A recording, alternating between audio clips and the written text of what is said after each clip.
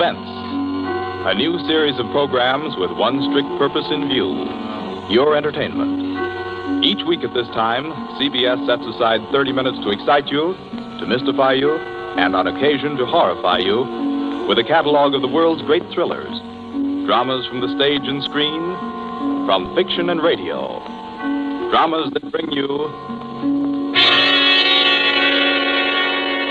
suspense.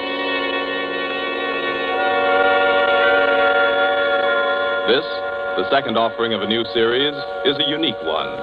Certainly, it is one of the very few pieces of suspense literature that somehow manages to tickle your funny bone while busily engaged in tingling your spine. Make no mistake, though, nobody's kidding. CBS presents its adaptation of John Collier's well-known short story, Wet Saturday.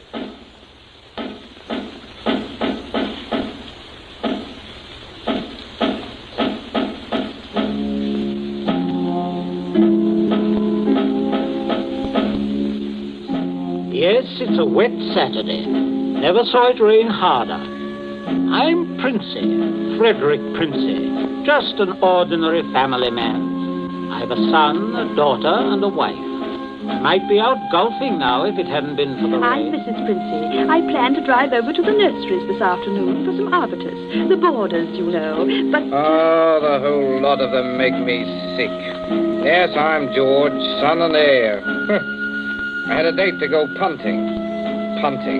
Couldn't find the blasted punt in this weather, so I'm home, too. I'm Millicent. I was going to play croquet. That's how I happened to have a mallet. Yes, that's the Princey family. We find them at home. Mrs. Princey, Millicent, George sprawled on a couch, Mr. Princey biting on a dry pipe. Their living room is dull and overstuffed. Rain beats at the windows. They are any middle-class family at home on a wet day, except for one small item. As you sit with them in the living room, you can see through the door to the sun porch a pair of men's feet, encased in black boots. They look like the feet of a curate. There's a tenseness in the room. The air is charged with excitement, but the feet are very still. Don't keep staring at them. Listen to me, all of you. Don't you see? They'd hang her. That's what they do. They'd hang her. Oh, Fred, it's too awful. Awful? It's catastrophic. A supposedly sweet, gentle, intelligent girl, respected, loved by the whole village, doing a thing like this. Think of the publicity, the disgrace. You think I'm going to resign from the bench, the vestry, sell out and live in some foggy hotel abroad? Oh, no. No, I'll kill myself. I will. Don't be a fool. Any more than you have been, the governor means. Be quiet. Wouldn't be so bad if it were you. Everybody in the village knows you're not responsible. George. Yes? Get off that couch. Sit up on your spine. You might be of a little use here if you could think. Listen, Governor, this isn't my funeral. Oh, shut up. As long as I can remember, George, you've been a trial and a tribulation to me. Oh, I can't stand it. I can't stand it. You've got to stand it, my dear. And keep that hysterical note out of your voice. You hear? Yes. We are talking about the weather. Now, George. Yeah? George, if he fell down the old well, say, striking his head several times, what about it, eh? I really don't know, Governor. What about it? Don't be an ass. I'm asking you to think. He'd have had to hit the sides several times in 30 or 40 feet and at all the correct angles. No, I'm afraid not. We'll have to go over it all again, Millicent. Oh, no, Father. No. I couldn't. Millicent, we must go over it all again. Oh, Fred, you're torturing her. Oh, face facts, mater. With him lying there, there's no use pretending it's a picnic. They might hang you, Millicent. Oh, stop that shaking. Stop it here. You must stop it. Just keep your voice quiet. Millicent, we are talking of the weather. Now, we will proceed. I can't. Not with those boots there. Oh, should have thought of those boots, Millie. I'm not moving them. Oh, sit up, George. Stop shuffling your feet. Now, Millicent, look at me. Answer me truthfully, you hear? Answer me. You were in the croquet courts. Yes. Who knew you were in love with this wretched curate? Oh, the whole village. They've been sniggering about it at the pub for 3 years past. What a filthy mess. Millicent, we continue. You were on the croquet court. Yes. You were putting the croquet set into its box. Yes. It was starting to rain. I was carrying the balls and mallets into the sun porch.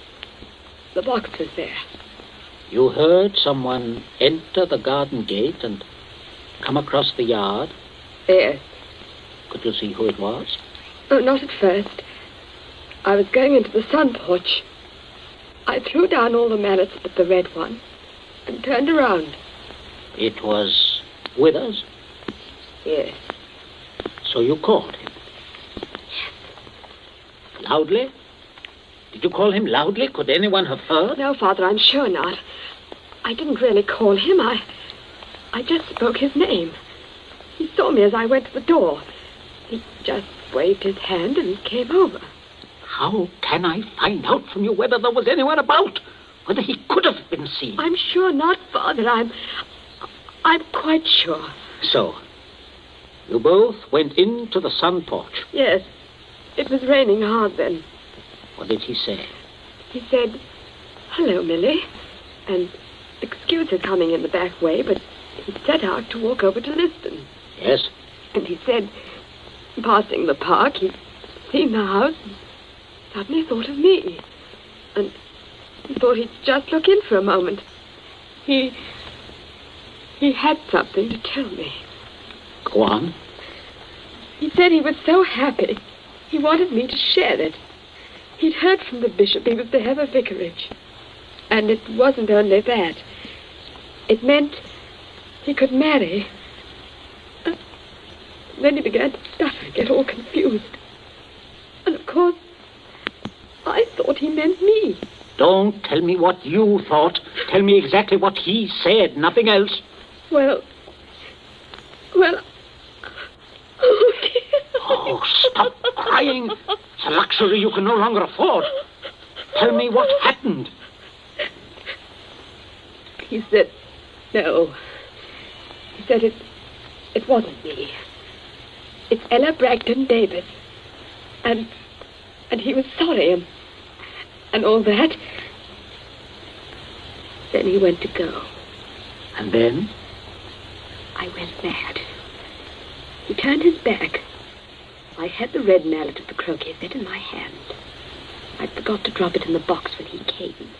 Did you shout or scream? I mean, as you hit him? No, I'm sure I didn't. Did he? Come on, speak up. No, Father. And then? I threw it down. I came straight in here. I went to look for Mother. That's all. My poor baby. No one. Leave the child alone, Fred.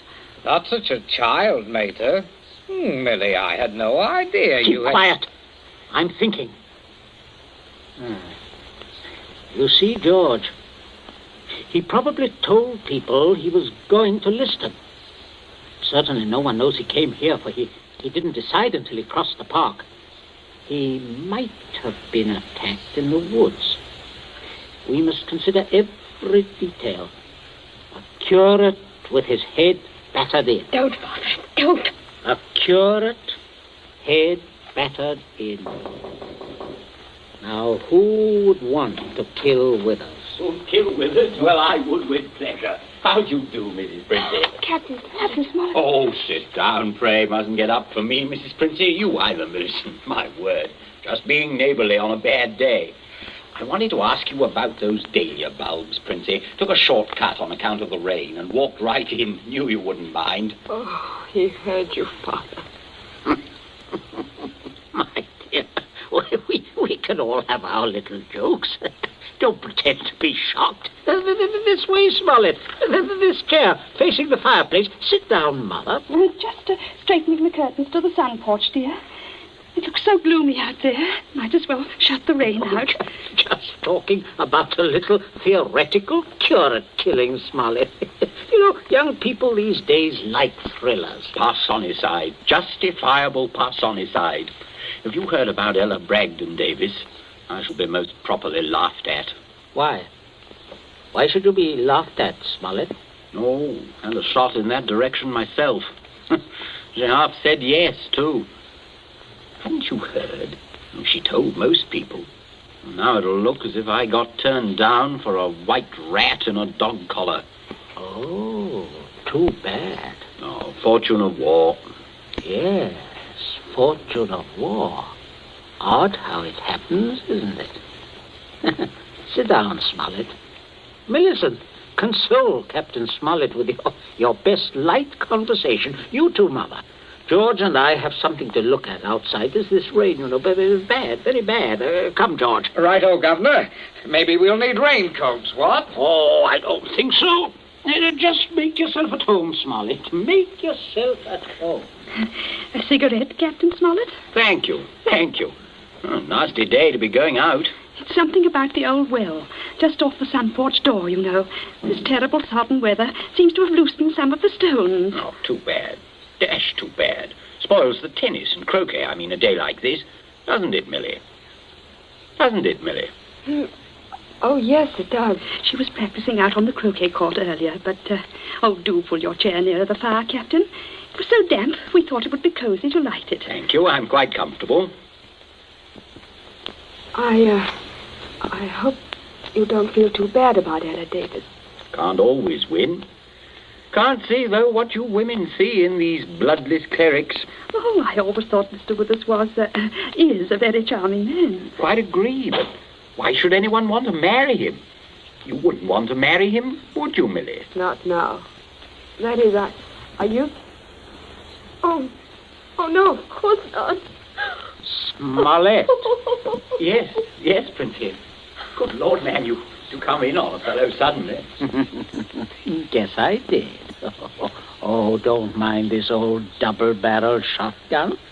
Been working on it. Smollett, may I have your attention for a minute? There's something on the sun porch I'd like to show you. Why, yes, of course. Smollett, George and I went out to see if we could shoot some rats which have been driven out of the old well by the high water. Afraid they might get into the house. Now, you must listen to me very carefully.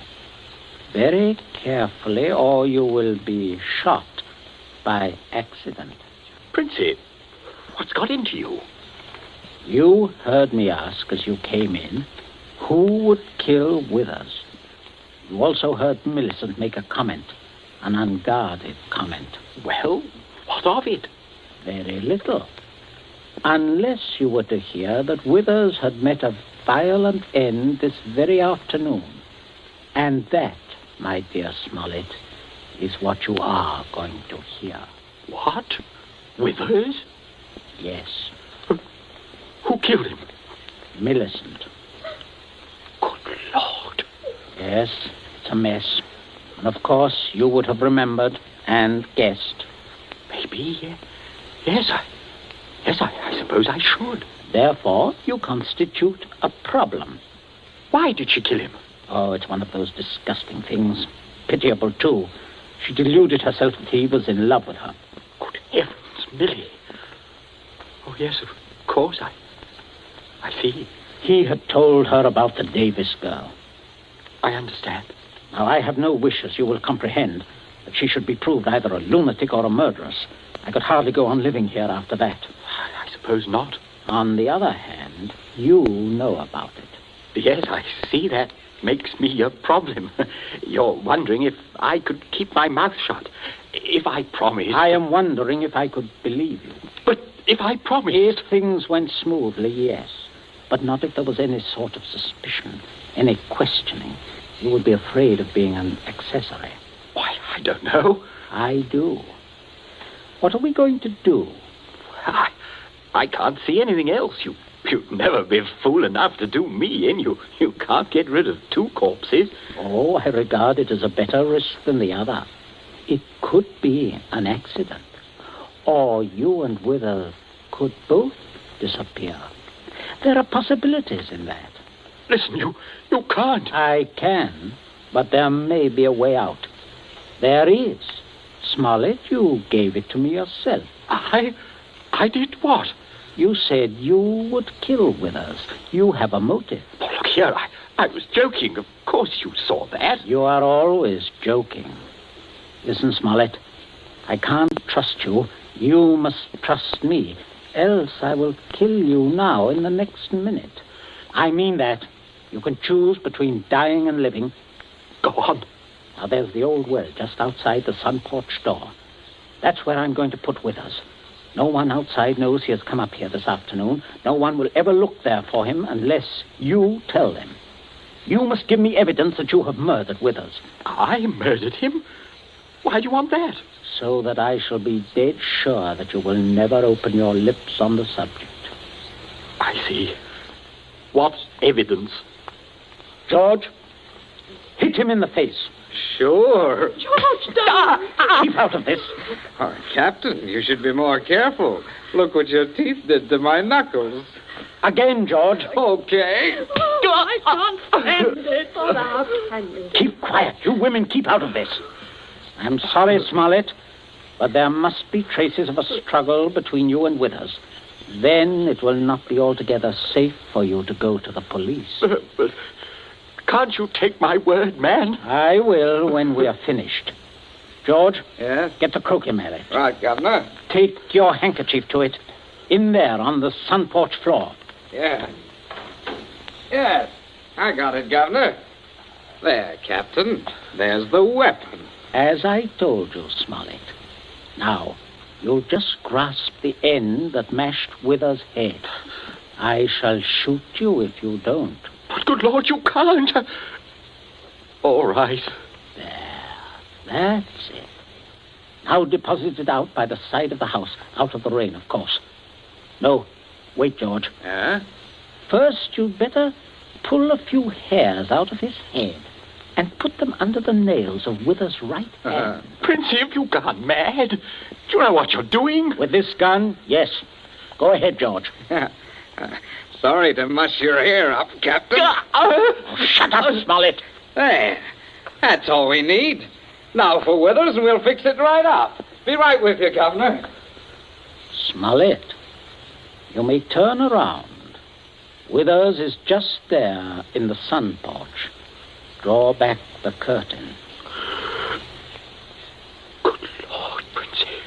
Yes, messy. But we'll get him fixed up. Now you, Smollett, you've just got to drag him through the door and dump him in the old well. Just beyond the door, Captain. I won't touch him. I won't. All right. Stand aside.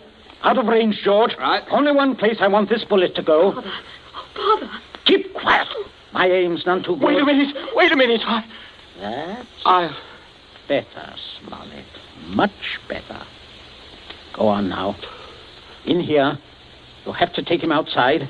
By the shoulders ought to do it, Captain. Keep quiet, George.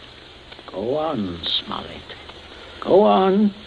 You've seen dead men before. Drag him. Drag him.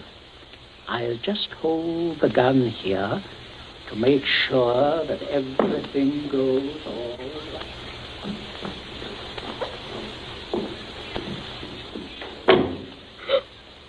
Oh, Mother, come away from the din window, dear. Don't look.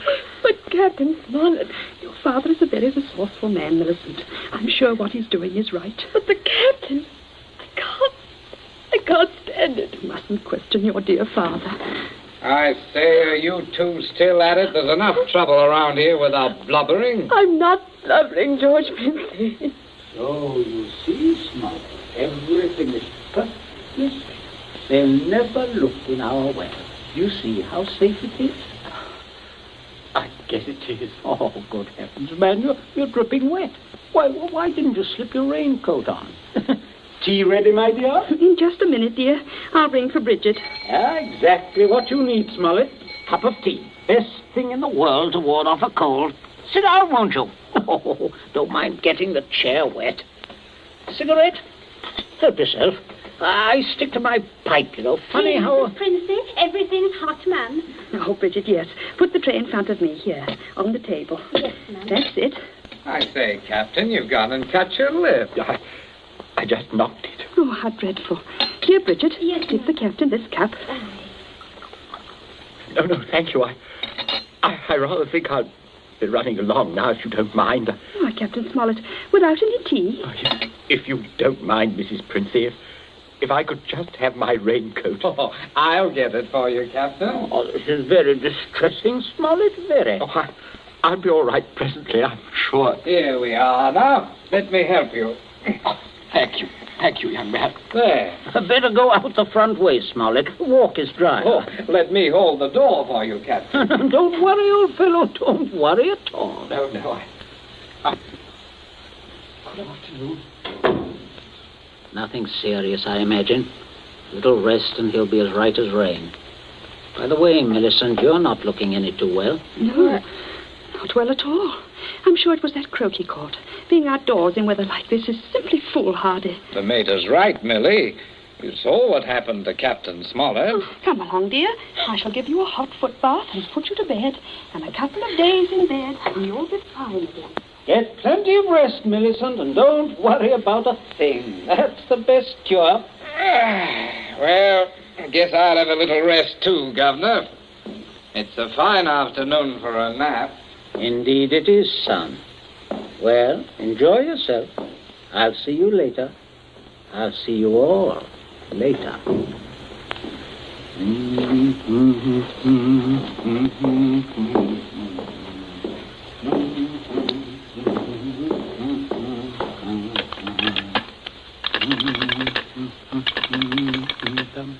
Your number, please.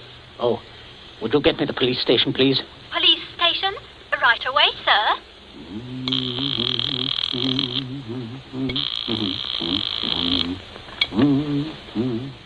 Police headquarters, Sergeant Yancey speaking. Oh, hello, Sergeant. This is Prince here, Abbott's Road. I believe you know me. Oh, indeed I do, Mr. Princey. Sergeant, a horrible thing has just happened. Quite extraordinary. Murder, in fact. Murder? I'm afraid it looks rather bad for a close friend of ours, unfortunately. We saw him do it. I think you'd better send someone over right away. Well, our man should be there right about now, Mr. Princey.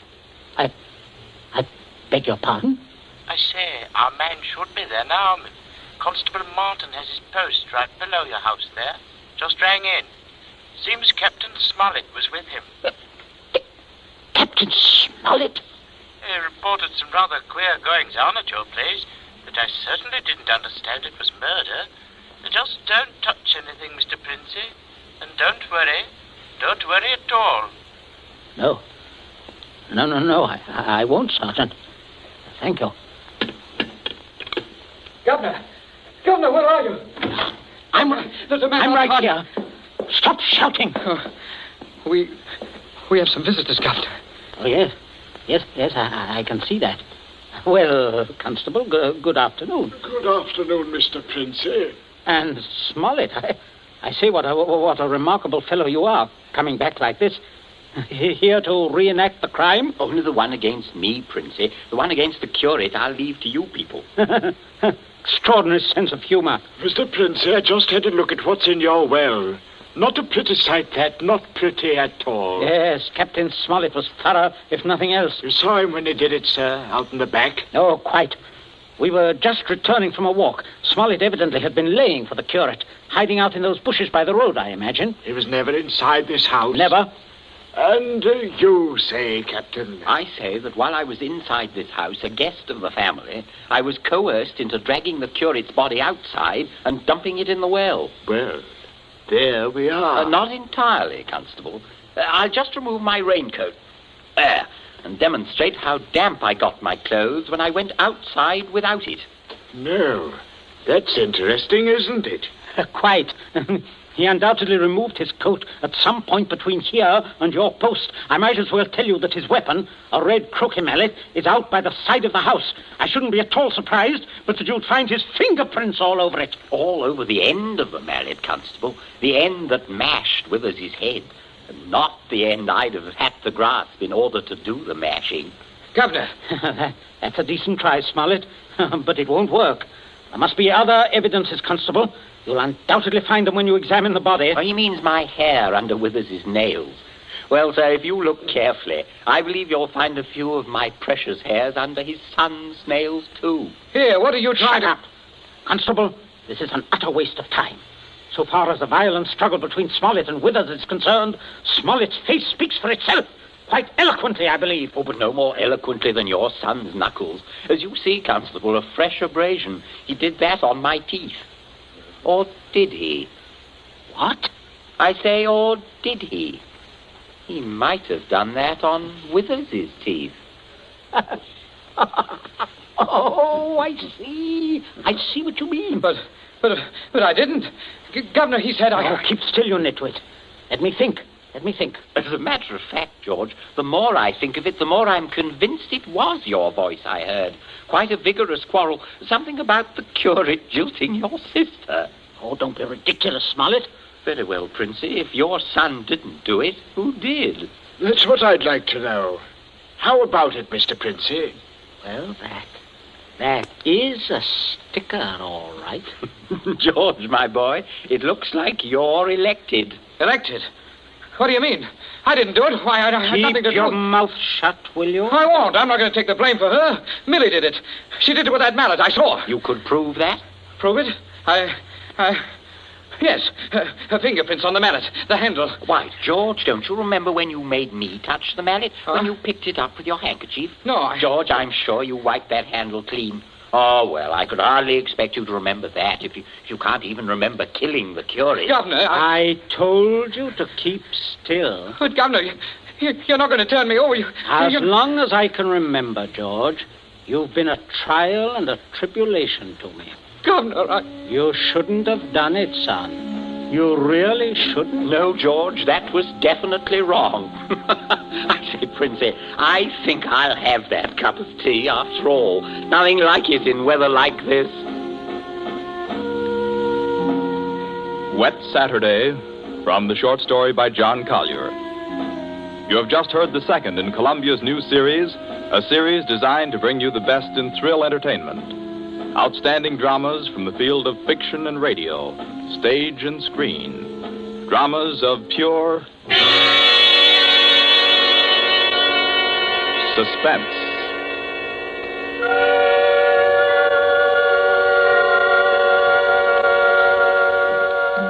This Columbia feature is produced and directed by Charles Vanda, with script by Harold Medford and score by Bernard Herrmann. Be with us again next week at this same time when we present Suspense. This is the Columbia Broadcasting System.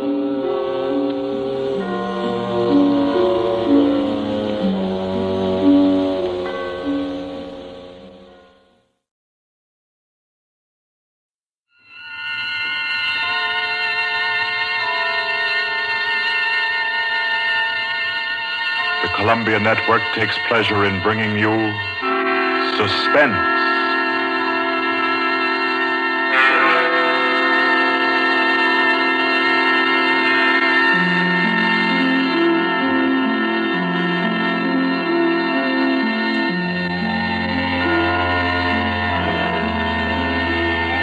Suspense, Columbia's play theater of outstanding thrillers, produced and directed by William Spear and scored by Bernard Herrmann. The notable melodramas from fiction and stage and screen, from the world's great literature of entertaining excitement, presented each week to bring you to the edge of your chair, to keep you in suspense.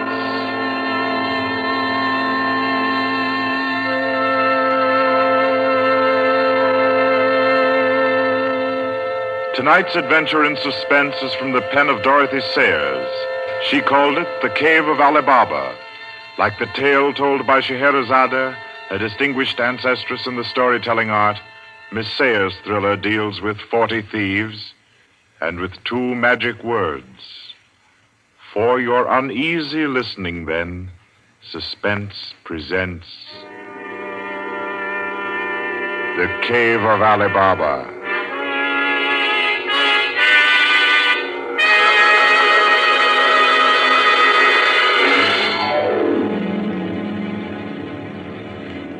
On a Saturday afternoon in January, in a grim and narrow house in Lambeth, a man sat eating kippers and reading the daily paper.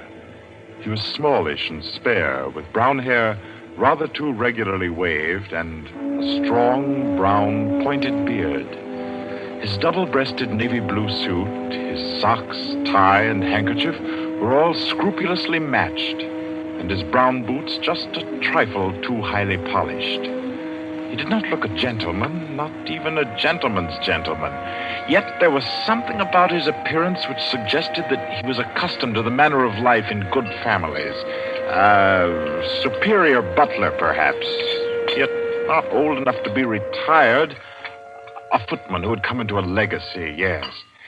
He had just finished eating, and he was sipping his coffee when a slight noise at the front door caught his ear. Swiftly, too swiftly for a quiet little man sitting eating kippers and reading his paper on a Saturday afternoon, he sprang up. He dashed through the small hallway and he flung the door open. Of course, no one in sight. The society is at least dramatic in its delivery of its correspondence. And as if he knew what he would find, he shut the door and turned to the hat stand in the hall. An envelope had been placed there. It was addressed to Joseph Rogers. So Mr. Rogers opened the note. Number 21. An extraordinary general meeting will be held tonight at the house of number 1 at 11:30. You will be absent at your peril. The word is finality. Finality. Yes, I think so. The man called Joseph Rogers stood for a moment, studying the note. Then he strode to the rear of the house, to a tall safe built in the wall. Carefully, he manipulated a dial. He swung the safe door open. He stepped inside into a small strong room. He opened a drawer marked correspondence, placed the note inside, and then came out again. A moment to reset the lock for a new combination, and then he went back into the living room. He reached for the telephone. He lifted it from the cradle and then reconsidered. Too dangerous. He hurried upstairs and clambered into an attic. In the furthest corner, he searched for and found a knothole in the woodwork. He pressed it. A concealed trapdoor swung open, and he was in the loft of the adjoining house. He paused before 3 cages, in each of them a carrier pigeon. Carefully, he wrote a note, slipped it under a pigeon's wing. There you are, my pretty. There, take it easy now. There you go. Lie straight. 4:30. I'll send another pigeon at 5 and the third at 6. I should have my answer by 9:30 at the latest. Oh, I forgot one thing, most important. Mr. Rogers moved through the trapdoor, back into the attic of his own house, and once again he stood before the tall safe built in the wall. He opened the door, stepped into the strong room, moved for a moment quietly in the dark, and then spoke gently. Now, be good, my sweetheart. I'm depending on you. Open sesame. Come on now, old thing. Open sesame. Open sesame. That's better. That's very much better.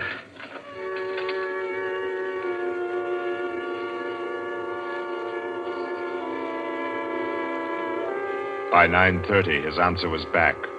All the little piece of paper said was a hasty okay. At 11:15, he took his revolver from a locked drawer, inspected it carefully. Yes, loaded it with cartridges from an unbroken packet, and left the house. He walked quickly, keeping well away from the wall. And when he climbed on a bus, he sat next to the conductor, where he could watch all who got on and off. By 25 minutes after 11, he was out on lonely Hampstead Heath, pausing in the shadow of a large tree to adjust a black velvet mask on which, in white thread, was stitched the number 21. Then he stepped briskly to the door of the villa that lay before him and...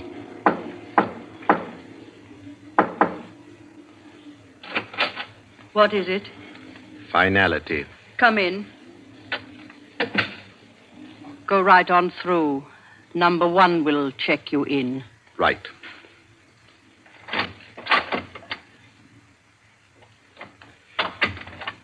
"21, sir. Lift your mask. Very well, 21. You may go on to the meeting room. Thank you, sir.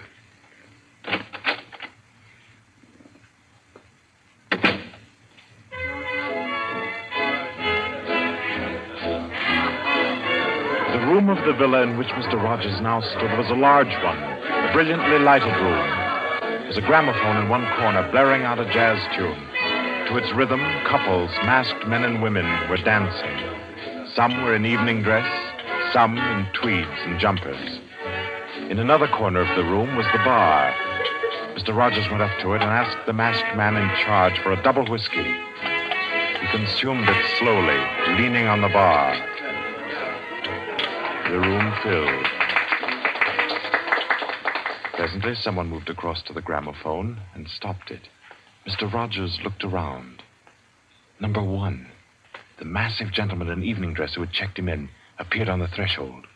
A tall woman in black stood beside him. Her mask, embroidered with a white number 2, covered her hair and her face completely. Only her fine bearing, her white arms, and her dark eyes, shining through the eye slits, proclaimed her as a woman of power, of physical attraction. The masked dancers were silent now as number 1 spoke. Ladies and gentlemen, we are short 2 members tonight. I need not inform you of the disastrous failure of our plan for obtaining the plans of the Court Windlesham Heliscoper. Our courageous and devoted friends, number 15 and number 38, were betrayed and taken by the police. Some of you might fear that under examination these 2 would break down and give away our society. There is no need for such a fear. I gave the usual orders, and their tongues have been silenced. Their defense will be discreetly compensated in the usual manner. I call upon number 12 and 34 to undertake this agreeable task. They will attend me at my office for their instructions after the meeting. Will the numbers I have named kindly signify by raising their hands that I are able and willing to perform this duty? Thank you. Ladies and gentlemen, please take your partners for the next dance. The gramophone struck up again. Mr. Rogers turned to a girl near him in a red dress. She nodded, and they slipped into the movement of a foxtrot. The couples gyrated solemnly and in silence. Their shadows were flung against the blinds as they turned and stepped to and fro. The girl in red spoke to Mr. Rogers. What's happened? I'm frightened, aren't you? I feel as if something awful was about to happen. It does take one a bit short.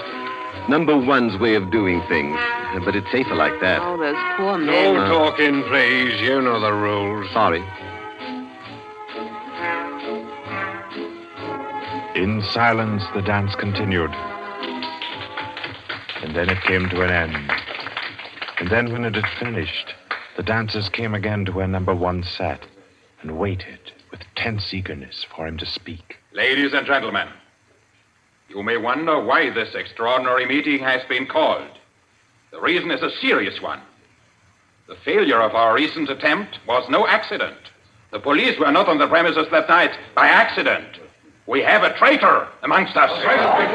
This last failure was not the first.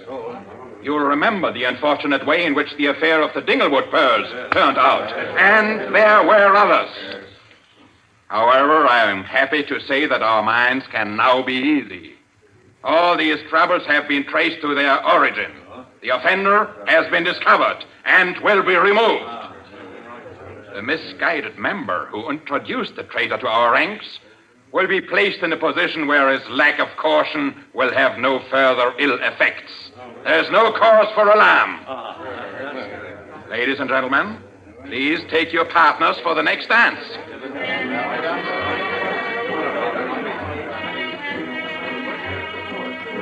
Again, the gramophone took up its bizarre monotony, and the masked dancers glided and turned, and their movements were sharper, more staccato. The girl in red was claimed by a tall mask in evening dress. A hand laid on Mr. Rogers' arm made him start. A small, plump woman in a green jumper slipped a cold hand into his. The dance went on.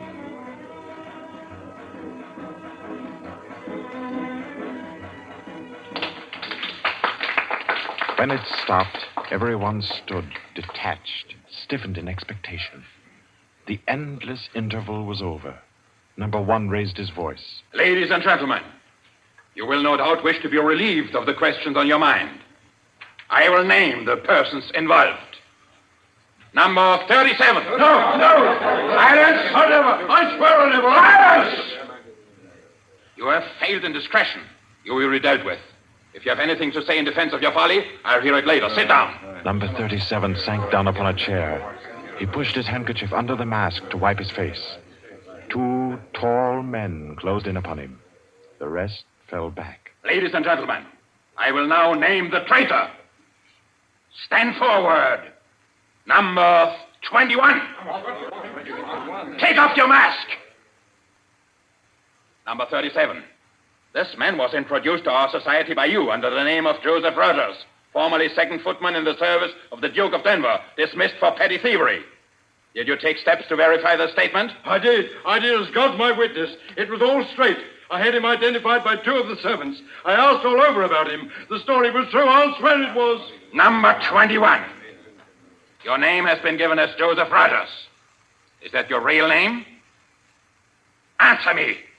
Is that your real name? No. What is your name? Peter Death Braddon Whimsy. Silence! My compliments, your lordship. We thought Lord Whimsy was dead. He was killed, so the paper said 2 winters ago, while shooting big game in Africa. He even left a will, proved of £500,000. To his mother, I believe, the Dowager Duchess of Denver. Lord Peter Whimsy, indeed. Well-known book collector, man about town, distinguished criminologist. Took an active part in the solution of several famous mysteries. Taking an active part, if you don't mind. So you deliberately led us to think you were dead and became Joseph Rogers to gain entrance to our society. What has become of the real Joseph Rogers? He died abroad. I took his place. And the end of your impersonation to uncover our society? Precisely. I see. The robbery of your own fete, upon which we congratulated ourselves, and which you helped to execute, was arranged. Obviously. The robbery of the Duchess, your mother, was arranged by you. It was. It was a very ugly tiara, no real loss to anybody with decent taste. The burglary of the Winthrop mansion, the theft of the necklace at Covent Garden, the others as well. You arranged them all. All. May I smoke, by the way? You may not. Numbers 15, 22, 39. You have watched the prisoner. Has he made any attempt to communicate with anybody? None. His letters and parcels have been opened. His telephone tapped and his movements followed. Even the water pipes in his house have been under observation for Morse code signals. You're certain? Absolutely. Then we may be sure that he has been alone in this adventure. Well, ladies and gentlemen, please take your... Very well. Take the prisoner away. And be sure you explain carefully to him first the manner of his death. I'm sure he'll enjoy it. Wait, at least you can let me die decently. Take him away. Stop, I have something to say, something to sell. We make no bargains with traitors. No, but listen. Do you think I haven't thought of this? I'm not a fool. I've left a letter. To whom? To the police. If I don't return tomorrow, it'll be opened. It's a bluff. The prisoner sent no letter. He's been strictly watched for months. I left the letter before I came to Lambeth. Then it can't contain no information of any value. Oh, but it does. The combination of my safe. Indeed? Has this man's safe been searched? Yes. What did it contain? No information of importance, sir. An outline of our organization, the name of the house, nothing that can't be altered and covered before morning. And did you investigate the inner compartment of the safe? You hear what he says, did you? He's trying to bluff. There is no inner compartment. I hate to contradict you, but I'm really afraid you must have overlooked it. And what did you say was in the compartment, if it does exist? The names of every member of this society with their addresses, photographs, and fingerprints. How did you say you contrived to get this information? By doing a little detective work on my own. But you've been watched. True, the fingerprints of my watches adorn the first page of the collection. That statement can be proved? Certainly. The name of number 40, for example... Stop! If you mention names here, you will certainly have no hope of mercy. Bring the prisoner to my office. Ladies and gentlemen, take your partners for the next dance. Yes.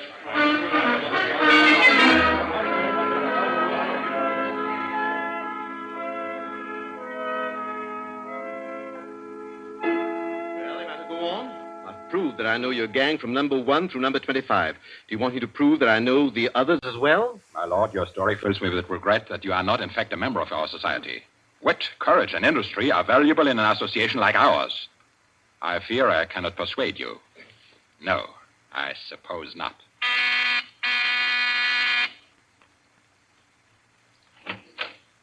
Yes? Ask the members kindly to proceed to the supper room.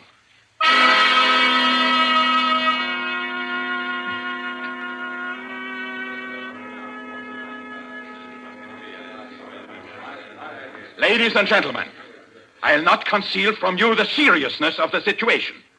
The prisoner has recited to me 25 names and addresses which were thought to be unknown except to their owners and to me. There has been great carelessness. Fingerprints have been obtained. He showed me some photographs of them. He tells me that the book of names and addresses is to be found in the inner compartment of his safe, together with certain letters and papers stolen from the houses of members, and several objects with fingerprints. I believe he tells the truth. He offers the combination of the safe in exchange for a quick death. I think his offer should be accepted. What is your opinion, ladies and gentlemen? The combination is known already. Fool! This man is Lord Peter Wimsey, a scientist of crime. Do you think he will have forgotten to change the combination? Oh, I say give him the promise. Time's getting short. You agreed? It's a bargain, Wimsey. What is the combination? The word of the combination is unreliability. And the inner door, the inner compartment? In anticipation of the visit of the police, the inner door is open. Good. Number 12 and 36. You will go to the prisoner's house and... Why should any more members... That's right. I agree. Nobody ought to be trusted. Then what, ladies and gentlemen, do you suggest? You go yourself. You're the only one that knows all the names. You go yourself. I second that motion. Is the wish of the meeting, then, that I should go? No. I say no. No, don't go. Number 1 is our president, the head and soul of our society. If anything should happen to him, where should we be? You've all blundered. We have your carelessness to thank for all this. Do you think we should be safe for 5 minutes if he were not here to repair your follies? Well, there's something in that. If you will pardon my suggesting it, the lady appears to be in a position peculiarly favorable for the reception of the president's confidences. The contents of my modest volume will be no news to her. Why should she not go herself? Because I say she must not. If it is the will of the meeting, I'll go. Give me the key of the house. Here. Is your house watched? No. If I have not returned in 2 hours, act for the best to save yourselves. And do what you like with the prisoner.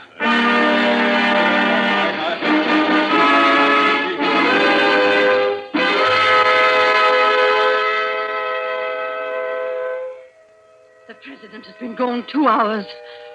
Traitor! What's happened to him? How should I know? Perhaps he's looked after himself and gone while the going was good. Liar! Oh. He'd never do that. What have you done with him? Speak, or I'll make you speak. I can only form a guess, madam. I'm afraid that your president may quite inadvertently have left the door of the inner compartment closed behind him, in which case... Yes? Well, let me explain the mechanism of my safe. The inner compartment has 2 doors. The outermost opens outward with an ordinary key. Oh, do you think that the president is so stupid as to be caught in an obvious trap? Undoubtedly, he will have wedged open that inner door. Undoubtedly, madam. But the sole purpose of that inner door is to appear to be the only one. Hidden behind the hinge of that door is another, a sliding panel, also left open. Inside the compartment is the big, heavy ledger containing all the information about this society. This ledger lies on a steel shelf. Do I make myself clear? Oh, yes, go on. The steel shelf is balanced on a concealed spring. When the weight of the book, the ledger, is lifted, the shelf rises almost imperceptibly, and in rising it makes an electrical contact. Now, let me draw a picture. Your president steps into the inner compartment, sees the book, takes it up anxiously to examine to see if it's the right one. The shelf rises, the electrical contact is made, and the steel panel behind him slides into place. He's trapped. You devil! What is the word that opens the inner door? Quick, the word. Do you remember the story of Ali Baba and the 40 Thieves? Uh-huh. Well, when I had this safe constructed, my mind went back, well, call me sentimental if you will, to my childhood. The words that open the door are open sesame. Oh. How long can a man live in this devil's trap of yours? Oh, I should think he might hold out for a few hours if he didn't use up all the oxygen by hammering and yelling. I imagine if we go there at once, we'll be able to get him out all right. I'll go myself. I think you'd better take me with you. Why? Well, I'm the only person who can open the door. But you've given me the word. Yes, you have the word. But this door of mine, I'm rather proud of it. You know, it's my own invention. It's the latest thing. It will open to the words open sesame, all right. But to my voice only. Your voice? I'll choke your voice from my hands. Don't. What do you mean, your voice only? Don't clutch my throat like that. You'll wreck my voice, and then the door might not recognize it. Ah, there, that's better. The door got stuck for a week once, and when I had a cold. Is what he says true? Is it possible? Perfectly possible, madam. It will have a microphone arrangement. Could be done also with light vibrations. We must let him go. Take the ropes off him. Let him go? Nothing. He doesn't go to blab to the police. The president's done in, that's all. And we'd all better make traps while we can. It's all up, boys. Right. Chuck this fella down the cellar and fasten him in. I'll go and destroy the ledgers. 32, you know where the switch is. Give us a quarter of an hour to clear, then you can blow the place to glory. No, you can't leave one to die. He's your president, your leader. I won't let it happen. I won't. I'll free this man myself. Here, none of that now. Let me go. Let go of me. Think, Blaster, think. It'll be light in an hour or two. The police may be here at any moment. Police? Oh, yes. Yes, you're right. No, we mustn't imperil the safety of all for just one man. He himself would not wish it. Throw this man in the cellar and let's get out of here while there's time.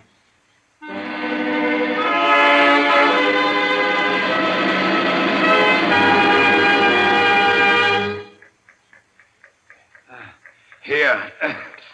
This is good enough. Leave him here. Right. Let's go. Hey, you chaps. Yeah? Should have gagged him. I say, it's lonesome down here in this cellar. You might at least leave the light on. Don't worry about the dark. They're taking you here as the time fuse for the bomb that's going to blow out this place. It's all set. You won't have long to wait. Not long.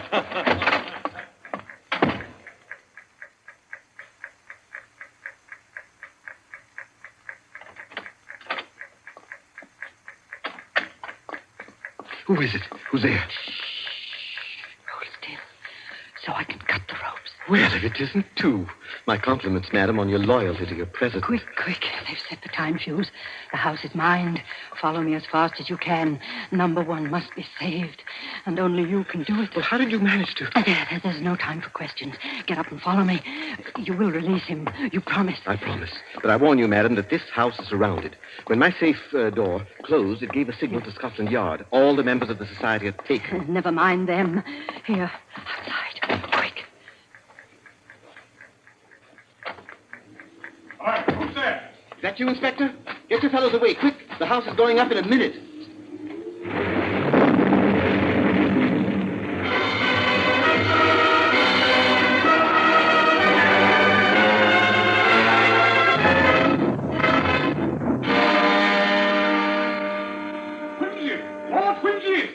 It's Inspector Parker, old man. Are you all right? Yeah, I'm a bit winded.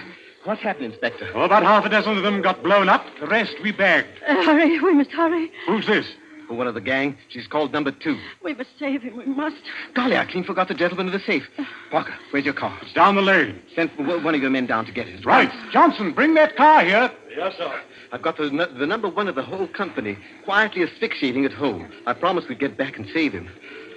He's the bloke that we've been wanting. The man at the back of the Morrison case and the Hope Wilmington case and hundreds of others.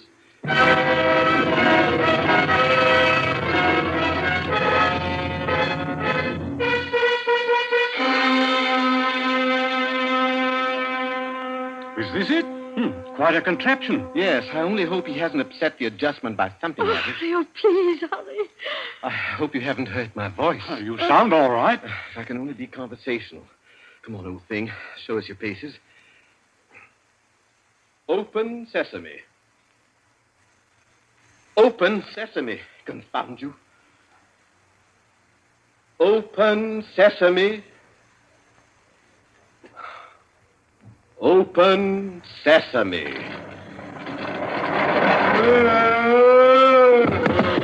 He's dead. Let me see. No, he's not. He lived to stand his trial.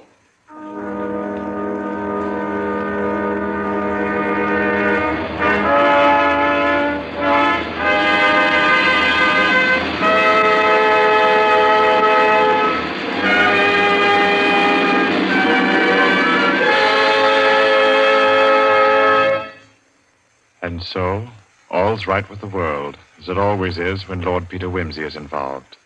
The Cave of Ali Baba by Dorothy Sayers was the story which gave us tonight's Suspense. Suspense is produced by William Spear. Our guest director for this evening was Robert Louis Sheehan.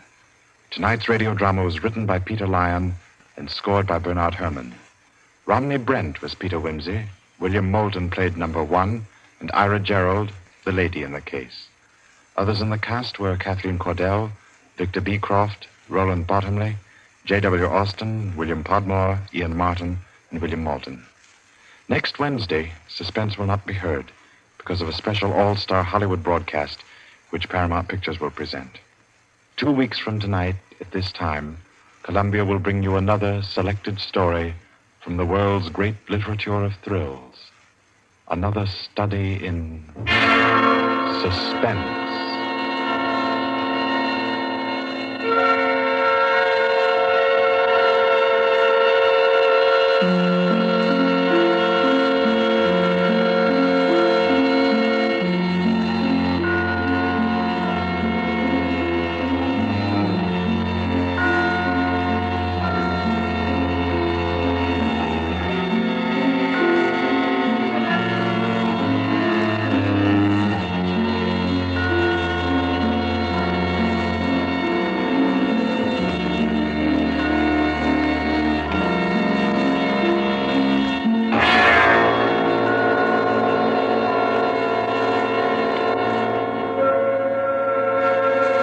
This is Barry Kroger, and this is the Columbia Broadcasting System.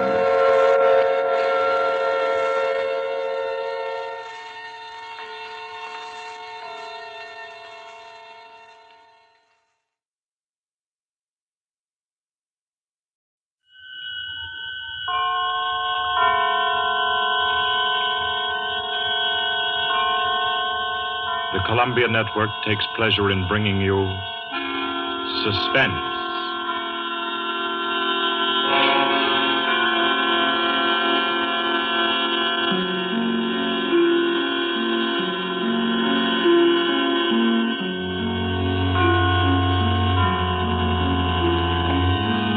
Suspense, Columbia's parade of outstanding thrillers, produced and directed by William Spear and scored by Bernard Herrmann. The notable melodramas from stage and screen, fiction and radio, presented each week to bring you to the edge of your chair, to keep you in suspense.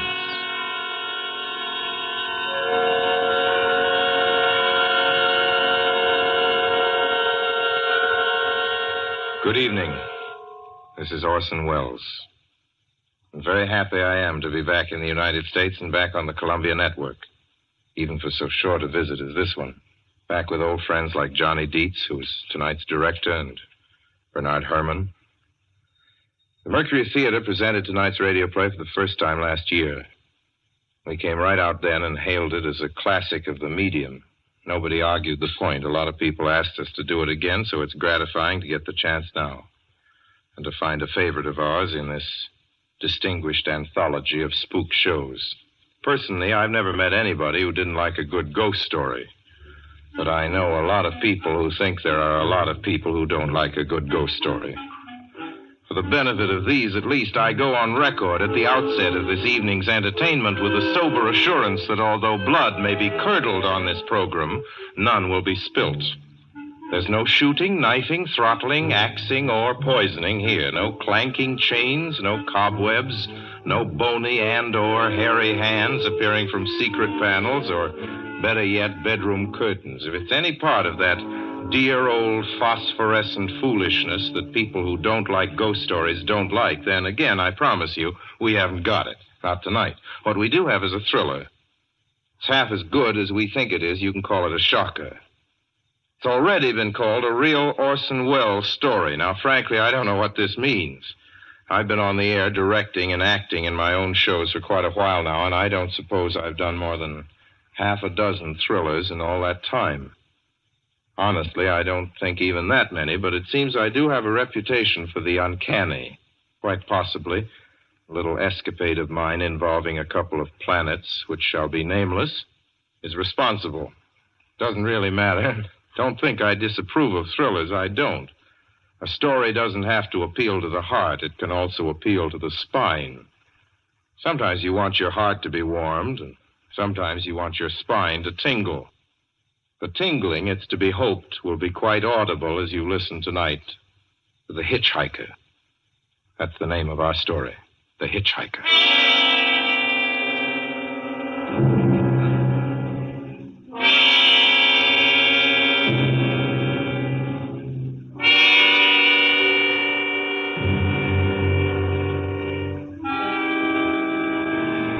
I'm in an auto camp on Route 66, just west of Gallup, New Mexico. If I tell it, perhaps it'll help me. Keep me from going crazy. I gotta tell this quickly. I'm not crazy now. I feel perfectly well, except that I'm running a slight temperature. My name is Ronald Adams. I'm 36 years of age, unmarried, tall, dark, with a black mustache. I drive a 1940 Buick, license number 6Y175189. I was born in Brooklyn. All this I know. I know that I'm at this moment perfectly sane. That it's not me who's gone mad. It's something else. Something utterly beyond my control. I've got to speak quickly. At any minute, the link may break. This may be the last thing I ever tell on Earth. The last night I ever see the stars. 6 days ago, I left Brooklyn to drive to California. Goodbye, son. Good luck to you, my boy. Goodbye, Mother. Here, give me a kiss, and I'll go. I'll come out with you to the car. Oh, no, it's raining. Stay here at the door. Hey, what's this? Tears? I thought you'd promised me you wouldn't cry. Oh, I know, dear. I'm sorry. But I do hate to see you go. I'll be back. It'll only be on the coast 3 months. Oh, it isn't that. It's just the trip. Ronald, I wish you weren't driving. Oh, Mother, there you go again. People do it every day. I know, but you'll be careful, won't you? Promise me you'll be extra careful. Don't fall asleep or drive fast or pick up any strangers on the road. Oh, gosh. I think I was still 17 here, you told me. Oh. And wire me as soon as you get to Hollywood, won't you, son? Of course I will. Don't you worry. There's nothing going to happen. It's just 8 days of perfectly simple driving on smooth, decent, civilized roads with a hot dog or a hamburger stand every 10 miles.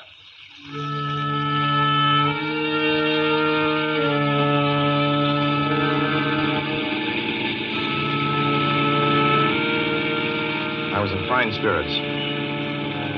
The drive ahead of me, even the loneliness, seemed like a lark. I reckoned without him. Crossing Brooklyn Bridge that morning in the rain, I saw a man leaning against the cables. He seemed to be waiting for a lift. There were spots of fresh rain on his shoulders. He was carrying a cheap overnight bag in one hand. He was thin, nondescript, with a cap pulled down over his eyes. I would have forgotten him completely, except that just an hour later, while crossing the Pulaski Skyway over the Jersey Flats, I saw him again. At least, he looked like the same person. He was standing now with one thumb pointing west. I couldn't figure out how he got there, but I thought probably one of those fast trucks had picked him up, beaten me to the Skyway, and let him off. I didn't stop for him. Then late that night, I saw him again. It's on the new Pennsylvania Turnpike between Harrisburg and Pittsburgh. It's 265 miles long with a very high speed limit. I was just slowing down for one of the tunnels when I saw him standing under an arc light by the side of the road. I'd seen quite distinctly the bag, the cap, even the spots of fresh rain spattered over his shoulders. He hallooed at me this time. Hello! Hello! I stepped on the gas like a shot. That's lonely country through the Alleghenies, and I had no intention of stopping. Besides, the coincidences, or whatever it was, gave me the willies. Stopped at the next gas station.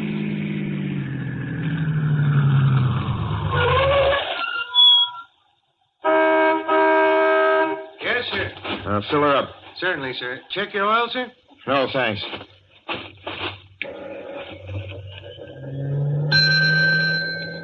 Nice night, isn't it? Yes. It hasn't been raining here recently, has it? Not a drop of rain all week. Oh?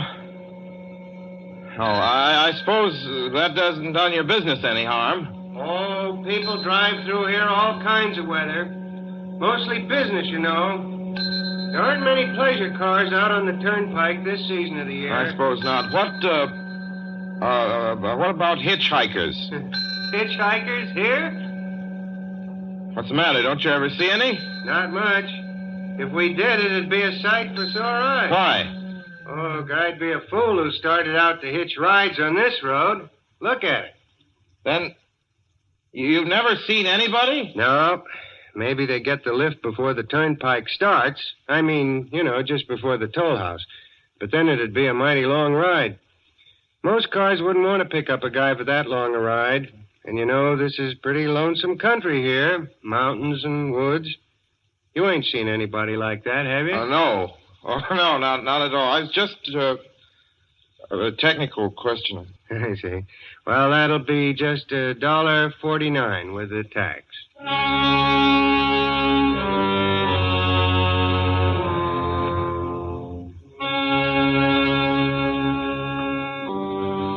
Gradually passed through my mind a sheer coincidence. I had a good night's sleep in Pittsburgh. I didn't think about the man all next day until just outside of Zanesville, Ohio, I saw him again. It was a bright, sunshiny afternoon. The peaceful Ohio fields, brown with the autumn stubble, lay dreaming in the golden light. I was driving slowly, drinking it in, when the road suddenly ended in a detour. In front of the barrier, he was standing. Now, let me explain about his appearance before I go on. I repeat, there was nothing sinister about him. He was as drab as a mud fence, nor was his attitude menacing. He merely stood there, waiting, almost drooping a little, the cheap overnight bag in his hand. He looked as though he'd been waiting there for hours. And he looked up. He hailed me. He started to walk forward. Hello? Hello?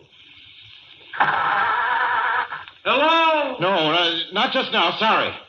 Going to California? No, not today. The other way, going to New York. Sorry.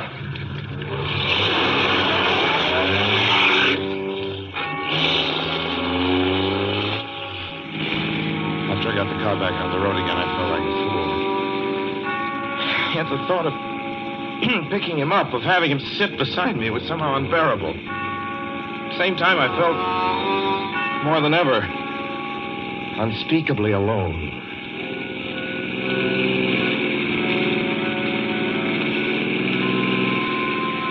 Hour after hour went by. Fields, the towns ticked off one by one. The light changed. I knew now that I was going to see him again. And though I dreaded the sight, I caught myself searching the side of the road, waiting for him to appear.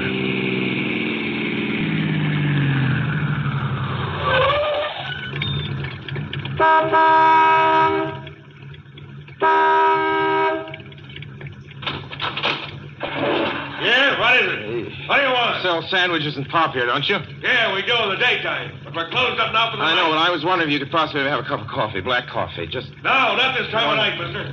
My wife's the cook. She's in bed. No, don't shut the door, please. Listen, just a minute ago...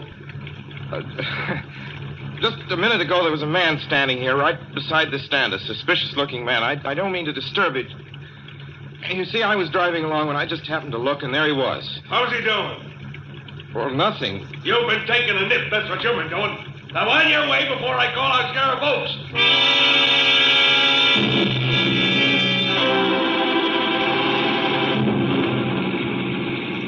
I got into the car again and drove on slowly. It's beginning to hate the car.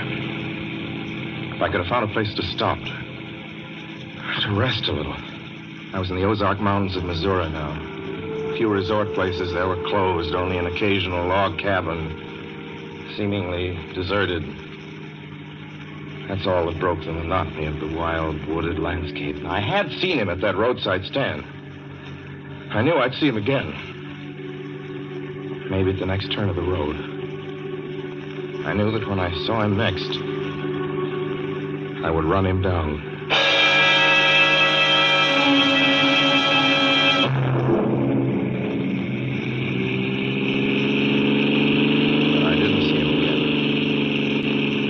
See him until late next afternoon. I stopped a car at a sleepy little junction just across the border into Oklahoma to let a train pass by. When he appeared across the tracks, leaning against a telephone pole. Perfectly airless, dry day. The red clay of Oklahoma was baking under the southwestern sun. Yet there were spots of fresh rain on his shoulders. I couldn't stand that. Without thinking, blindly, I started the car across the tracks. He didn't even look up at me. He was staring at the ground. I stepped on the gas hard, veering the wheel sharply toward him. I could hear the train in the distance now, but I didn't care. And something went wrong with the car. The train was coming closer. I could hear its bell ringing and the cry of its whistle. Still, he stood there. And now I knew that he was beckoning me to my death.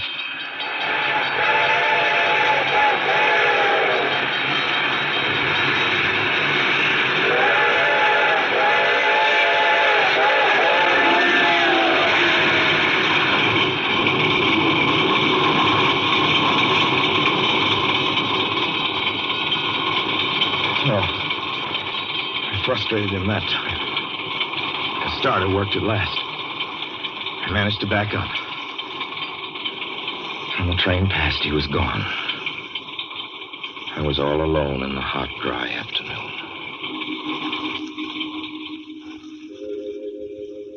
After that, I knew I had to do something. I didn't know who this man was or what he wanted of me. I only knew that from now on, I mustn't let myself alone on the road for 1 minute. Hello there. Like a ride? Well, what do you think? How far are you going? Where do you want to go? Amarillo, Texas. I'll drive you there. Gee.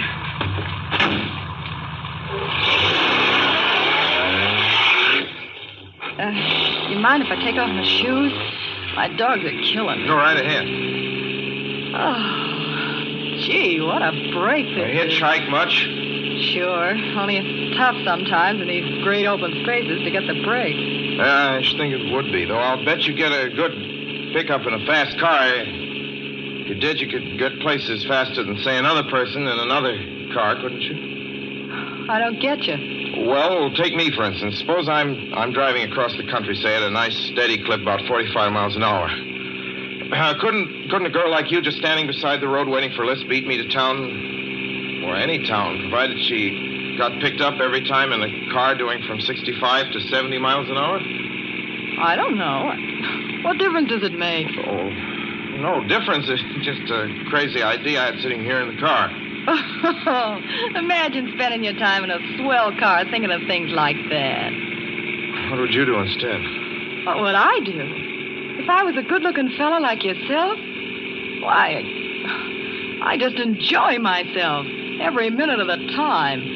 I'd sit back and relax. And if I saw a good-looking girl along the side of the road... Hey, look out! Did you see him? See who? A man standing beside the barbed wire fence. I didn't see anybody. It wasn't nothing but a bunch of cows and a wire fence.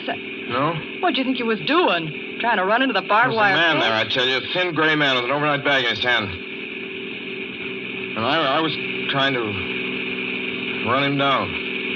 Run him down? You mean kill him? Say you didn't see him back there? You sure? I didn't see a soul. As far as Watch that's concerned... for him the next time and keep watching. Keep your eyes peeled on the road. He'll turn up again. Maybe any minute now. There! Look there!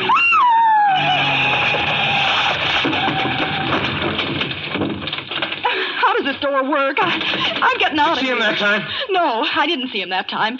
And personally, mister, I don't expect never to see him. All I want to do is go on living. I don't see how I will very long, driving with you. Oh, I'm sorry. I don't know what came over me, but please don't go. So if you'll excuse me... You can't go. Listen, how would you like to go to California? I'll drive you to California. Seeing pink elephants all the way? No, thanks. Thanks just the same. Listen, please, just 1 minute, please. You know what I think you need, big boy? Not a girlfriend. Just a good dose of sweet... Please. There. I got it now. No, you can't go. Please, come your back. hands off me. Do you hear? Leave your hands off...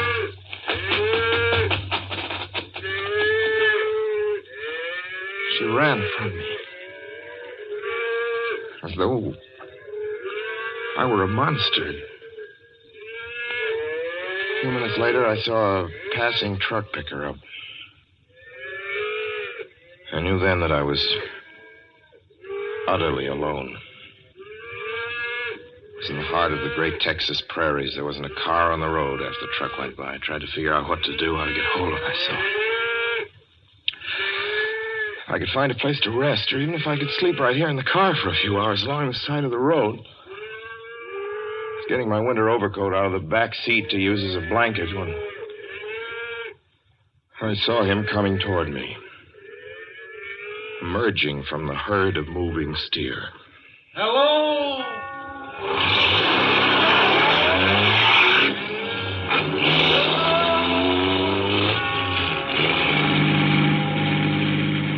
Maybe I should have spoken to him then. Fought it out then and there. For now, he began to be everywhere. Whenever I stopped, even for a moment, for gas, for oil, for a drink of pop, a cup of coffee, sandwich, he was there. I saw him standing outside the auto camp in Amarillo that night when I dared to slow down. I was sitting near the drinking fountain of a little camping spot just inside the border of New Mexico. He was waiting for me outside the Navajo reservation where I stopped to check my tires. I saw him in Albuquerque when I bought 20 gallons of gas.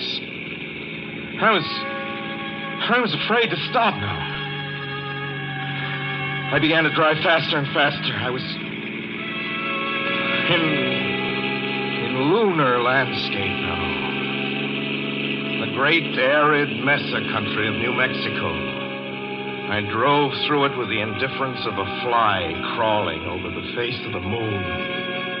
Now he didn't even wait for me to stop.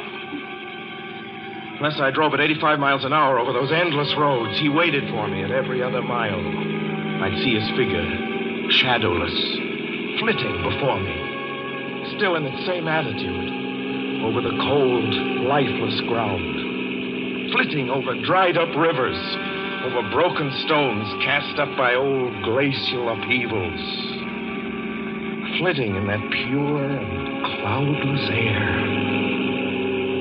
I was beside myself when I finally reached Gallup, New Mexico this morning. There's an auto camp here. Cold, almost deserted this time of year.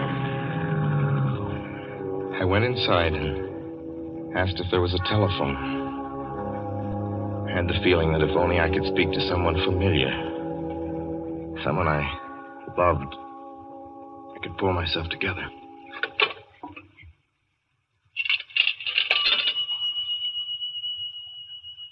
Your call, please. Long distance. Long distance, certainly. This is long distance. I'd like to put in a call to my home in Brooklyn, New York. I'm Ronald Adams. The number is Beechwood 200828. Certainly, I will try to get it for you. Albuquerque. New York for Gallup. New York.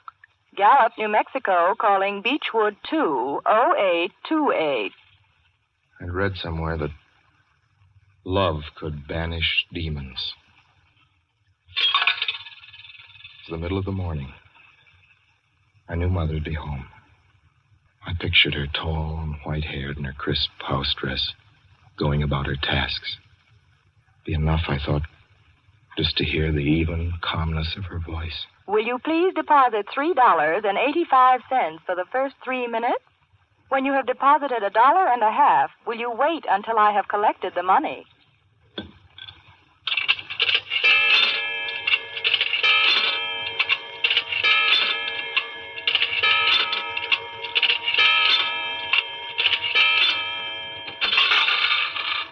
All right, deposit another $1.50.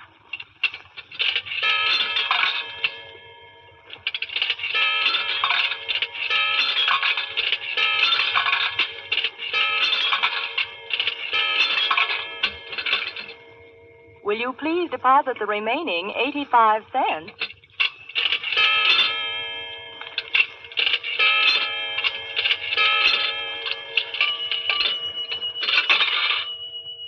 Ready with Brooklyn. Go ahead, please. Hello? Mrs. Adams' residence. Hello, Mother? This is Mrs. Adams' residence. Who is it you wish to speak to, please? What? Who's this? This is Mrs. Whinney. Mrs. Whinney? I don't know any Mrs. Whinney. Is this Beechwood 20828? Yes? Where's my mother? Where's Mrs. Adams? Mrs. Adams is not at home. She's still in the hospital. The hospital? Yes. Who is this calling, please? Is it a member of the family? What's she in the hospital for? She's been prostrated for 5 days. Nervous breakdown. But who is this Nervous calling? breakdown? Well, my mother never was nervous. It's all taken place since the death of her oldest son, Ronald. Death of her oldest son, Ronald? Hey, what's this? What number is this? This is Beechwood 20828. It's all been very sudden. He was killed just 6 days ago in an automobile accident on the Brooklyn Bridge. Your 3 minutes are up, sir. Your 3 minutes are up, sir. Your 3 minutes are up, sir. And so I'm sitting here in this deserted auto camp in Gallup, New Mexico. I'm trying to think. Trying to get hold of myself. Otherwise, I'm going to go crazy. Outside, it's night. The vast, soulless night of New Mexico. 1 million stars are in the sky. Ahead of me stretch 1,000 miles of empty mesa. Mountains, prairies, desert. Somewhere among them, he's waiting for me. Somewhere I shall know who he is and who I am.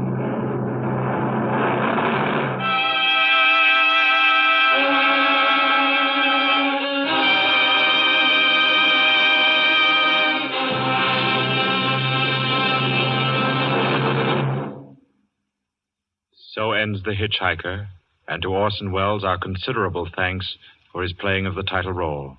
Mr. Welles? Help wanted. Men, women, and children. Nature of work, hard, monotonous, back-breaking labor.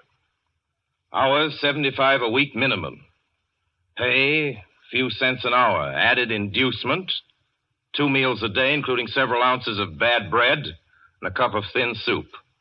Don't delay. Apply at once. How'd you respond to a want ad like that, Mr. and Mrs. American working man and woman? You'd laugh, wouldn't you, and throw the paper in the trash basket. Dismiss the whole advertisement as some kind of a joke. But believe me, it's no joke. It's a simple statement of the working conditions that exist today in Nazi Germany and the conquered countries under Nazi rule. It's also an exact statement of the working conditions that will be imposed on you and every member of your family if the Nazis win this war. You yourself personally can stop them from winning, as you know. You don't have to give up your well-paid job to do it. You needn't have to be a soldier or a sailor or an airman or a nurse or a war worker to ensure American victory. Uncle Sam doesn't ask plain, ordinary, hard-working citizens like you to give him anything. All he does ask very seriously and very urgently is that you loan him 10 cents out of every dollar you make. That's all there is to it. Lend Uncle Sam a dime to win this war, and he'll pay you back with interest when he's won it. The easiest, most convenient way to lend him these dimes is to enroll in the payroll savings plan. Just tell your boss to deduct 10 cents from every dollar he pays you and lend it to Uncle Sam in your name. Sign up for this simple savings plan today, and when victory comes, you'll have war bonds in your pockets instead of Axis bonds on your wrists. Suspense will be heard again 2 weeks from tonight. Next Wednesday night, September 9th, the Columbia Broadcasting System will present over many of these stations at 9:30 p.m. Eastern Wartime an address by W. Averill Harriman, the United States Lend-Lease Administrator in London. Mr. Harriman, as the personal representative of the President of the United States, attended the Moscow conferences between Winston Churchill and Joseph Stalin.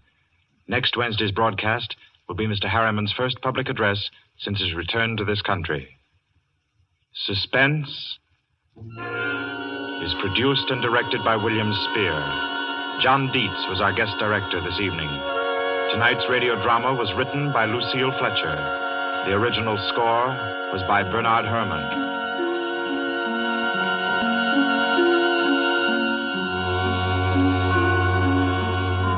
This is the Columbia Broadcasting System.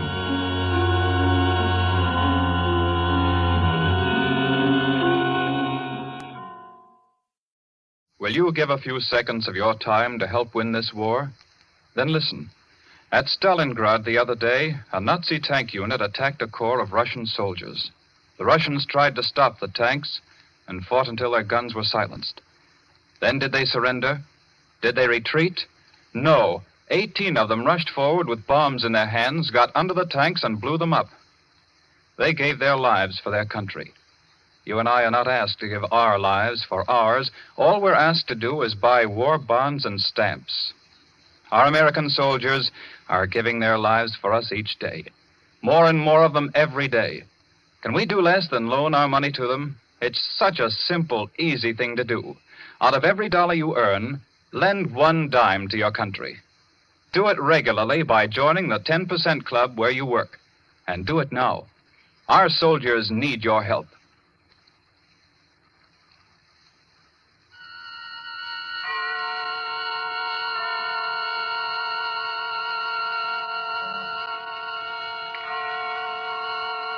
The Columbia Network takes pleasure in bringing you Suspense.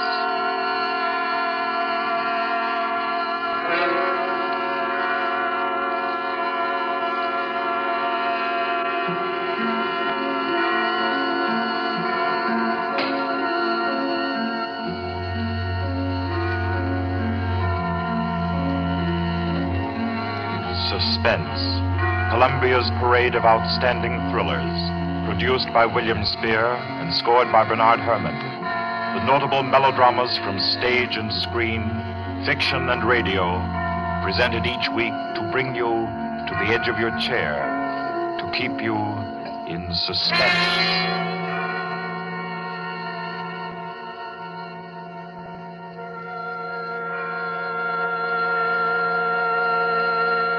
Tonight's story deals with a remote and dangerous house and a terrifying thing that happened there because the rain went on for days and days. It deals with a surgeon and a girl, a giant, and a young man who took a long chance. And over them all, the moan of the night wind and the ceaseless roar of the storm. For your suspenseful listening, we invite you to learn about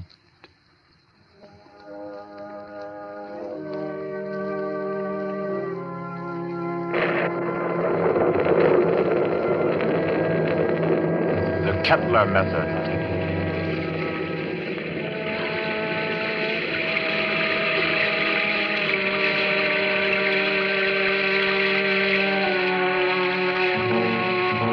Days of rain there'd been, ceaseless, teeming, pouring with a steady, relentless rhythm. 4 solid days. The fields around Culston had been turned into huge puddles that reflected the heavy, swollen sky. And Dr. Morrissey was stirred by a deep anxiety. He stood beside a window in his sanitarium, which rose high on a lonely hill, a few miles from the little town of Culston, and stared into the jagged, spraying screen of rain. It was just 3 o'clock. 3 o'clock of an afternoon he would long remember. He was on the point of sending for Caffrey, the ward attendant, when the door opened, and Caffrey came in, pale, disturbed. Dr. Morrissey. Is there anything wrong, Caffrey? I don't know. There's a feeling down in the ward. Feeling? This rain's going on too long. The patient's getting uneasy? They're bound to, ain't they? If a guy with good nerves he gets jumpy, you can imagine what it does to theirs. Seem to be affecting anyone in particular? Number 5's been carrying on. Kettler? Yeah. I brought him up. Nurse Carter's waiting with him out in the hall. Bad as that? He's upsetting the others. Keeps asking for some guy named Benham. Oh, that's the man he killed. I didn't know he was homicidal. Oh, it was an accident. He was performing a brain surgery on Benham and... Him? Oh, Kettler was a very important surgeon, Caffrey. Didn't you know that? He keeps saying so, but... It's perfectly true. Very successful Dr. Kettler was. Until he perfected an operative procedure that he called the Kettler method. A new process of brain operation. Spent most of his life on it and... Well, when he tried it for the first time on this young lad Benham, and Benham died on the table, it unbalanced his mind. I've got to go back down there now. I think you'd better wait while I talk with Kettler. Okay, I'll bring him in. But don't make it long. I don't like the feel of things around here. Nurse, Miss Carter. Yes, we're coming. You can bring him in now. Come along. Dr. Morrissey wants to see you. Does he now? Does he? Come in, Kettler. I'd like to ask Dr. Morrissey a question. I'd like to ask him a question. Yes, Dr. Kettler. I should like to ask him where Laird Benham is. I know he'll never tell me. But I will, Kettler. Laird Benham is buried somewhere out there under the rain. He is at peace, Kettler. Can't you forget about him? Just forget. You'd all like me to forget about him, wouldn't you? Then you could keep him hidden away forever, couldn't you? Benham is dead, Kettler. You know that. Benham died. He did not. He's alive. He was alive when you and the rest of the envious medical profession stole him from the operating table. Kidnapped him with my bandages still round his head. You were determined to make the Kettler method seem a failure, weren't you? Weren't you? Easy now. Believe me, Kettler. I know where he is now, Dr. Morrissey. He's in the cellar under the ward downstairs, isn't he? Isn't he? Kettler. Let me see it. There, Benham. Oh, you'd better take him down, Caffrey. All right. Come along now, sir. I'll take him, nurse. You won't show him to me. Even though it would make me well again. My cellars are empty, Kettler. Believe me, Benham isn't there. You sit there in power and order me away. Come on, Kettler. There's something I have to say. I've always been above violence, Dr. Morrissey. But the time comes when there's no other course. This is a warning, Doctor. A warning. And the joke is that you won't heed it. Come on with you. You won't heed it now. But you'll remember it. And soon you'll remember it. Tables turn, Dr. Morrissey. Tables turn.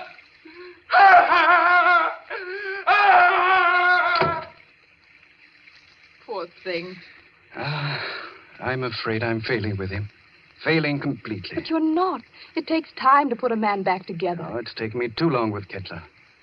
I'm beginning to be afraid. If you'll pardon me, Doctor, Yes? I do think you're making a mistake. With him? No, with yourself. You haven't had a real vacation in 3 years, Dr. Morrissey. Oh, you think I'm wearing a bit thin just now, don't you?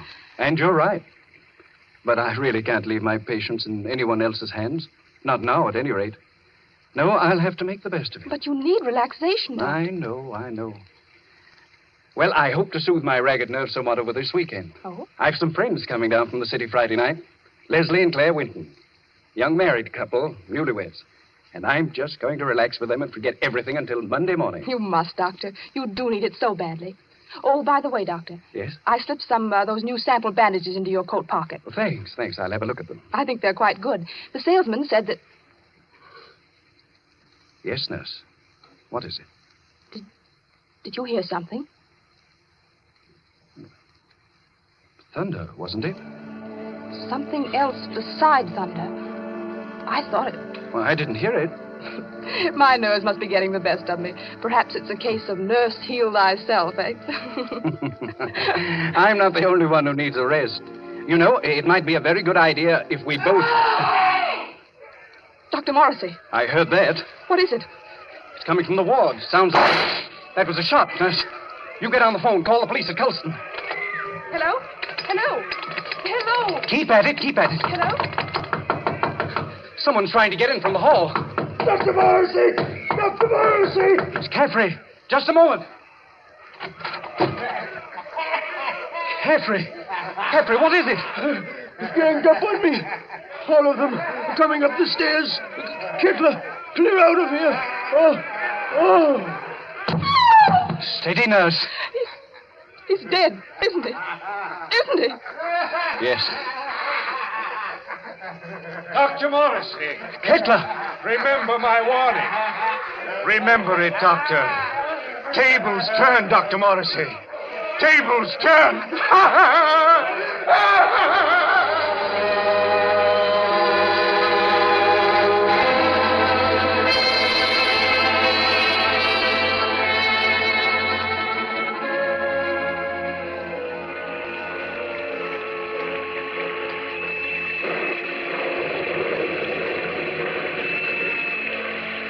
Rained for 3 more days.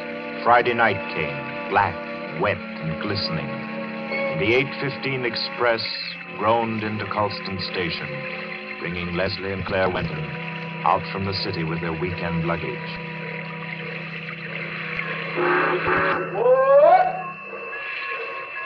Isn't Dr. Morrissey sending his car for us, Leslie? Yes, Claire. The chauffeur was supposed to drive us over to the sanitarium to pick up the doc, and then we're all going over to his house together. Well, I don't see any car, do you? I don't see anything but water.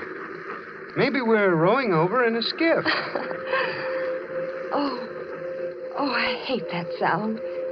Like somebody's in agony. I think you're a little depressed, dear. Well, I shouldn't be surprised.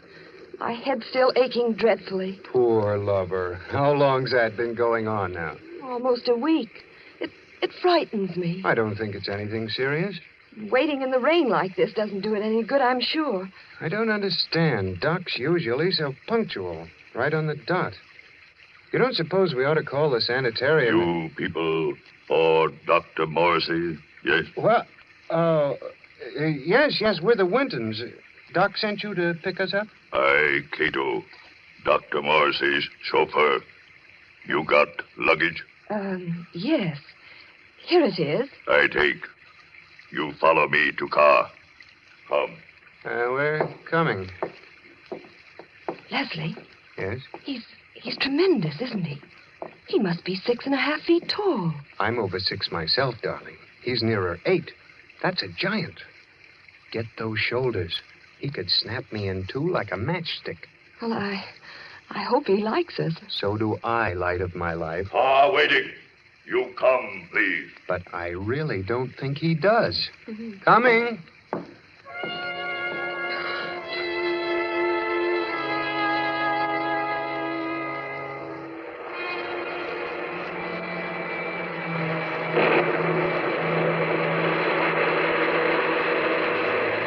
The heavy car lurched and hurtled over the rain-soaked roads, tearing wildly through the dark and careening up the hillside toward the stark walls of the sanitarium. skidded to a standstill in front of the main entrance, and cold black Cato led them inside. The brightly lit corridors were deserted, silent, like hallways in a nightmare. Claire was aware of her headache growing steadily worse as Cato opened the double doors and ushered them into the waiting room. You'll tell Dr. Morrissey we're here, huh? Doctor, be with you soon. You do not go away. Yes, thanks.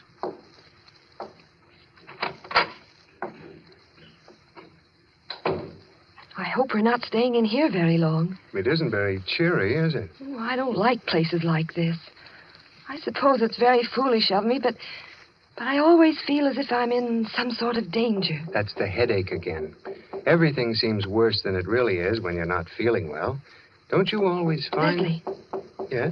Listen. What is it? Somebody's knocking. Just a moment. Gracias a Dios. Who is it, Leslie? I don't know. What, you do not know me?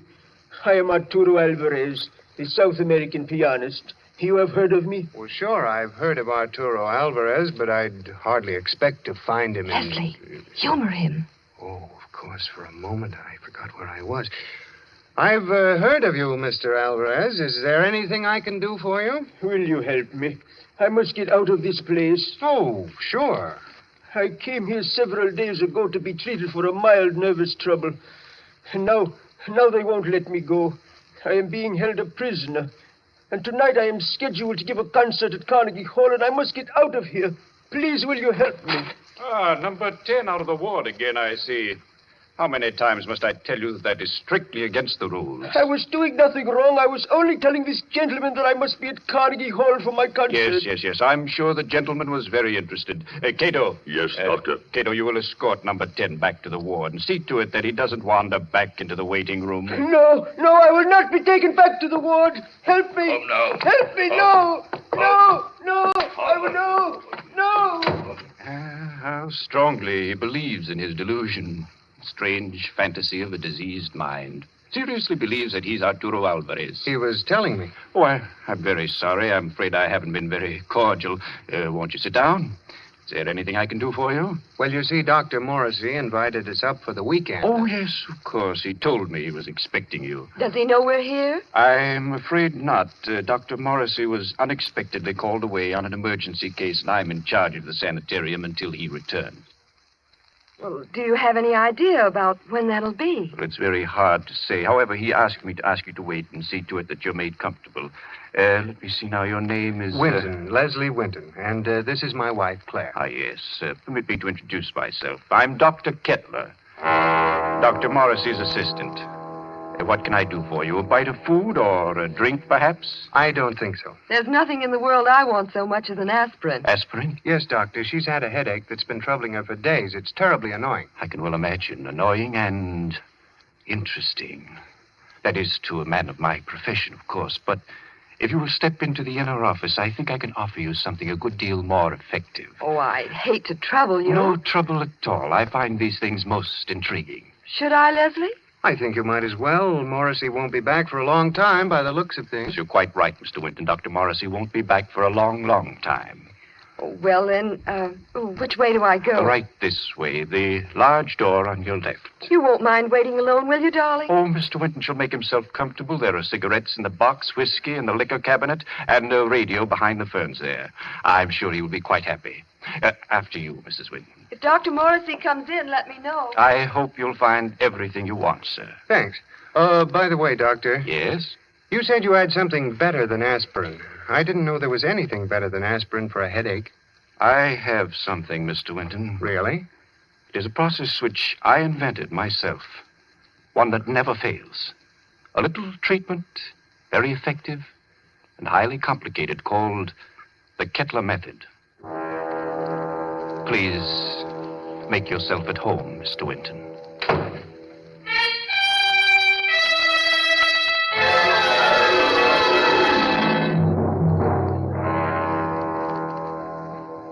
Leslie sat there, alone in the big waiting room for a while. Then creeps began setting in, and he thought to himself, maybe I'll have that drink after all. He rose, He went over to the liquor cabinet that Kettler had pointed out to him and opened it. Why, there's nothing in here but books. Yes, books. Books that were so thick with dust that it was clear they'd been there for months. Well, no drink for Leslie. Maybe a cigarette. Kettler said the box was full. He picked it up and started opening it. Why, it isn't even a cigarette box. The darn thing's a bookend. Yes, that's just what it was. Leslie began to think it was a tough job making himself at home in that waiting room. And then the idea occurred to him. Maybe the radio works. He went over to the radio then, turned it on, and... We are sorry to announce that the program scheduled for this time from Carnegie Hall has been cancelled due to the mysterious disappearance of Arturo Alvarez, the noted South American pianist. Mr. Alvarez was known to be suffering from a minor nervous disorder and was last seen departing on a short trip to Colston in upstate New York. Alvarez. That guy is Alvarez. What's going on here? Claire! Claire! Locked. Dr. Kettler, open this door. Open it. Do you hear me? Miss Claire! Winton. Oh, you. Tell him to open up. Tell him. Tell him. Doctor send me. Tell you, young lady headache bad. Very bad. What do you mean? He operate. Operate? He say take long time. He say you not wait. You come back tomorrow. Operate? No, no. Kettler! Kettler! Claire, can you hear me? Can you hear me? Of course she can hear you, Mr. Winton. The operating table is just inside the door. Bring her out here. Let her go, I tell you, Kettler. But I find that an operation is indicated, Mr. Winton. I forbid you to touch her. You forbid? You? I'm in charge here. No one forbids me. Do you understand? You're insane. If you lay your hands on her, I'll kill you. So help me, I'll kill you. Very well, Mr. Winton. If you do not wish me to operate, that's all there is to it. I would scarcely force my services upon you. However, the girl's condition is quite serious, and I... Ah, good work. Good work, Cato, my boy. A masterstroke. Do you still forbid me, Mr. Winton? Do you? Do you? Oh, you don't answer. Good, good. Take him to the cellar, Cato, and lodge him there with his friend, Dr. Morrissey. They should have a good deal to talk over in the still hours of the night while I cure the young lady's headache unmolested.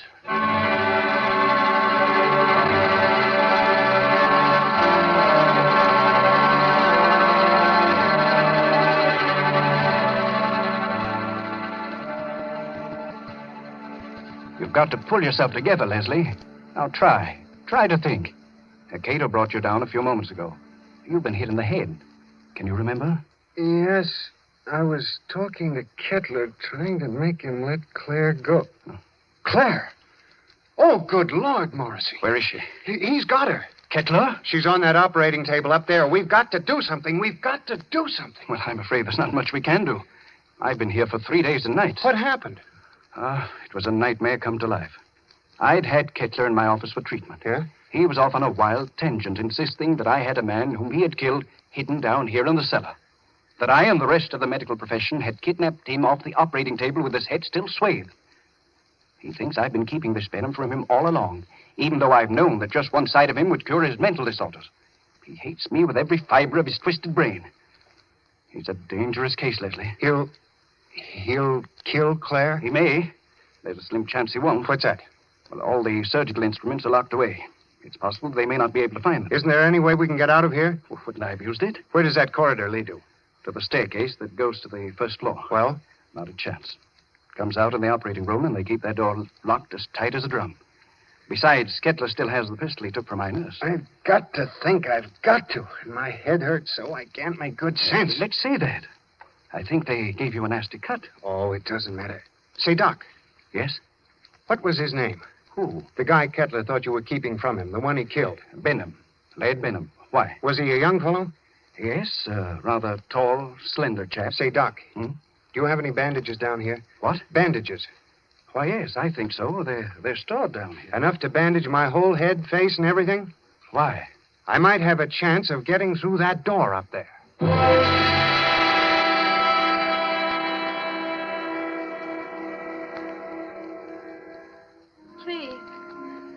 me go now. Oh, let me go. Leslie! Leslie! You will be better soon. Much better. I will take the pain away, Mrs. Winton. Cato, have you found the surgical case? Not found yet. I look. Cato, look. Find it. We must not keep Mrs. Winton in agony. Find it, I say. She'll have to create some order in this place. I want my instruments at hand on a moment's notice. Please, let me go. Oh, let me go. You shall be well again, my dear. I promise you shall be. Doctor, here, tall, white cabinet behind curtain. That's it. Open it, Cato. Locked. Locked, Doctor. Smash it open. Open it. I do. You'll find scalpels on the top tray. Bring them to me. Yes, Doctor. Is here, Doctor. See, knives. Good, sharp knives. Cato find. He find them. Excellent. How they glitter. It is good to feel the knife in my hand again. Put the others right beside my pistol here on the table. Please. Oh, please. There, my girl. I shall expend all my genius on you. You shall be well again. No!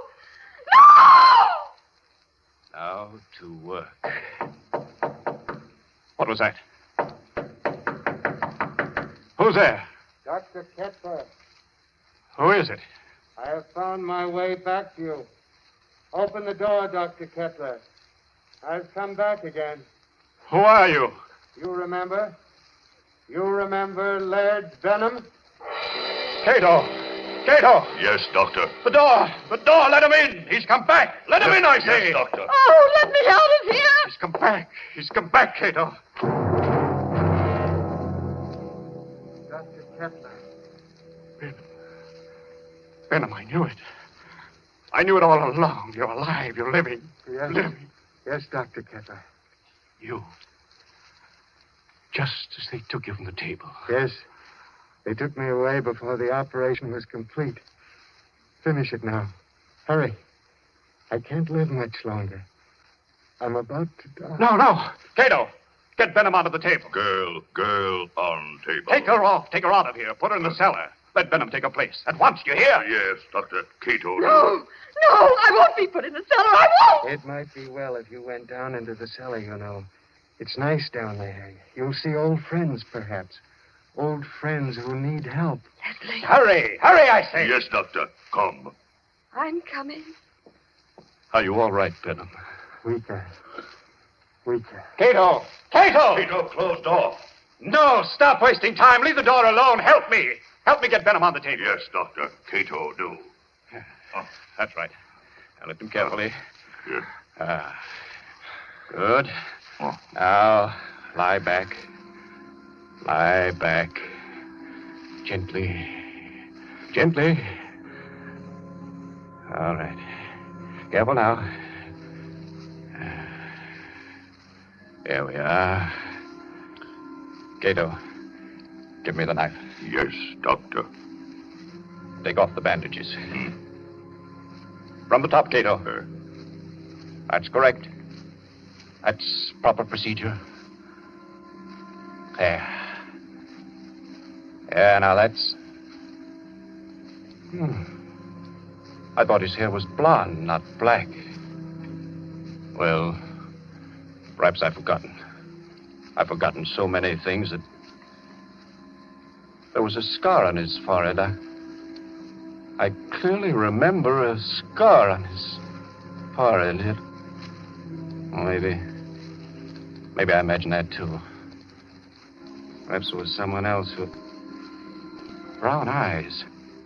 Benham, didn't you have blue eyes? I know they were blue. And your nose. Your nose was thinner and longer. Yes.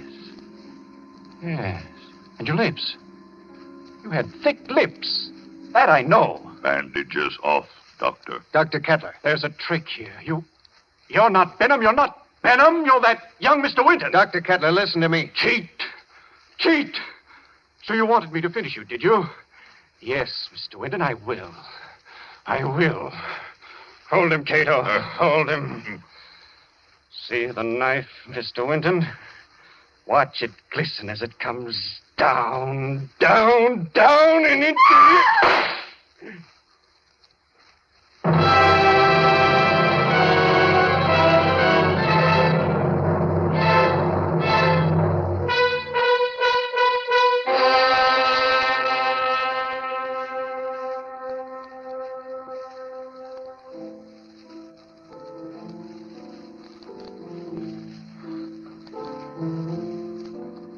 Wonderful. You don't doubt that he's Arturo Alvarez when you hear him play the piano, do you? That's a marvelous old instrument you have, Doc. It was my mother's. This old house has been in the family for generations. Who'd ever thought we'd be alive to sit in your house and listen to somebody play a concerto? We wouldn't have been. At least I wouldn't have been if you hadn't snatched that revolver off the table right out from under Kettler's nose before they threw you into the cellar. That was the lifesaver. Made the weekend perfect. I'm afraid it wasn't very restful. Hereafter, I'm spending all weekends in a cozy little corner under the L. It was worse for Claire than anybody. She had a dreadful time. It was ghastly, all right. Horrible. But you know something? What? My headache. It's completely gone.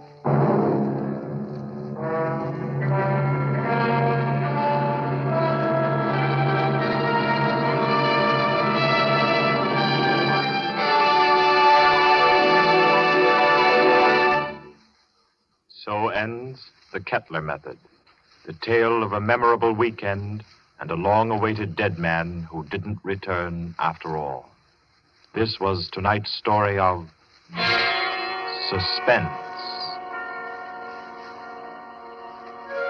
Suspense is produced by William Spear. John Dietz was our director this evening. Tonight's radio drama was written by Peter Barry and scored by Bernard Herrmann. Roger DeKoven was Dr. Kettler, John Gibson, Leslie Winton, and Gloria Stewart played Claire Winton. Others in the cast were Guy Repp, Martha Faulkner, Winfield Honey, and Ralph Smiley. Next week at this time, Columbia will bring you another selected story from the world's great literature of thrills, another study in suspense. This is Barry Kroger, and this is the Columbia Broadcasting System.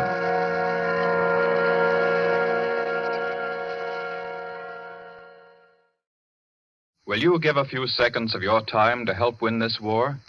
Then listen. At Stalingrad the other day, a Nazi tank unit attacked a corps of Russian soldiers. The Russians tried to stop the tanks and fought until their guns were silenced. Then did they surrender? Did they retreat?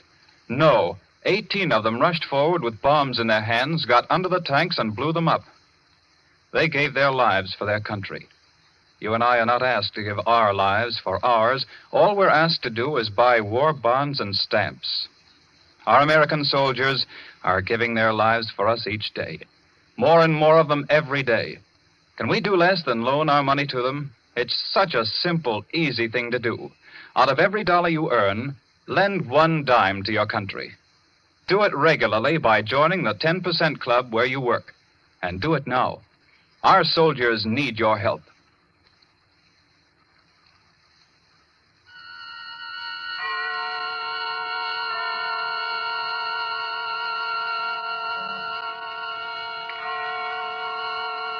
Columbia Network takes pleasure in bringing you Suspense.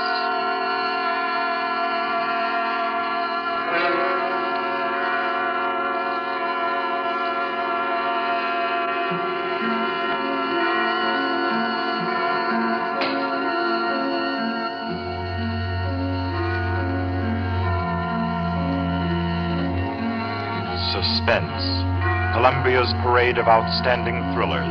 Produced by William Spear and scored by Bernard Herrmann. The notable melodramas from stage and screen, fiction and radio, presented each week to bring you to the edge of your chair, to keep you in suspense.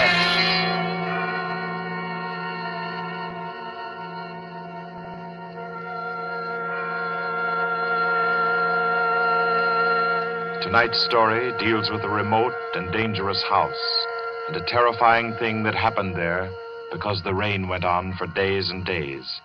It deals with a surgeon and a girl, a giant, and a young man who took a long chance. And over them all, the moan of the night wind and the ceaseless roar of the storm. For your suspenseful listening, we invite you to learn about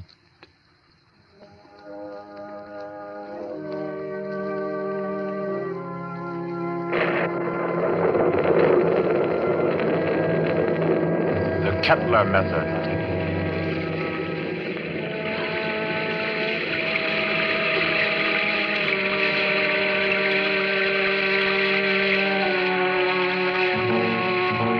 Days of rain there'd been, ceaseless, teeming, pouring with a steady, relentless rhythm. 4 solid days. The fields around Culston had been turned into huge puddles that reflected the heavy, swollen sky. And Dr. Morrissey was stirred by a deep anxiety. He stood beside a window in his sanitarium, which rose high on a lonely hill, a few miles from the little town of Culston, and stared into the jagged, spraying screen of rain. It was just 3 o'clock. 3 o'clock of an afternoon he would long remember. He was on the point of sending for Caffrey, the ward attendant, when the door opened, and Caffrey came in, pale, disturbed. Dr. Morrissey. Is there anything wrong, Caffrey? I don't know. There's a feeling down in the ward. Feeling? This rain's going on too long. The patient's getting uneasy? They're bound to, ain't they? If a guy with good nerves gets jumpy, you can imagine what it does to theirs. Seem to be affecting anyone in particular? Number 5's been carrying on. Kettler? Yeah. I brought him up. Nurse Carter's waiting with him out in the hall. Bad as that? He's upsetting the others. Keeps asking for some guy named Benham. Oh, that's the man he killed. I didn't know he was homicidal. Oh, it was an accident. He was performing a brain surgery on Benham and... Him? Oh, Kettler was a very important surgeon, Caffrey. Didn't you know that? He keeps saying so, but... It's perfectly true. Very successful, Dr. Kettler was. Until he perfected an operative procedure that he called the Kettler method. A new process of brain operation. Spent most of his life on it, and... Well, when he tried it for the first time on this young lad Benham, and Benham died on the table, it unbalanced his mind. I've got to go back down there now. I think you'd better wait while I talk with Kettler. Okay, I'll bring him in. But don't make it long. I don't like the feel of things around here. Nurse, Miss Carter. Yes, we're coming. You can bring him in now. Come along. Dr. Morrissey wants to see you. Does he now? Does he? Come in, Kettler. I'd like to ask Dr. Morrissey a question. I'd like to ask him a question. Yes, Dr. Kettler. I should like to ask him where Laird Benham is. I know he'll never tell me. But I will, Kettler. Laird Benham is buried somewhere out there under the rain. He is at peace, Kettler. Can't you forget about him? Just forget. You'd all like me to forget about him, wouldn't you? Then you could keep him hidden away forever, couldn't you? Benham is dead, Kettler. You know that. Benham died. He did not. He's alive. He was alive when you and the rest of the envious medical profession stole him from the operating table. Kidnapped him with my bandages still round his head. You were determined to make the Kettler method seem a failure, weren't you? Weren't you? Easy now. Believe me, Kettler. I think Laird I know Benham where died. he is now, Dr. Morrissey. He's in the cellar under the ward downstairs, isn't he? Isn't he? Kettler. Let me see it. Laird Benham. Oh, you'd better take him down, Caffrey. All right. Come along now, sir. I'll take him, nurse. You won't show him to me. Even though it would make me well again. My cellars are empty, Kettler. Believe me, Benham isn't there. You sit there in power and order me away. Come on, Kettler. There's something I have to say. I've always been above violence, Dr. Morrissey. But the time comes when there's no other course. This is a warning, Doctor. A warning. And the joke is that you won't heed it. Come on with you. You won't heed it now. But you'll remember it. And soon you'll remember it. Tables turn, Dr. Morrissey. Tables turn.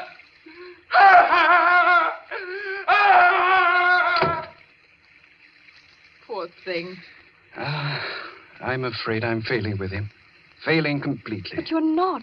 It takes time to put a man back together. Oh, it's taken me too long with Kettler. I'm beginning to be afraid. If you'll pardon me, Doctor. Yes? I do think you're making a mistake. With him? No, with yourself. You haven't had a real vacation in 3 years, Dr. Morrissey. Oh, you think I'm wearing a bit thin just now, don't you? And you're right. But I really can't leave my patients in anyone else's hands. Not now, at any rate. No, I'll have to make the best of it. But you need relaxation, Doctor. I know. Well, I hope to soothe my ragged nerves somewhat over this weekend. Oh? I've some friends coming down from the city Friday night. Leslie and Claire Winton. Young married couple, newlyweds. And I'm just going to relax with them and forget everything until Monday morning. You must, Doctor. You do need it so badly. Oh, by the way, Doctor. Yes? I slipped some those new sample bandages into your coat pocket. Well, thanks. I'll have a look at them. I think they're quite good. The salesman said that... Yes, nurse. What is it? Did you hear something? Thunder, wasn't it? Something else besides thunder. I thought it... Well, I didn't hear it. My nerves must be getting the best of me. Perhaps it's a case of nurse heal thyself, eh? I'm not the only one who needs a rest. You know, it might be a very good idea if we both... Dr. Morrissey. I heard that. What is it? It's coming from the ward. Sounds like... That was a shot, nurse. You get on the phone. Call the police at Colston. Hello? Keep at it. Hello? Someone's trying to get in from the hall. Dr. Morrissey! It's Caffrey. Just a moment. Caffrey, what is it? They've ganged up on me. All of them coming up the stairs. Kittler, clear out of here. Oh. Steady, nurse. He's dead, isn't he? Yes.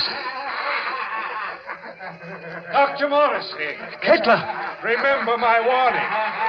Remember it, Doctor. Tables turn, Dr. Morrissey. Tables turn.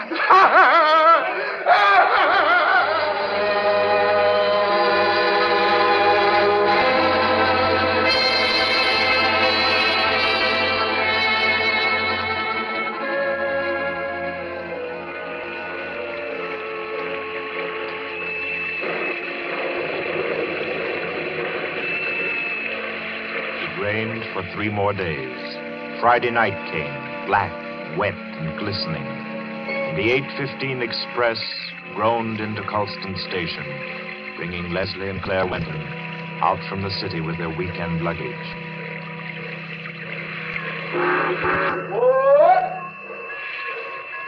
Isn't Dr. Morrissey sending his car for us, Leslie? Yes, Claire. The chauffeur was supposed to drive us over to the sanitarium to pick up the doc, and then we're all going over to his house together. Well, I don't see any car, do you?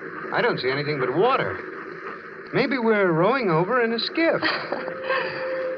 Oh, I hate that sound.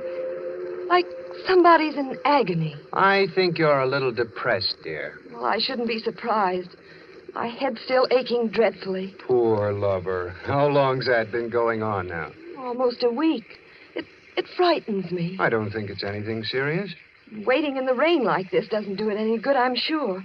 I don't understand. Doc's usually so punctual. Right on the dot. You don't suppose we ought to call the sanitarium? You people for Dr. Morrissey, yes? Well, yes, we're the Wintons. Doc sent you to pick us up? I, Cato, Dr. Morrissey's chauffeur. You got luggage? Yes. Here it is. I take. You follow me to car. Come. We're coming. Leslie? Yes? He's tremendous, isn't he? He must be 6.5 feet tall. I'm over 6 myself, darling. He's nearer 8. That's a giant. Get those shoulders. He could snap me in two like a matchstick. Well, I hope he likes us. So do I, light of my life. Waiting. You come, please. But I really don't think he does. Coming.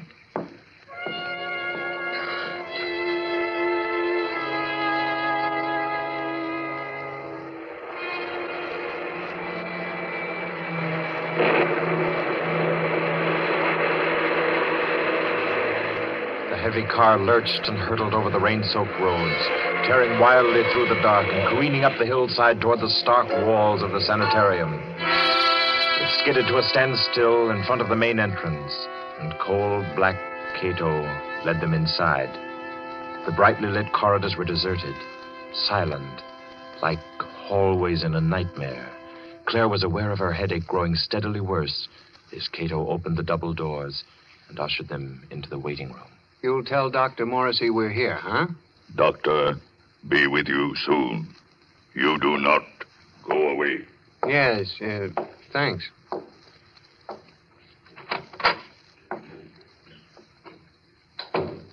I hope we're not staying in here very long. It isn't very cheery, is it? Oh, I don't like places like this.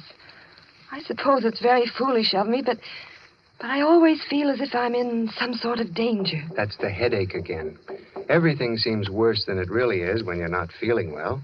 Don't you always find... Leslie. Yeah? Listen. What is it? Somebody's knocking. Just a moment. Gracias a Dios. Who is it, Leslie? I don't know. What, you do not know me?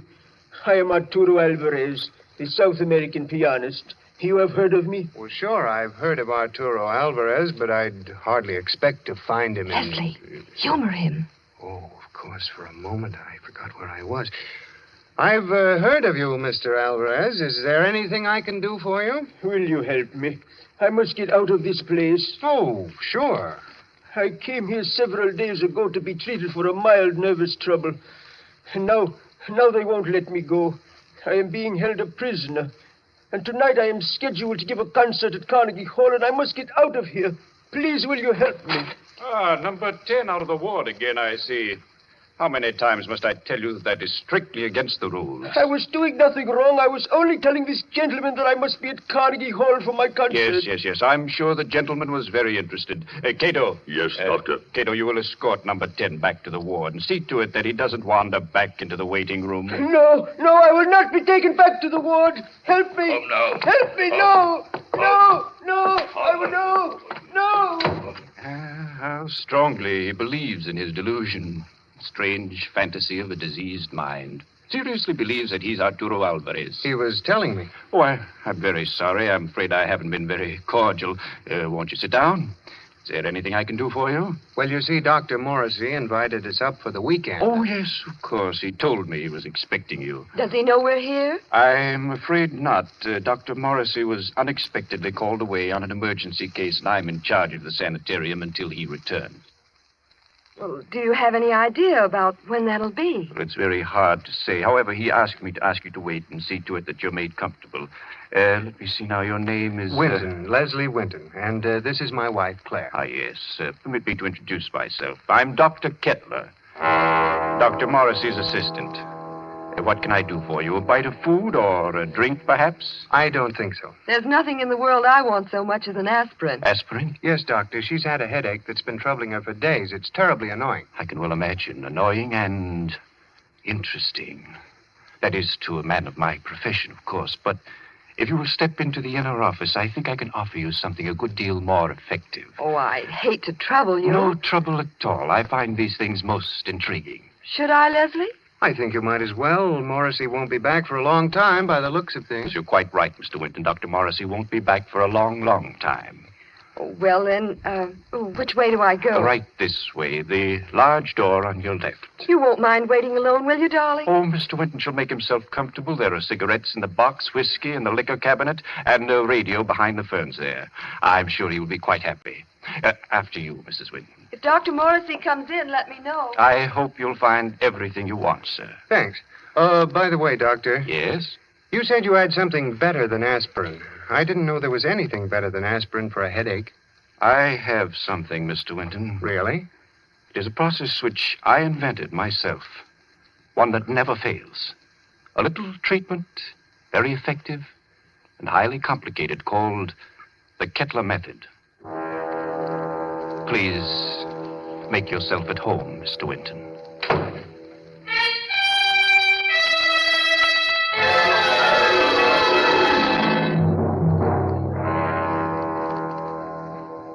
Leslie sat there, alone in the big waiting room for a while. Then creeps began setting in, and he thought to himself, maybe I'll have that drink after all. He rose and went over to the liquor cabinet that Kettler had pointed out to him and opened it. Why, there's nothing in here but books. Yes, books. Books that were so thick with dust that it was clear they'd been there for months. Well, no drink for Leslie. Maybe a cigarette. Kettler said the box was full. He picked it up and started to open it. Why, it isn't even a cigarette box. The darn thing's a bookend. Yes, that's just what it was. Leslie began to think it was a tough job making himself at home in that waiting room. And then the idea occurred to him. Maybe the radio works. He went over to the radio then, turned it on, and... We are sorry to announce that the program scheduled for this time from Carnegie Hall has been cancelled due to the mysterious disappearance of Arturo Alvarez, the noted South American pianist. Mr. Alvarez was known to be suffering from a minor nervous disorder and was last seen departing on a short trip to Colston in upstate New York. Alvarez. That guy is Alvarez. What's going on here? Claire! Claire! Locked.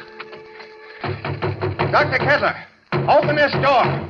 Open it. Do you hear me? Miss Claire! Winton. Oh, you. Tell him to open up. Tell him. Tell him. Doctor send me. Tell you, young lady headache bad. Very bad. What do you mean? He operate. Operate? He say take long time.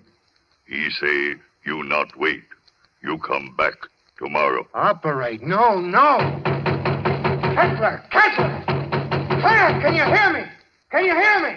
Of course she can hear you, Mr. Winton. The operating table is just inside the door. Bring her out here. Let her go, I tell you, Kettler. But I find that an operation is indicated, Mr. Winton. I forbid you to touch her. You forbid? You? I'm in charge here. No one forbids me. Do you understand? You're insane. If you lay your hands on her, I'll kill you. So help me, I'll kill you. Very well, Mr. Winton. If you do not wish me to operate, that's all there is to it. I would scarcely force my services upon you. However, the girl's condition is quite serious, and I... Ah, good work. Good work, Cato, my boy. A masterstroke. Ah, do you still forbid me, Mr. Winton? Do you? Do you? Oh, you don't answer. Good, good. Take him to the cellar, Cato, and lodge him there with his friend, Dr. Morrissey.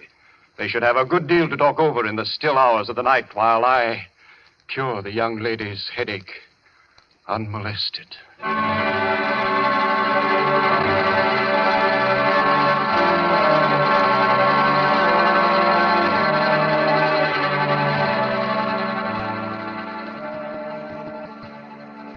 You've got to pull yourself together, Leslie. Now try. Try to think.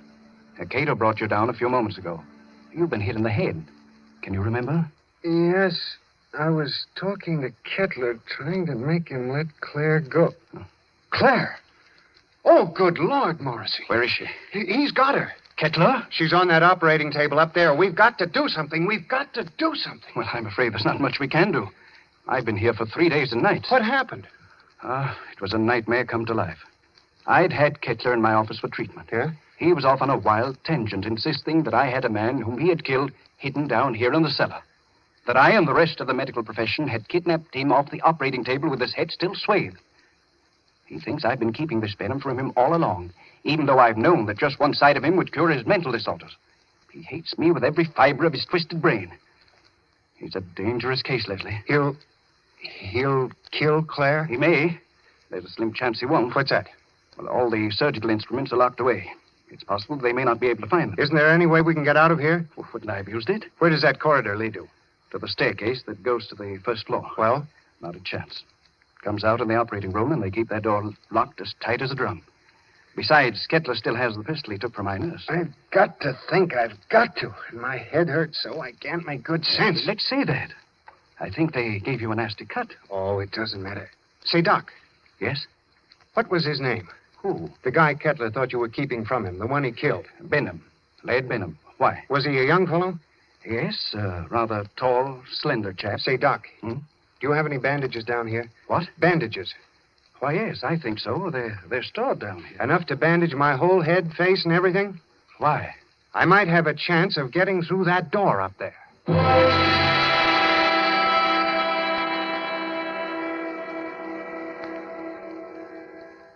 Please, let me go now. Oh, let me go. Leslie, Leslie! You will be better soon, much better. I will take the pain away, Mrs. Winton. Cato, have you found the surgical case? Not found yet. I look. Cato, look. Find it. We must not keep Mrs. Winton in agony. Find it, I say. She'll have to create some order in this place. I want my instruments at hand on a moment's notice. Please, let me go. Oh, let me go. You shall be well again, my dear. I promise you shall be. Doctor, here, tall, white cabinet behind curtain. That's it. Open it, Cato. Locked. Locked, Doctor. Smash it open. Open it. I do. You'll find scalpels on the top tray. Bring them to me. Yes, Doctor. It's here, Doctor. See, knives. Good, sharp knives. Cato find. He find them. Excellent. How they glitter. It is good to feel the knife in my hand again. Put the others right beside my pistol here on the table. Please. Oh, please. There, my girl. I shall expend all my genius on you. You shall be well again. No! No! No! Now to work. What was that? Who's there? Dr. Kepler, Who is it? I have found my way back to you. Open the door, Dr. Kepler. I've come back again. Who are you? You remember? You remember Laird Benham? Cato! Cato! Yes, Doctor. The door! The door! Let him in! He's come back! Let him in, I say! Yes, Doctor. Oh, let me out of here! He's come back! He's come back, Cato! Dr. Kepler. Benham, I knew it. I knew it all along. You're alive. You're living. Yes. Living. Yes, Dr. Kepler. You. Just as they took you from the table. Yes. They took me away before the operation was complete. Finish it now. Hurry. I can't live much longer. I'm about to die. No. Cato, get Benham onto the table. Girl on table. Take her off. Take her out of here. Put her in the cellar. Let Benham take her place. At once, do you hear? Yes, Doctor. Cato. No, I won't be put in the cellar. I won't. It might be well if you went down into the cellar, you know. It's nice down there. You'll see old friends, perhaps. Old friends who need help. Leslie. Hurry, I say. Yes, Doctor. Come. I'm coming. Are you all right, Benham? Weaker. Cato! Cato, close door. No, stop wasting time. Leave the door alone. Help me. Help me get Benham on the table. Yes, Doctor. Cato, do.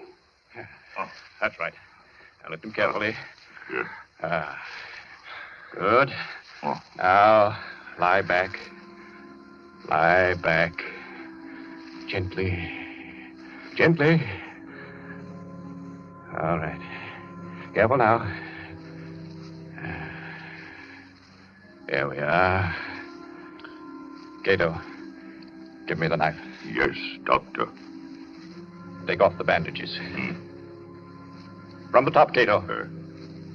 That's correct. That's proper procedure. There. Yeah, now that's... I thought his hair was blonde, not black. Well, perhaps I've forgotten. I've forgotten so many things that... There was a scar on his forehead. I clearly remember a scar on his forehead. Maybe I imagined that, too. Perhaps it was someone else with brown eyes. Benham, didn't you have blue eyes? I know they were blue. And your nose was thinner and longer. Yes. And your lips. You had thick lips. That I know. Bandages off, Doctor. Dr. Kepler, there's a trick here. You're not Benham. You're not Benham. You're that young Mr. Winton. Dr. Kepler, listen to me. Cheat. So you wanted me to finish you, did you? Yes, Mr. Winton, I will. Hold him, Cato. Hold him. See the knife, Mr. Winton? Watch it glisten as it comes down, and into...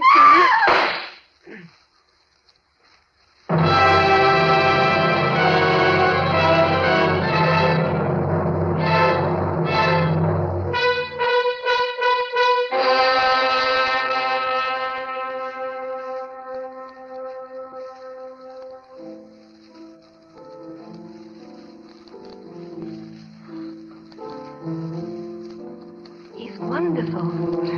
You don't doubt that he's Arturo Alvarez when you hear him play the piano, do you? That's a marvelous old instrument you have, Doc. It was my mother's. This old house has been in the family for generations. Who'd ever thought we'd be alive to sit in your house and listen to somebody play a concerto? We wouldn't have been. At least I wouldn't have been if you hadn't snatched that revolver off the table right out from under Kettler's nose before they threw you into the cellar. That was the lifesaver. Made the weekend perfect. I'm afraid it wasn't very restful. Hereafter, I'm spending all weekends in a cozy little corner under the L. It was worse for Claire than anybody. She had a dreadful time. It was ghastly, all right. Horrible. But you know something? What? My headache. It's completely gone.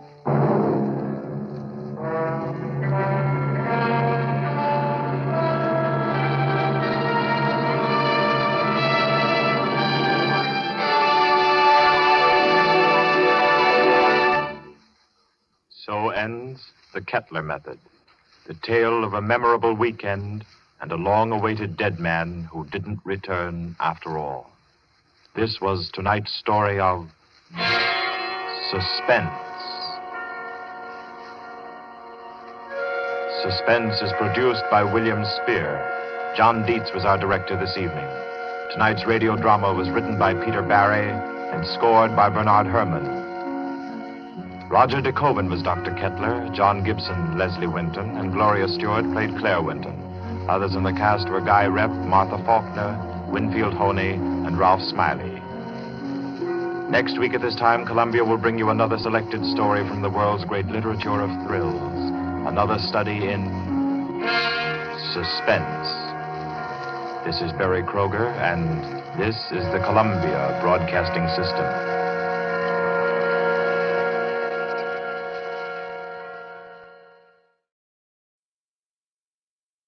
The Columbia Network takes pleasure in bringing you Suspense.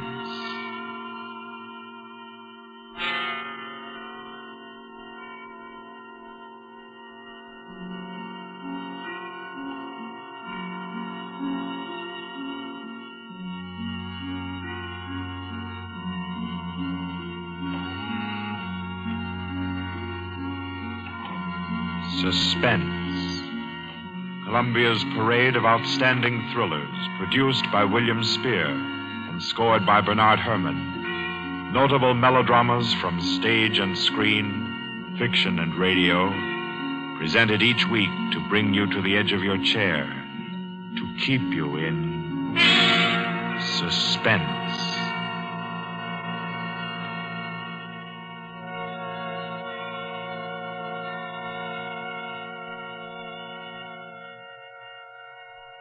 Tonight's story, by the noted American author T.S. Stribling, deals with a crime of murder on an exotic and atmospheric island, with ragged beggars who slept in a Hindu temple and awoke with gold in their pockets and a dead girl lying near them, and with a strange and mystical entrance into the life of hereafter, which was the experience of an American psychologist. For your suspenseful listening, we invite you to join us for A Passage to Benares.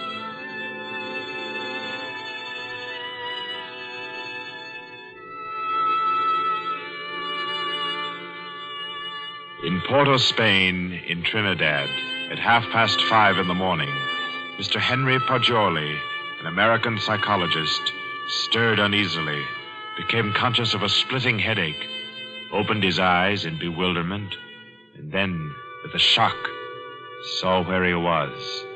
He got up, arranged his clothing. He tried with his neat psychological mind to recapture his dream, to bottle up again the little smoking wisps that still floated about within his aching head.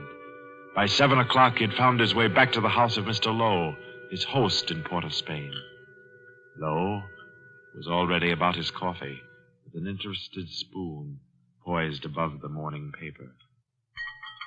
Ah, there you are. Good morning, Bajoli. I say, you are quiet. Didn't hear you get up at all. Have some breakfast? Oh, thanks. I've been out for a breath of air. What's the news today? Well, the new governor will arrive in Trinidad on the 12th, and, hello. Another native's killed his wife. Tell me, Pajoli, as a psychologist, why do coolies kill their wives? Oh, for various reasons, I imagine. But here's some of the facts. Oh, I say, this is a coincidence. Really putting on a show for you, Pajoli, on your first visit to Trinidad. How so? Well, you remember that wedding procession you and I watched last evening down at the Hindu temple? The temple? Oh, of course. The cream-colored little bride with the breastplates and the linked gold coins and the anklets and all the finery. Mm-hmm. The bridegroom. What'd you say his name was? Budman Lal? Yes. Well, do you know what's happened? Budman Lal is in jail this morning, and his cream-colored little bride is dead with her throat cut. No. Do they think he did it? No doubt of it. That's why he's in jail now. He always seemed like a sensible fellow, too. One of our best patrons, which only proves my contention, Pajoli. A bridegroom of only 6 or 8 hours killing his wife without any reason at all. Oh, there's usually some reason for murder. Maybe. But I say, old boy, you're missing the point completely. How? Well, suppose you actually had gone and slept in the temple there last night. You wanted to, you know. Remember? And I said, no white man ever stays all night in a coolie temple. Remember? Yes, I remember. You said it simply isn't done. Well, if you had, Pajoli, I say, that would have been a pretty kettle, wouldn't it? Yes. Yes. Well, I'm afraid I'll be mixed up in this. Both Mr. Lal and his uncle Hiradas are clients of mine. Old Hiradas has upwards of $5 million in my bank. Hiradas? Didn't you tell me he built that temple where the murder took place? Yes. It's what the Hindus call a temple and rest house. Hiradas gives rice and tea to any traveler who comes in for the night. It's an Indian custom to help mendicant pilgrims. A rich Indian will build a temple and rest house just as you Americans erect libraries. Ah. What does it say there about the murder, though? Budman Lal, nephew of the famous Mr. Hiradas, was arrested early this morning at his home for the alleged murder of his wife, whom he married yesterday. The body was found at 6 o'clock this morning in the temple where the wedding ceremony took place. The temple attendants gave the alarm. The victim's head was severed completely from her body, and all her jewelry was gone. 5 coolie beggars who were asleep in the temple when the body was discovered were arrested. They all claimed ignorance of the crime, but a search of their persons revealed that each beggar had a piece of the bride's jewelry and a coin from her necklace. Mr. Budman Lal and his wife were seen to enter the temple at about 11 last night for the Hindu rite of purification. Mr. Lal, who is a prominent curio dealer, declines to say anything further. Doesn't tell you very much, does it? No, not much. What do you make of those beggars? Oh, that's simple enough. Those devils laid in wait inside the temple until the husband went out and left his wife. Then they murdered her and divided the spoil. Ah, but she had enough bangles and geegaws to give a dozen to each man. Yes, you're quite right, Pajoli. That's a fact. Why should they continue sleeping in the temple after they'd killed her if they did murder her? Well, why shouldn't they? They knew they'd be suspected, and they couldn't get off the island without capture, so they thought might as well lie down again and go back to sleep. You may be right, Lowe, but that doesn't look like the solution to me. Well, I'm satisfied that's how it occurred. You mean the beggars killed her? Mm-hmm. Well, I don't think so. I rather fancy that the actual murderer took the girl's jewelry and went about the temple thrusting a bangle and a coin in the pockets of each of the sleeping beggars to lay a false scent. Oh, come now. That's laying it on a bit too thick, Pajoli. My dear Lowe, that's the only possible explanation for the coins in the beggars' pockets. I say, oh, boy, you've had lots of experience in these things. Come along with me, and we'll go up and see Mr. Hiradas and see if we can't help his nephew. I'll be glad to. But we'll go to the temple first. Then we'll call on Mr. Hiradas.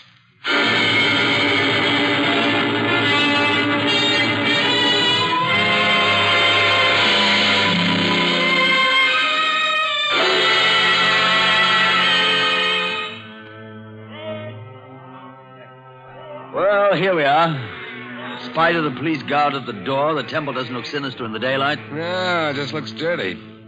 Let's go in and question the beggars. Excuse me, did any of you fellows hear noises in this temple last night? Oh, much sleep, Sahib. No noise. Policeman Panchos wake this morning. Makes it still here. What's your name? Shuda Chand, Sahib. When did you go to sleep last night?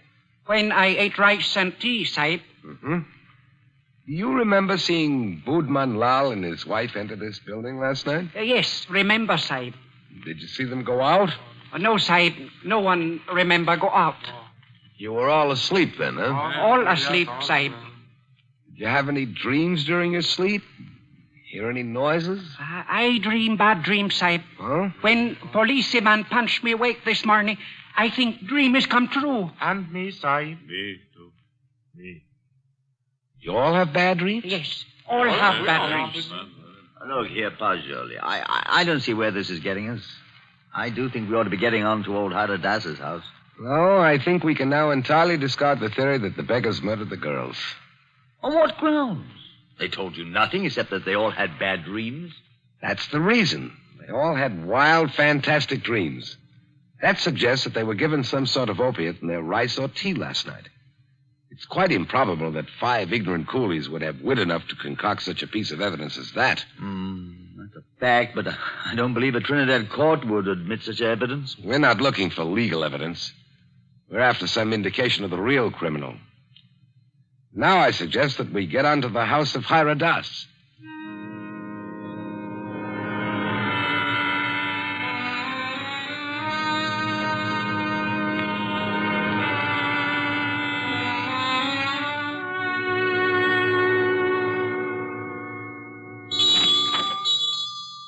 Please come in, gentlemen. I've been expecting you. Please be seated. Thank you. Thank you. A most mysterious murder, and the life of my poor nephew will depend upon your exertions, gentlemen. Tell me, what do you think of the beggars that were found in the temple with the bangles and coins? Well, I'm afraid my judgment of the beggars will disappoint you, Mr. Hiradas. Huh? My theory is that they're innocent of the crime. Really? Why do you say that? Because they told me of dreams they had. All their dreams were very nearly identical. You are not English, sir. No Englishman would have thought of that. No, I'm American with a backlash sprinkling of Italian. My name's Paggioli. What is your profession, Mr. Paggioli? You are a detective? No, Mr. Das. I'm a psychologist. Ah, your soul is at least groping after knowledge. However, it gropes as a blind worm, Mr. Paggioli, and we must find the criminal who committed this crime, and thus restore my nephew Budman Lal to liberty. You can imagine what a blow this has been to me after I arranged this marriage for my nephew. You did? Arranged a marriage for a nephew who was in his 30s? Yes, Mr. Paggioli. I wanted him to avoid the pitfalls into which I fell. He was unmarried, and he'd already begun to add dollars to dollars. I did the same thing. Now, look at me. An empty old man in a foreign land. What good is this house where men of my own kind can't come and sit with me, when I have no grandchildren to romp and play? No. I've piled up dollars and pounds. I've eaten the world, Mr. Paggioli, and found it bitter. Now here I am, an outcast. And why don't you go back to India, Mr. Hiradas? Why, Mr. Paggioli, my mind is half English. If I should return to Benares, I'd walk about thinking what the temples cost. How much was the value of the stone set in the eye of Krishna's image? If I would ever be one with my own people again, Mr. Paggioli, I must leave this Western mind and body here in Trinidad. That's very interesting and moving, but we were discussing your nephew, Budman Lal. Wait. In searching for the criminal, I would suggest you look for a moneyed man. Let me tell you my suspicions, and you can work out the details. What are they? I went out to the temple this morning to have the body of my poor murdered niece brought here to my villa for burial. I talked to the 5 beggars, and they told me there was a 6th sleeper in the temple last night. Was there indeed? Yes, Mr. Lowe. A white man. White man? Yes, Mr. Lowe. All 5 of the coolies and my man, Guka, told me it was true. But, Mr. Hiradas, decapitation is not an American mode of murder. American? I was speaking generally. I mean, a white man's method of murder. It is indicative in itself. I meant to call your attention to that point. It shows the white man was a highly educated man who had studied the mental habits of other peoples than his own. So he was enabled to give the crime an extraordinary resemblance to a Hindu crime. But what motive could a white man have? Possibly robbery, Mr. Poggioli. Or if he were a very intellectual man, he might have murdered the poor child by way of experiment. A murder for experiment? Yes, Mr. Lowe. To record the psychological reaction. Why, I can't entertain such a theory as that, Mr. Hiradas. Oh, no. It is too far-fetched. However, it is worth investigating, is it not? Yes, but I'll begin my investigations with the man Guka. By all means, Mr. Poggioli. And in your investigations, gentlemen, hire any assistance you may need. Draw on me for any amount. I want my nephew exonerated, and above all things, I want the real criminal apprehended and brought to the gallows.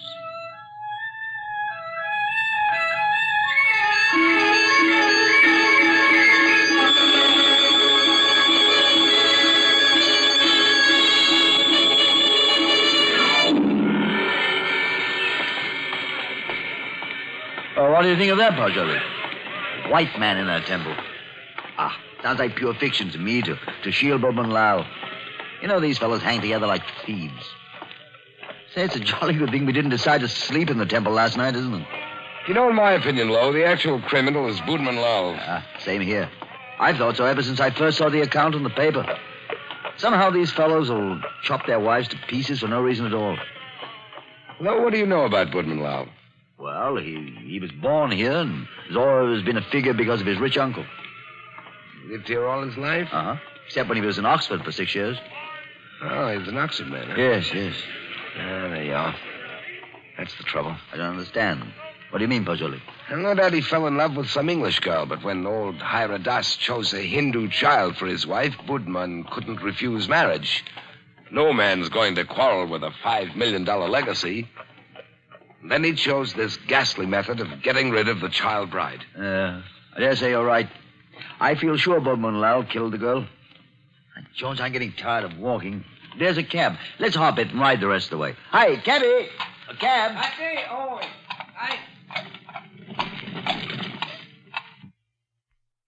Well, aren't you coming? You know, I don't feel that I can conscientiously continue this investigation, trying to clear a person whom I have every reason to believe guilty. Oh, man, don't leave me like this. At least come as far as police headquarters with me and explain your theory about Guka, the temple keeper, and the rice. Well, I thought I'd go back to your cottage and pack my things. Pack your things? Oh, your boat doesn't sail until Friday. Yes, I know, but there's a daily service to Curacao. It struck me to go there. Oh, no, come. You can't run off like that just when I've stirred up an interesting murder mystery for you to unravel. Why, Poggioli, you ought to appreciate my efforts as a host more than that. Well, all right, then. To the police station. Yes, sire. Okay. Hurry up. Bye-bye.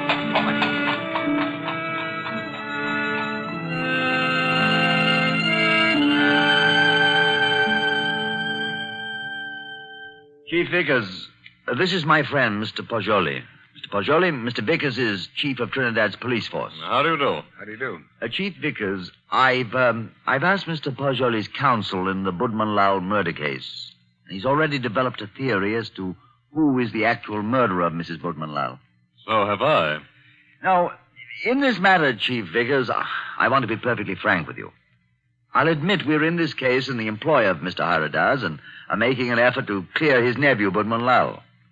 We felt confident you'd use the skill of the police department of Port of Spain to work out a theory clearing Budman Lowell just as readily as you would to convict him. Our department usually devotes its time to conviction and not to clearing criminals. Yes, I know that, but if our theory will point out the actual murderer... What is your theory?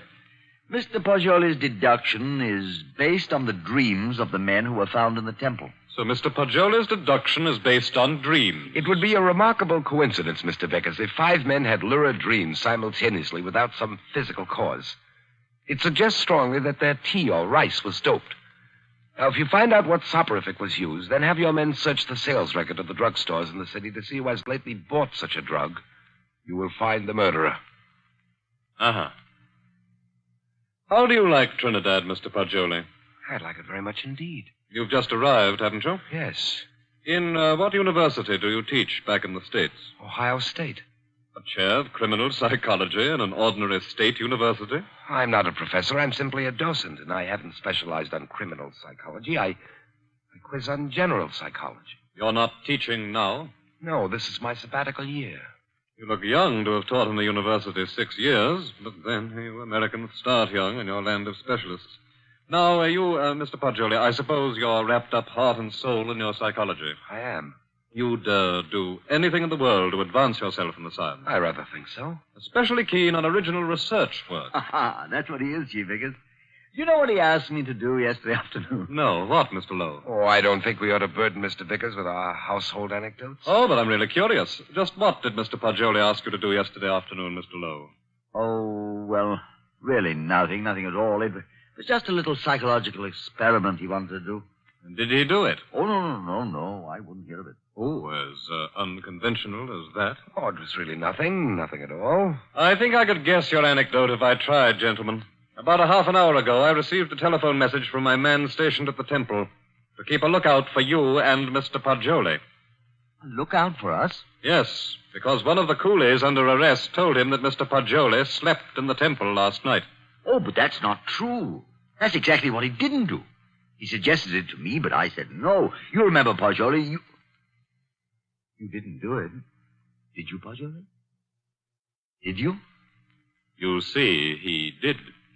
Gentlemen, I had a perfectly valid and important reason for sleeping in the temple last night, and so I can only ask your sympathetic attention to what I'm about to say. Go on. You remember, Lowe, you and I were down there watching a wedding procession. Well, just as the music stopped and the procession entered the building, suddenly it seemed to me as if they'd vanished. Naturally, they'd gone into the building. No, I don't mean that. I'm afraid you won't understand what I do mean. That the whole procession had ceased to exist, melted into nothingness. You see, that's really the idea on which the Hindus base their notion of heaven. Oblivion, nothing. Yes, I've heard that before. Well, our medieval Gothic architecture was a conception of our Western heaven, and I thought perhaps the Indian architecture had somehow caught the motif of the Indian religion, suggested nirvana. That's what amazed and intrigued me. That's why I wanted to sleep in the place. I wanted to see if I could further my shred of impression. Does that make any sense to you, Mr. Vickers? We're not interested why you went, Mr. Poggioli. We know a murder took place in the temple. You can't think that I committed a horrible murder as an experiment. You intellectual chaps do some pretty weird things, Mr. Poggioli. Why, only the other day I was reading about 2 young intellectuals. What? Yes, these fellows I read about also tried to turn an honest penny by their murder.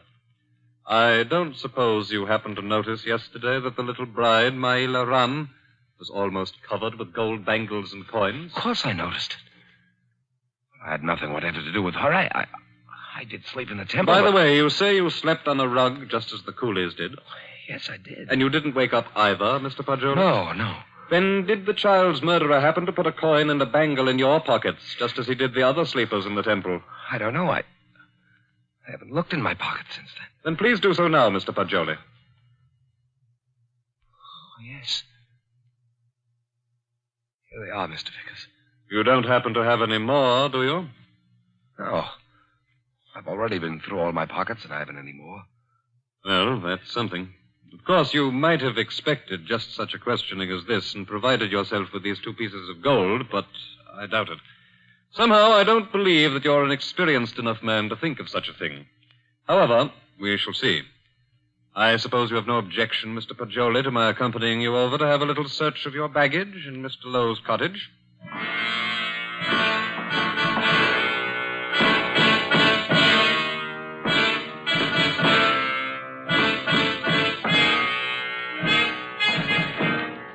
Now then, Mr. Paggioli, be so kind as to open your trunk.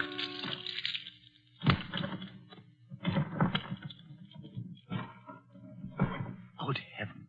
Mm-hmm. Just as I thought. A trunk tray full of bangles and coins. I'll say one thing for you, though, Mr. Paggioli. Your nerve almost got you by. But you can't believe that I did it. Oh. You don't believe I did this, do you? I don't.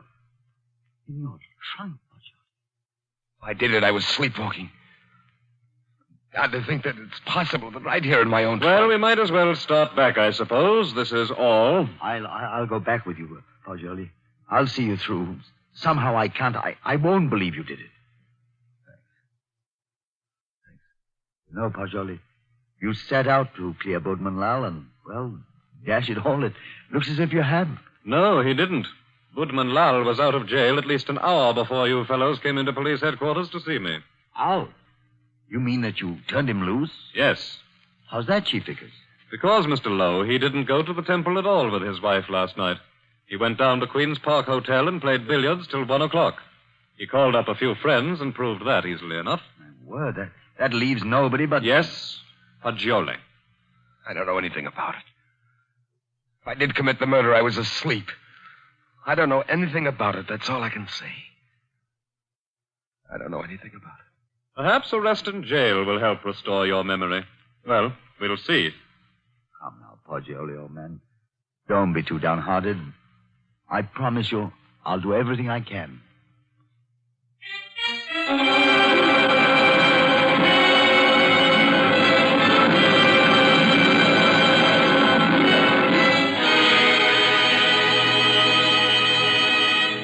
In the case against Henry Paggioli, having been duly tried by a jury of your peers who have been found guilty and by the powers invested in me, I herewith sentence you to be hanged by the neck until you are dead.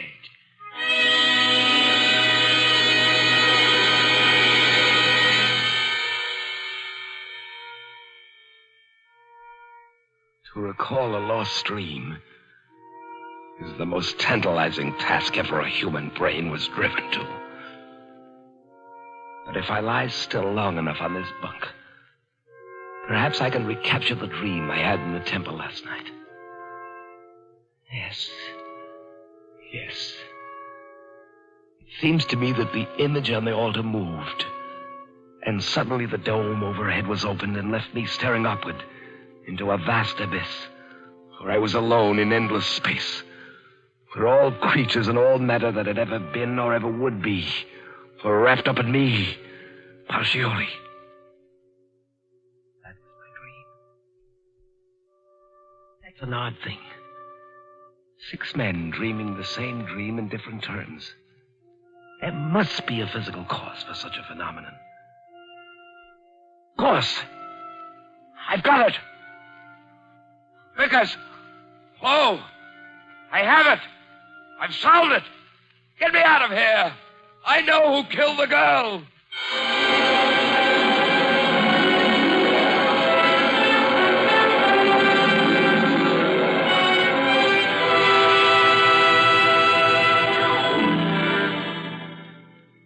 What is it, my friend? I know who murdered the bride. Old Hira Das did it. Now listen. Go tell Vickers to take the gold he found in my trunk and develop all the fingerprints on it. He'll find Hira Das's prints. Also tell him to follow out that opiate clue I gave him. He'll find Hira Das sent a man to put the gold in my trunk. See if they don't find brass or steel filings in my room where the scoundrel sat and filed a new key. But they've already done that long ago. They have?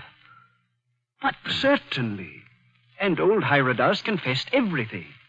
Though why a rich old man like him should have murdered a pretty child is more than I can see. But why did he pick on me as a scapegoat? Oh, he explained that to the police.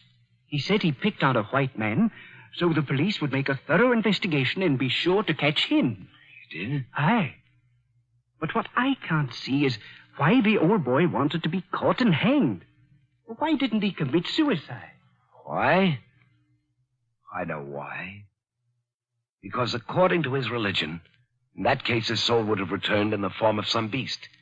He wanted to be slain because he expects to be reborn instantly in Benares, with little Maila Ran as his bride instead of his nephew's.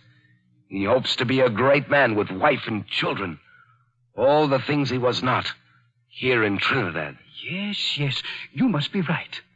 Why didn't you come and tell me of old Hieronymus' confession the moment it occurred? What do you mean keeping me here when you know I'm an innocent man? Why didn't you tell me before this? Because I couldn't. Old Hieronymus didn't confess until a month and 10 days after you were hanged.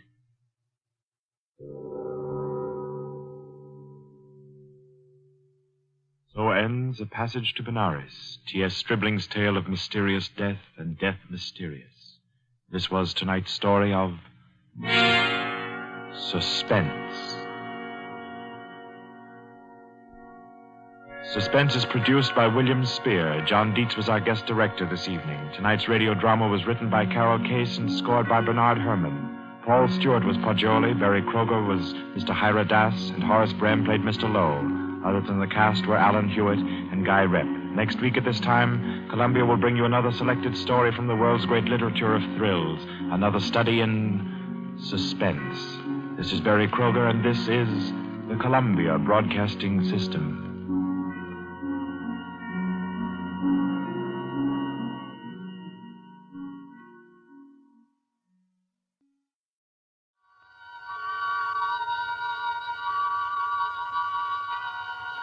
The Columbia Network takes pleasure in bringing you Suspense.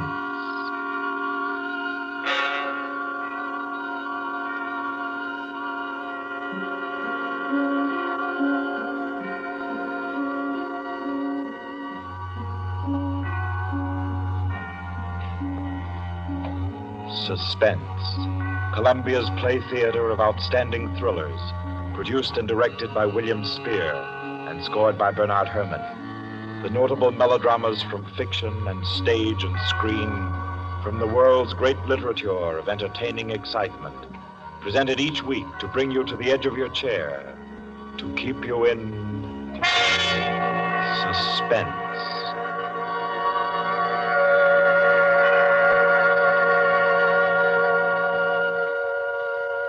Tonight's story, by America's distinguished author-playwright Owen Johnson, gathers its suspense in a very gentle way. It doesn't have a spectacular finish, garnished with revolver shots. There are no graveyard watches. There's not so much as a single lifeless body, identified or unidentified. It's a tale told in a club room, the Artists and Writers Club in New York. A tale of high-class robbery and suspicion, and of how some ladies and gentlemen nervously counted 100 in the dark.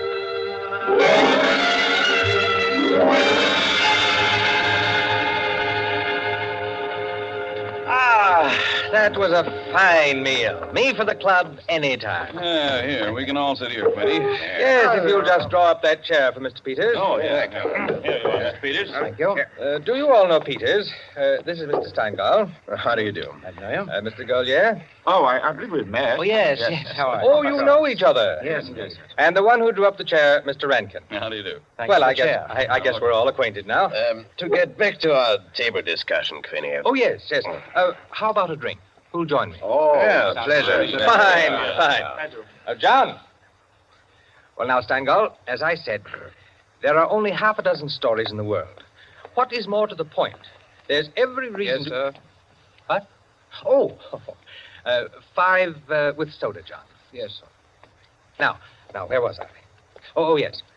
What is more to the point, gentlemen, is the small number of human relations that are so simple and yet so fundamental that they can be eternally played upon, redressed, and reinterpreted in every language, in every age, and yet remain inexhaustible in the possibility of variation. Well, that's true, of course. It's very possible. Take But the still- eternal triangle. 2 men and a woman, or 2 women and a man. Its variations extend to thousands. That right, Rankin? Well, in a way. Ah, here we are. Set them down right there, John. Very well, sir. A little soda. Here you are. Thank you. And you. Thank you. Soda, Peter? Yes, please. There. Another one. Here you are. Thanks. And here's yours. Thank you. And now, a little soda in mine.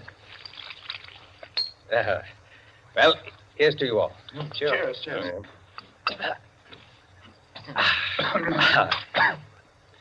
I'm afraid we can't see eye to eye, Quinny. I believe there are situations, original situations, that are independent of your human emotions, that exist just because they are situations, accidental and nothing else. As for instance? Well, I'll just cite an ordinary one that happens to come to my mind. In a group of 5 men, such as we are here, a theft takes place. One man is the thief. Now, which one?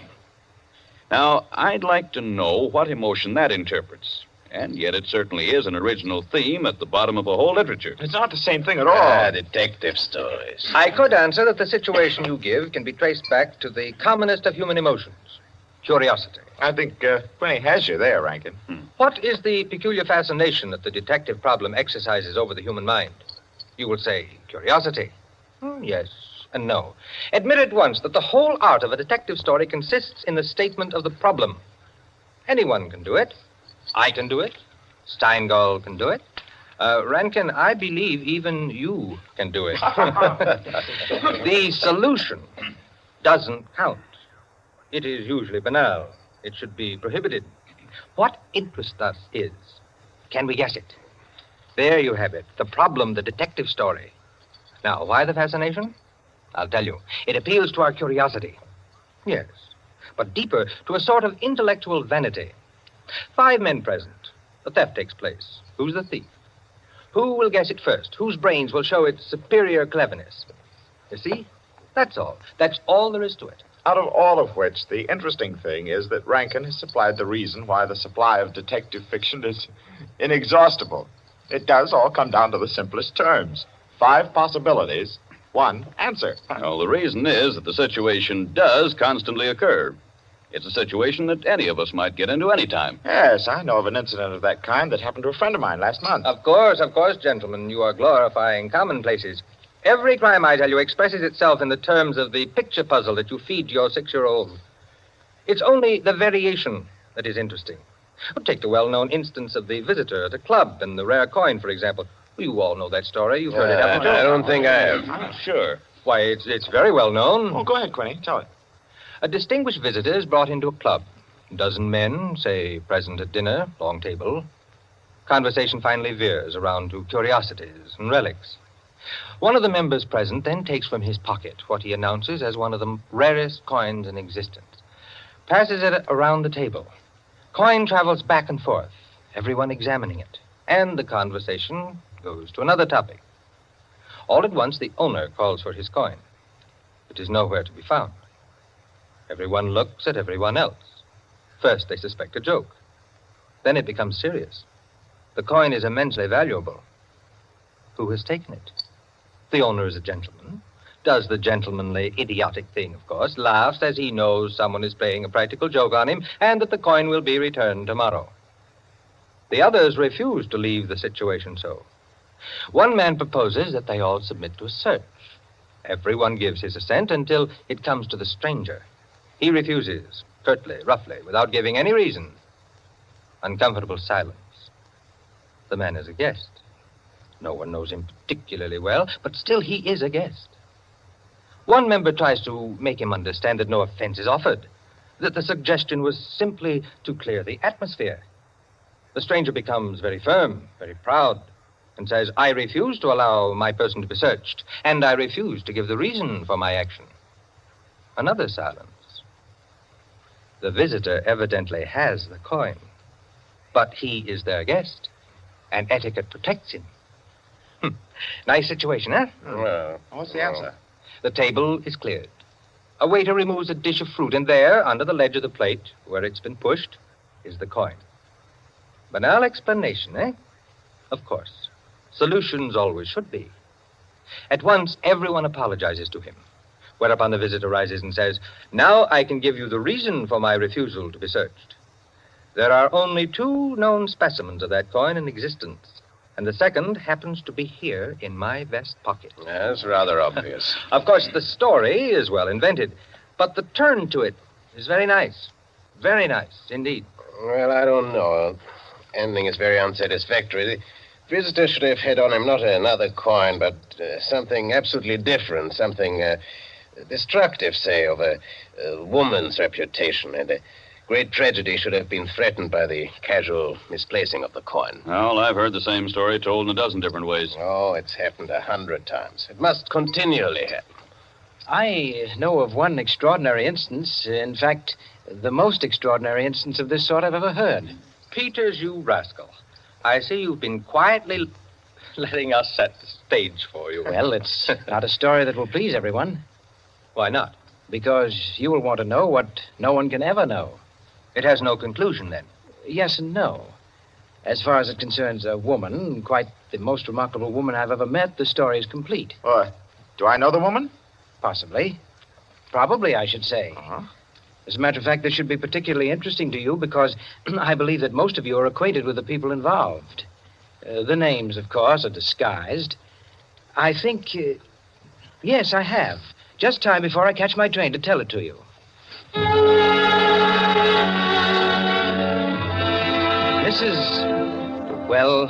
Mrs. Rita Kildare inhabited a charming bachelor girl's studio.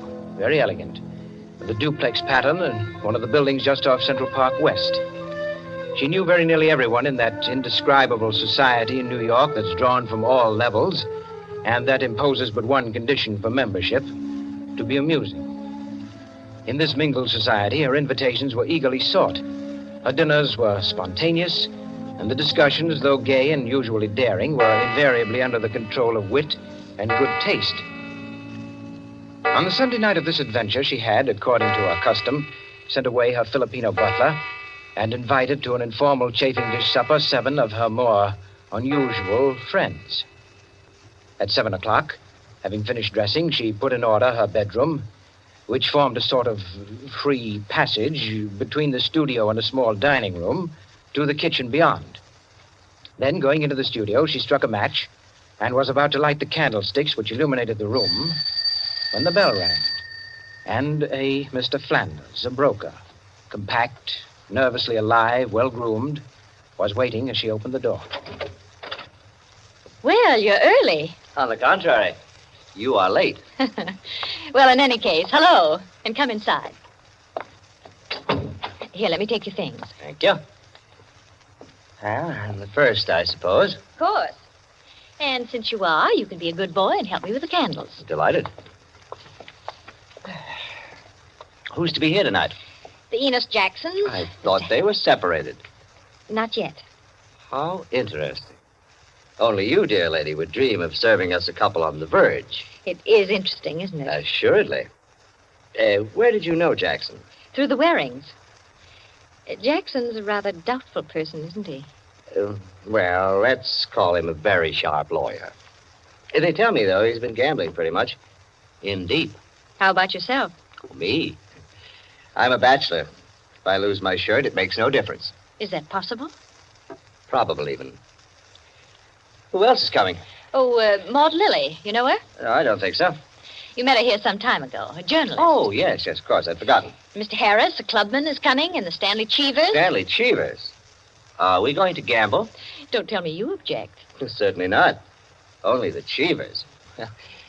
They play quite a game. Yes, well united. They have an unusual streak of good luck. Oh, by the way, it's Jackson, isn't it, who is so attractive to Mrs. Cheever? Quite right.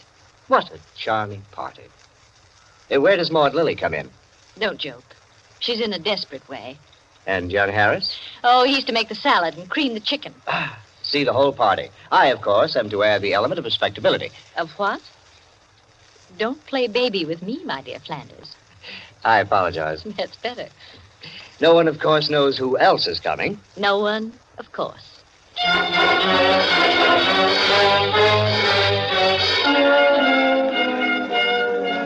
The Stanley Cheevers entered. A short, fat man with a vacant, fat face and slow-moving eye, and his wife, voluble, nervous, overdressed, and pretty.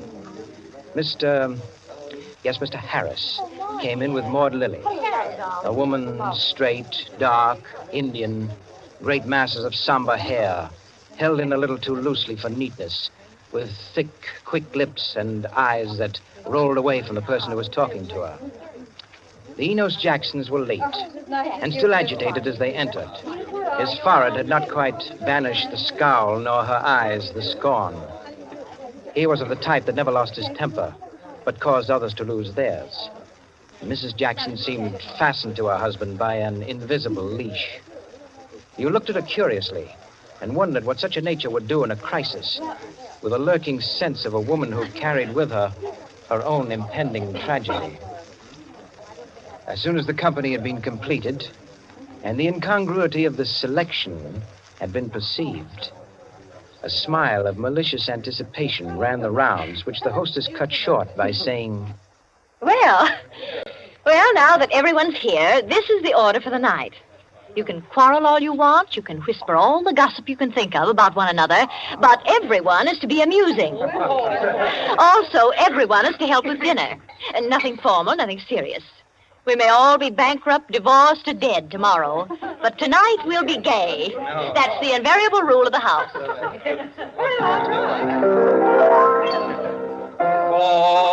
she's a jolly good fellow, for she's a jolly good fellow, for she's a jolly good fellow, which nobody can deny.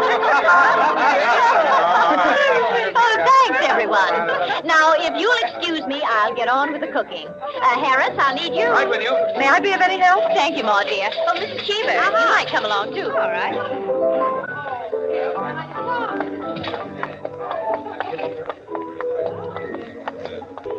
This is an adorable bedroom. Oh, thank you, dear. Now for my apron. Oh, there it is. Tie me up in the back, will you please, Maud? Of course. There you are. Fine, thanks. Now just let me get my rings off, and I'll be all ready to go to work. Oh, this is such a lovely apartment, Mrs. Kildare. Thanks. Soap and water always seem to do it. There.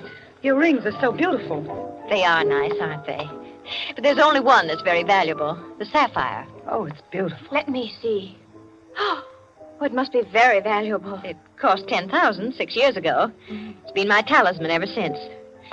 For the moment, however, I'm a cook. You're not going to leave the rings there. Why, of course.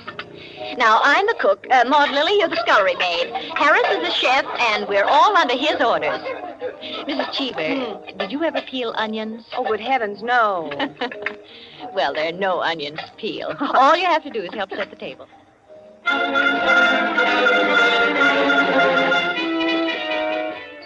Under their hostess's gay guidance, the 7 guests began to circulate busily through the rooms, laying the table, grouping the chairs, opening bottles, and preparing the material for the chafing dishes. Mrs. Kildare, in the kitchen, ransacked the icebox, and with her own hands shredded the chicken and measured the cream. Flanders, carry this in carefully. Cheever, stop watching your wife and put the salad bowl on the table. Everything ready, Harris? All set. All right, everyone sit down. I'll be right in. She went into her bedroom, took off her apron, and hung it in the closet. Then, going to her dressing table, she drew the hat pin around which were her rings from the pincushion and carelessly slipped them on her fingers. But all at once, she frowned and looked quickly at her hand. Only 2 rings were there, The third ring, the sapphire, was missing. Stupid. She said to herself, and returned to her dressing table. Immediately she stopped. She remembered quite clearly putting the hatpin through the 3 rings. She made no attempt to search further, but remained without moving, her fingers slowly drumming on the table. Who had taken the ring? Each of our guests had had a dozen opportunities in the course of the time she'd been busy in the kitchen. She ran over their characters and their situations as she knew them. Strangely enough, at each, her mind stopped upon some reason that might explain a sudden temptation. Find out nothing this way. That's not the important thing to me just now.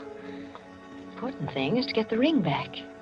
And slowly, deliberately, she began to walk back and forth, a clenched hand beating the deliberate, rhythmic measure of her journey.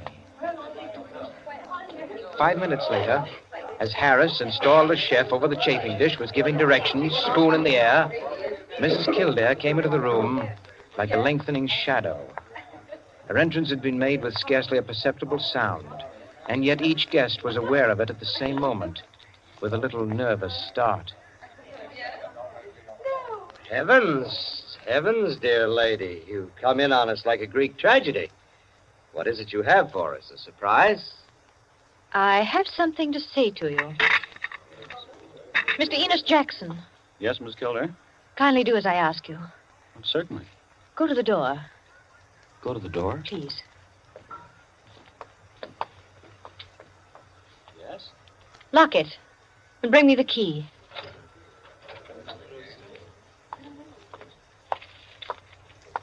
Here you are. You've locked it? As you wish me to. Thank you. Now, the bedroom door. Would you do the same? Sure.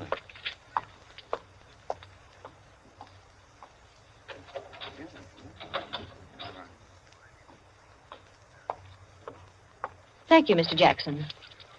Mr. Cheever, Yeah? would you blow out all the candles except the candelabra on the table? Blow out all the candles. Except the candelabra. All right. For goodness sake, Mrs. Kildare. What is it? I am getting terribly worked up. My nerves are all sorry, on edge. Mrs. Jackson. That's the last candle. All right. Now listen. My sapphire ring has just been stolen. Oh, You don't mean it. The ring's been taken within the last 20 minutes. I'm not going to mince words. The ring has been taken, and the thief is among you. But Mrs. Kildare, is it possible? Yes, Mrs. Cheever. There's not the slightest doubt. 3 of you were in the bedroom when I placed my rings on the pincushion. Quite true. I was in the room when she took them off. The sapphire ring was on top. Each of you has passed through there a dozen times since. My sapphire ring is gone, and one of you has taken it. For heaven's sake. Now listen. I'm not going to mince words. I'm not going to stand on ceremony. But I'm going to have my ring back. Listen to me carefully. I'm going to have that ring back.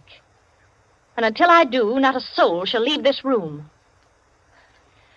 I don't care who's taken it. All I want is my ring. Now, I'm going to make it possible for whoever took it to restore it without possibility of detection. The doors are locked and will stay locked. I'm going to blow out the remaining candles in the candelabra, and I'm going to count 100 slowly. There'll be an absolute darkness. No one will know or see what's done.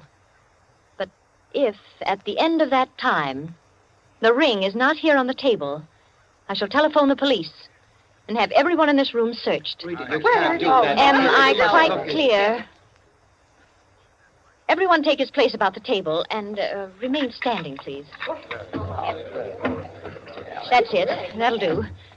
Now, I'll blow out the candles and count 100. No more, no less. Remember, either I get that ring, or everyone in this room will be searched.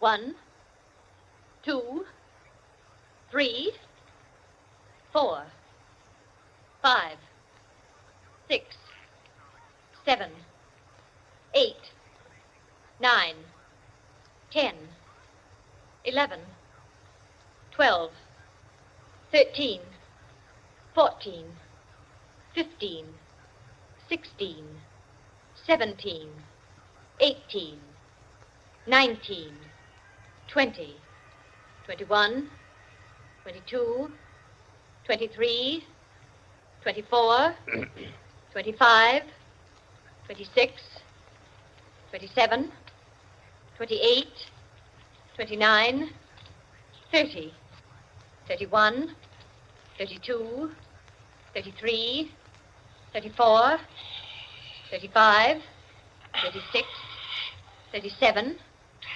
38, 39, 40, 41, 42, 43, 44, 45, Foot slipped off the chair. I'm 46, sorry.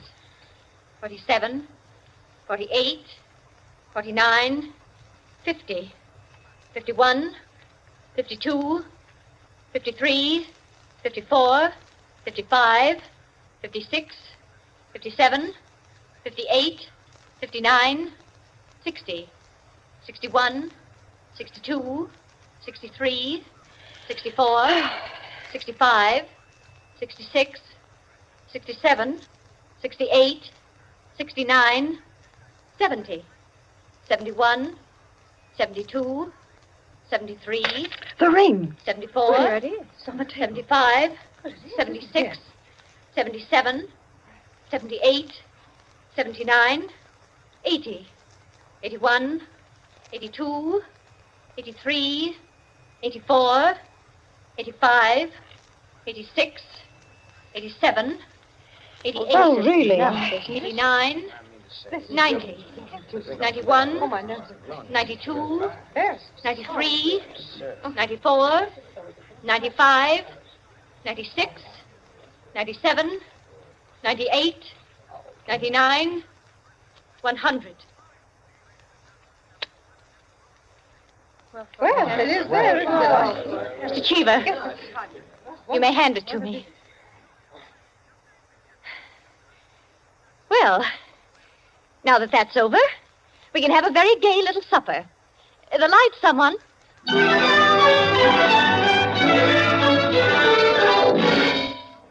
And there you are, gentlemen. Oh, I say, Peters, that's not all. Absolutely. The story ends there? Story ends there. But who took the ring? What? You never found out? Never. No clue? None. I'm not sure I like the story. It's no story at all. Permit me, it is a story. And it is complete.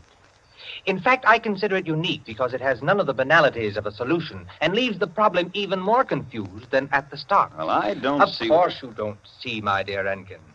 You do not see that any solution would be commonplace, whereas no solution leaves an extraordinary intellectual problem. Well, how so? Well, in the first place, whether the situation actually happened or not, which is in itself a mere triviality, Peters has constructed it in a masterly way, the proof of which is that he has made me listen.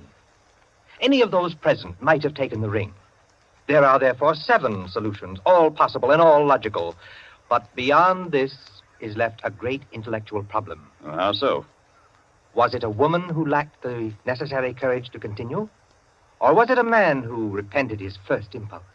Is a man or is a woman the greater natural criminal? Oh, that's simple, Quinny. A woman took it, of course. On the contrary, it was a man, for the second action was more difficult than the first. A man, certainly. The restoration of the ring was a logical decision. You see? Personally, I incline to a woman, for the reason that a weaker feminine nature is strangely susceptible to the domination of her own sex. There you are. We could meet and debate the subject year in and year out and never agree. I recognize most of the characters, Peters. Mrs. Kildare, of course, is all you say of her. An extraordinary woman. The story is quite characteristic of her. Flanders, I'm not sure of, but I think I know him. I'm positive I do. Did it really happen? Exactly as I told it. The only one I don't recognize is Harris, your humble servant. What? You, Peters? You were there? I was there. I was Harris. I beg your pardon, gentlemen. Oh, yes, what is it, John? Mr. Peters, sir, your train. You told me to remind you. Oh, thank you. Yes, I didn't know it was so late. Will you gentlemen pardon me? Huh? Of course. Yes. Nice to meet you all. Night.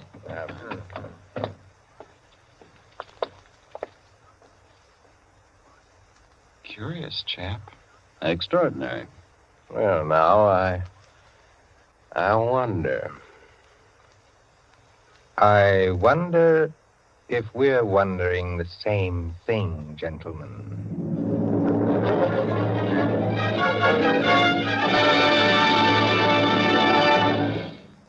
And so, with the enigmatic smile of Mr. Peters, or Harris, ends 100 in the Dark, Owen Johnson's smooth story which gave us tonight's Suspense. Suspense is produced by William Spear. Tonight's radio drama was written by Jack Anson Fink, directed by John Dietz, and scored by Bernard Herrmann. Eric Dressler was Mr. Peters. Alice Frost played Mrs. Kildare, and Ted Osborne, Quinny. Others in the cast were Helen Lewis, Joan Shea, Henriette Kay, Frank Reddick, Paul Luther, Stephen Schnabel, Ian Martin, and Barry Kroger. With this evening's performance, Columbia brings to a conclusion the present series of Suspense. If you've liked these broadcasts, CBS would be pleased to hear from you. Suspense has been a series presented for your relaxation and enjoyment by the Columbia Broadcasting System.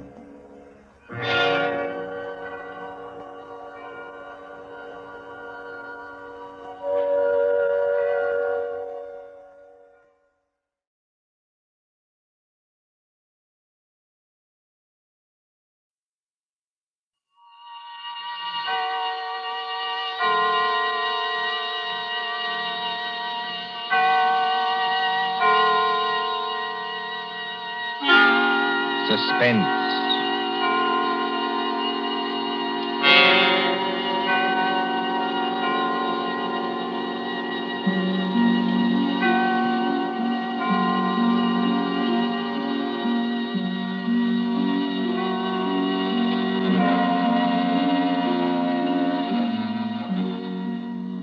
The thrill of the nighttime, the hushed voice and the prowling step, the crime that is almost committed, the finger of suspicion pointing perhaps at the wrong man, the stir of nerves at the ticking of the clock, the rescue that might be too late or the murderer who might get away, mystery and intrigue and dangerous adventure.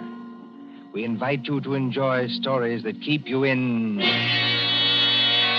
suspense.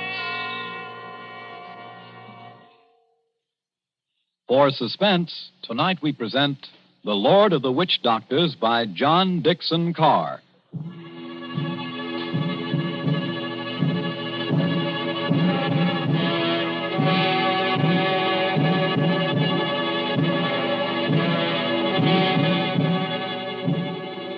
The drums were beating that night. The Lord of the Witch Doctors was on his way. 20 miles off the East African coast, fanned by the blistering heat of the Indian Ocean, lies the island of Zanzibar. Here, many years ago, To be exact, in the year 1889. 3 nations were rivals for imperial German eagle. At Mogadishu were the Italians. A mixed population boiled along that coast, Portuguese, Arabs, Swahili. On the island itself, Sayed Khalif, Sultan of Zanzibar, ruled the remains of a once mighty empire. Mohammedan Bantus of the tribe of Zeng. Look over there, in the moonlight. That white building, patched and rotted, was the palace where Sayed Khalif lived with his fat wives and his captive lion. Not far away on the hill overlooking the harbor stood the British Residency. The British resident, or crown official, held uneasy sway against German and Italian influence. And at the Residency on that hot night long. Martha, Yes, Father? come away from the windows, please. But, Father, those drums are on the mainland. Never mind. 20 miles from here. I'd rather you stood back. It's the fires I don't like, sir. You can see the red light all this distance. Having a beano of some kind. You'd better stand back, too, Mr. Harris. Look here, sir. Yes, Mr. Harris? I've been your diplomatic attaché in this place for 3 years. Couldn't you call me by my first name in private? Just as you please. Lower the sun blinds and turn down the wick of that lamp. You don't think there's any danger? There's no danger whatever, but... Nero seems terribly restless tonight. Only natural, my dear, with the drums going. Everybody seems restless. This has been going on for days. You begin to get in your nerves. So you feel it too, eh? And I do wish Sayed Khalif wouldn't tease Nero. Jab at him with the meat fork and that kind of thing. If that lion ever got loose... Nerves, my dear, nothing but nerves. Let's face it, sir. There's something very queer going on over on that mainland. Well, suppose there is. All we know is what Nyoka knows. This great witch doctor, whoever he is, been making a triumphal progress to the coast. The whole bush is afraid of him. You alarm me. Nyoka says he's got horns. He can make himself 7 feet tall. Like stretching an accordion. Oh, really, Bill Harris? Well, I don't say I believe it. I say it might be dangerous. Now, for instance, could this be one of Dr. Schmidt's tricks? Dr. Schmidt is a friend of ours. Yes, he's also head of the German East Africa Company. Dr. Schmidt is a gentleman. Look at that coast over there. He's got every native chief in his pocket. Dr. Schmidt assured me that the German emperor has no more territorial claims in East Africa. We get our trade concessions from Said Khalif. Said's our only friend, but we can't even be sure of him. The Germans give him trade gin and a grand piano. The Italians give him 3 new wives for his harem. What do we give him? I have no instructions from London about the situation in this island. No. Somebody in Whitehall probably forgot to post them. For the last time, Mr. Harris, I will not hear His Majesty's government criticized like that. Sorry. These things take time. If there's any danger, we'll be notified in due course. Listen. Well, they're only our own natives. They beat their own drums, you know. Somebody went past that window. That's probably only Nyoka, my dear. Surely you're not afraid of our own servant. No, but Master! Nyoka, listen to me. Don't hang on to that big curtain. You'll pull it down. Now stand up straight and tell me. What is it? He here, Bwana. He here, yes, please. Who's here? Big witch doctor here, yes, please. He come up past in moonlight. He walk slow, boom, boom. He got big teeth eat with. He outside front door now. What was that? the drums have stopped. Nyoka's right, sir. We have got a visitor. There's somebody coming down the hall. Better turn down that lamp, Martha. I can't seem to find the lamp. My fingers are all thumbs. There's a revolver in the table drawer behind you, sir. I don't need it. Stand perfectly still, all of you. Now, please, friends all, don't be alarmed. Are you English? That's right, miss. Born and bred in Streatham. Which of you is the British consul? I am the British resident, sir. My name is Richardson. May I ask the meaning of this tomfoolery? Well, that's just what I'm here to tell you. Or maybe I'd better show you. Now, observe me right hand. I hold it up so, and as I live, a lighted cigar. But perhaps the lady doesn't like smoking in the drawing room. Now, look here. There's nothing up my sleeves. I wouldn't deceive you for the world. I turn over my hand, and would you believe it? A glass of water. Is this man insane? Father, I think he's trying to tell you he's a magician. That's right, miss. Direct from the Egyptian Hall, Piccadilly. Animal taming and magic. That's my line. Then you're the famous witch doctor that's got all the natives in an uproar? Nobody else, young fella. Yes, well, you tell us what you mean by this nonsense. Scaring everybody when there's no danger. No danger? I suppose you haven't heard about Said Caliph and his Gatling guns? Gatling guns? Kindly presented by Dr. Otto Schmidt. And believe me, all you've got is an appointment with a Gatling gun, unless my nonsense steps in. Here, take a look at this. But you can't be from the British Foreign Office. Well, that's just what I am, Governor, and going up in the world, don't you think? By the way, I'd better give you your instructions. The envelope's pretty dirty and a little bit smelly from being under my furs and devil pink, but... Read it, sir. Go on and read it. Foreign Office, Whitehall. British Consul, Zanzibar. Bearer of this letter, the Great Mephisto. That's me. Real name, Barney Hicks. They must be out of their minds. Are they? Listen, old man. I've been 3 weeks in that jungle with a Swahili interpreter. I've been bitten and stung and fried to death. But Schmidt or no Schmidt, I've got those native chiefs just where I want them. You see what happens when I announce I'm a friend of the Great White Queen? Why, you'll have him eaten out of your hand. Well, that's true. And all we've got to do is get around Sayyid Caliph here on this island. But do we need to get around him? The young lady, be good enough not to speak until you're spoken to. Oh, I'm sorry, Father. Sayyid may be lazy and as fat as a hippopotamus. He's rather a fine old boy. Is he? You said something about Gatling guns. Now, listen.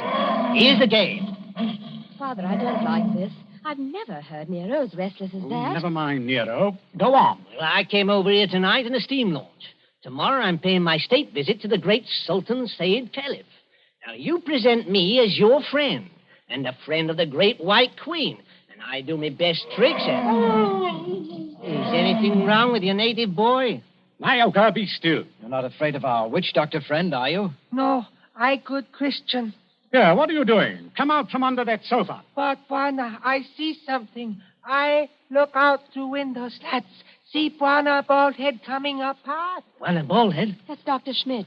Dr. Schmidt? Well, he mustn't find me here. Yes, I quite agree. This is most irregular. Is there a back way out of here? Yes, through that arch. Stay in the back room. Naoka will show you. Me go with witch doctor. Yes, hurry, please. I know like. Never mind what you like. You go. All right, master.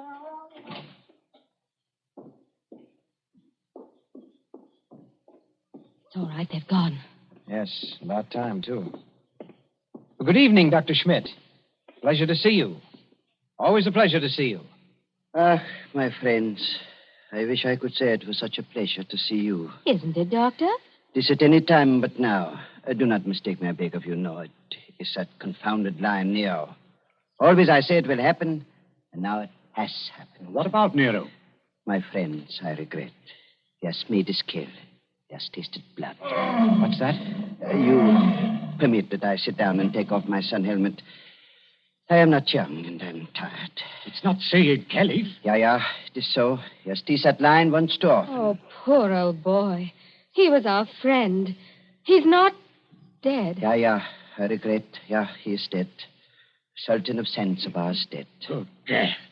But how did the lion ever get at him? He drank too much poma. That was his trouble. He got drunk and think he can do too much. So he opened the door and went to the lion's cage. Into the cage? Yeah, would you believe it? Not easily. But it is true. Over to Paris, there's what you call gnashing of teeth. His son Nobi is in tears.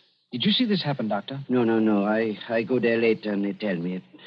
It's all the worse because of some foolish toy, a doomhead toy, that he has been struck over the head and thrown into the cage by someone who did not like him. That's more likely, if you ask me. My friend, it is foolishness. Everybody liked old man. He was a father to his people and a kind friend. Doctor, are you telling us that Said may have been put into that cage unconscious? It is what one African soldier says, yeah. Well, then he may still be alive. Alive? It is impossible. It's more than possible.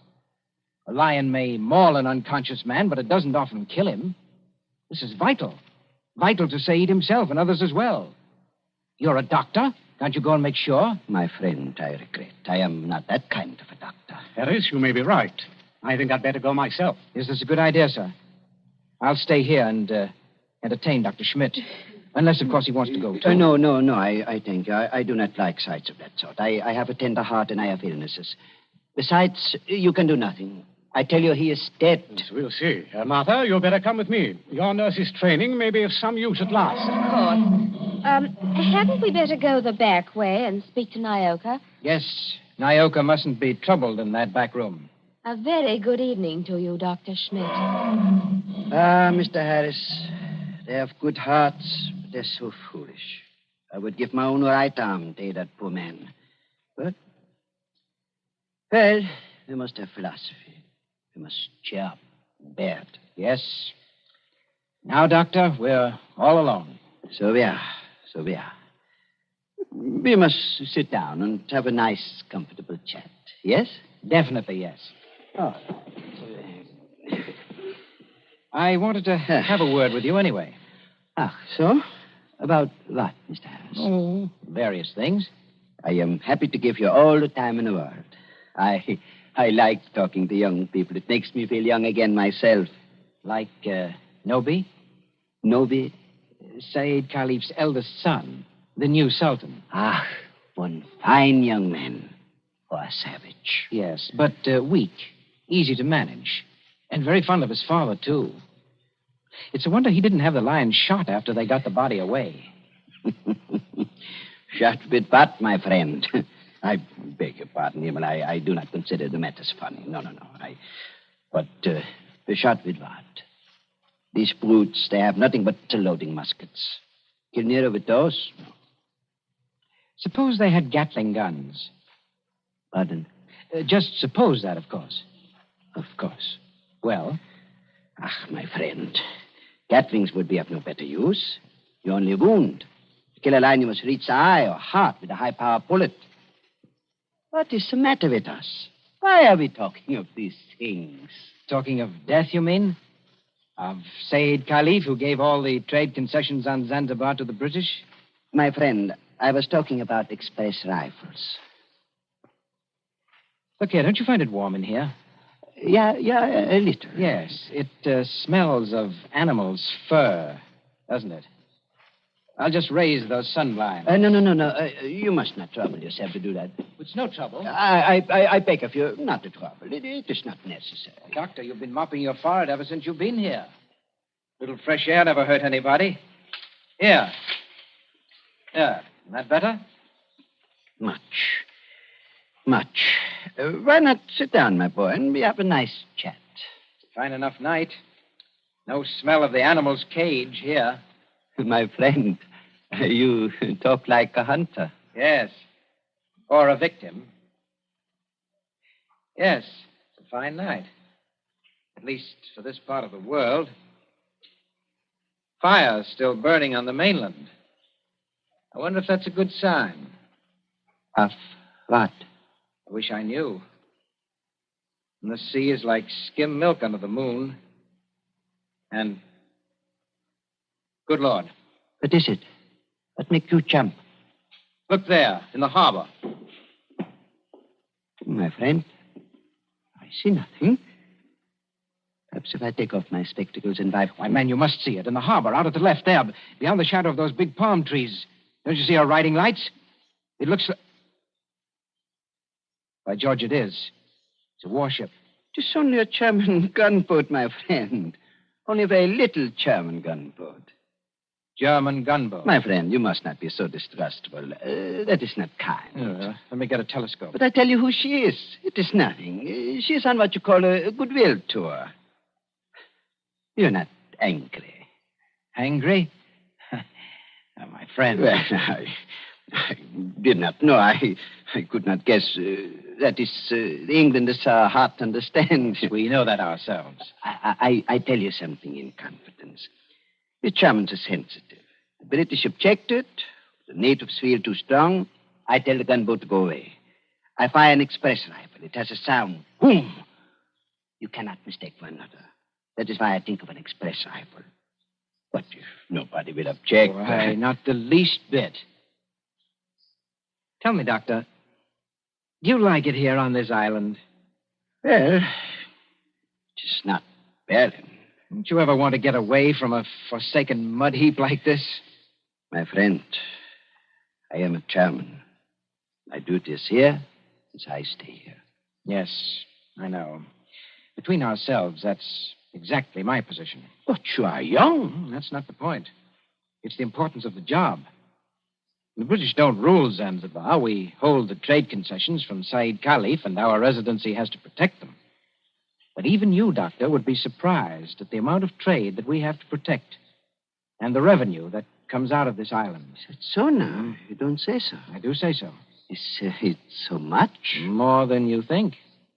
Of course, I'm not allowed to give you any figures. No. Of course not. I would not dream of asking you.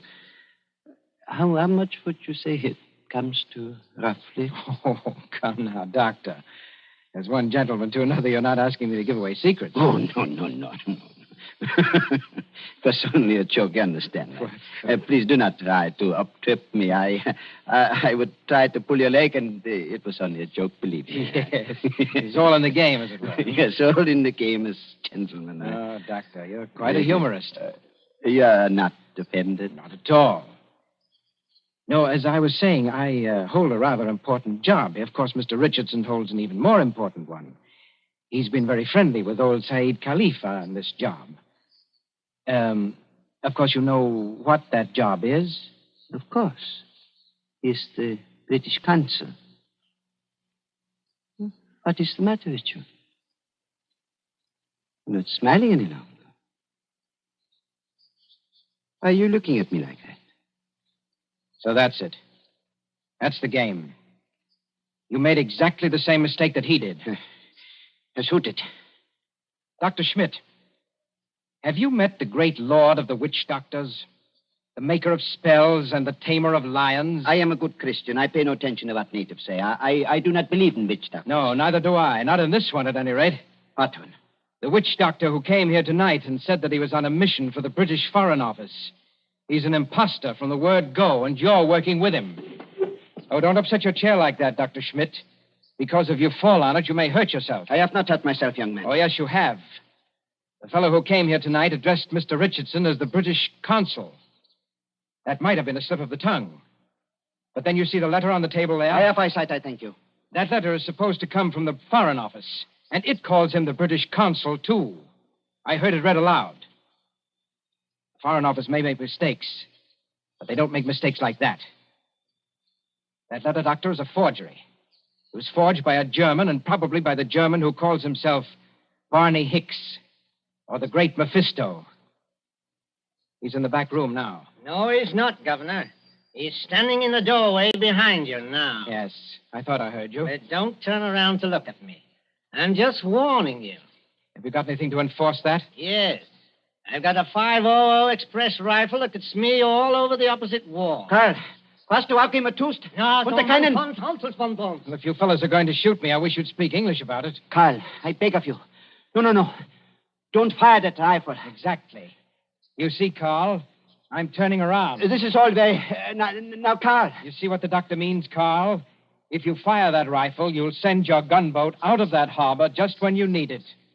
Isn't that the signal, Doctor? To send the gunboat away? Karl, I beg of you. Yes, it is. Very simple, economical German signal. So, you two killed Said Khalif. That is slander. That cannot be proved. Had to do it, I imagine. Said was the one chief that you couldn't buy or frighten with your witch doctor, so you got rid of him. Tomorrow morning, the witch doctor would have appeared. He'd have scared the daylights out of a weak and superstitious son, Noby. I told you I was fairly good at my work, Governor. And I am. Yes, and then the witch doctor would have taken over everything. The British resident had to be bamboozled for 24 hours to keep him out of the way with a ghost story about a British agent. And there was a gunboat in the harbor in case of trouble. Slight mistake there, Governor. There is a gunboat in the harbor. Yes. It's really worked out beautifully. The Emperor should be pleased. I don't think your White Queen will be very happy, though.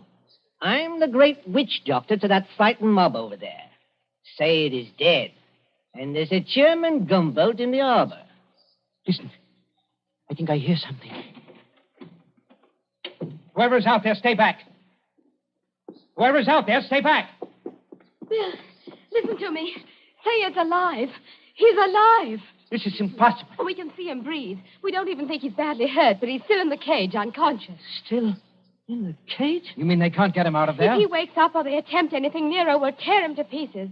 The whole crowd over there is nearly crazy, but they don't dare go into the cage. Well, gentlemen, you should have been more careful. If they do get Said out of there alive, you're done for. Be quiet. Listen. Noby and the rest of the natives are coming up here now. See here, miss. Are you talking about the old boy's son? Noby, yes. He wants to see the witch doctor. The witch doctor? This puts you in some slight trouble, Carl. Listen to me, miss. I couldn't get that old buzzard out away from a mad lion, even if I've got to get out of here. Too late now, my dear witch doctor. The natives have surrounded the house. Who's that? It's Noby. He's coming down the hall.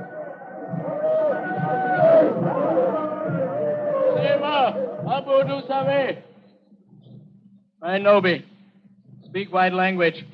Parry Sultan's warrant. Witch doctor? Much respect. Fall on floor. Go ahead. Play your part, Carl. Play your ruddy part. Get up again. Great medicine man. Father heard. Caged with lion. You come. Say something, Carl. You can't be a dumb wizard. You come. My dear Noby, my friend, the witch doctor can't understand you. Hey, witch doctor. Not speak everything. Bad witch doctor. No, it is not that. He does not hear you. He's in another world. See how his eyes close. See how he sway. I know this. He saved my father. Or maybe all of you. We will kill all white people here. Witch doctor saved my father from lion. You come. Noby, listen to me. You needn't worry. The great witch doctor can save your father. Go in cage? No, not go in cage. Strike with fire? Yes, that's it. Strike with wizard fire. Open heaven. Flash great light. Nero scream and die. Father saved. Carl, you must not save him. If he remain alive, he will talk. Then the natives will know. You not want to save father? The witch doctor does want to save your father, Noby. You see that gun under his arm? Gun? Gun no good. Not use gun. Only wound lion. Lion in pain kill father. No, that's not like your muskets, Noby. It's an express gun. It's a magic gun. Magic gun? Listen, Noby. Magic gun save your father with one shot. Just like that. Lion fall over dead. Your father well again. And our friend. We use gun. Give me gun. No, you could not use it, Noby. Witch doctor can use it best. Tell him to use it. Tell him to be sure that he hits the lion. Now, look here, Harris. I've had enough of this. Yes, Noby. If he wants to hit Nero with that white fire, he can strike the lion dead before you could wink your eyes. Then do. You'd better try it, Carl. And you'd better not miss him, or you know what'll happen to every white person in this room. My hands are shaking. Magician with shaky hands? That won't do.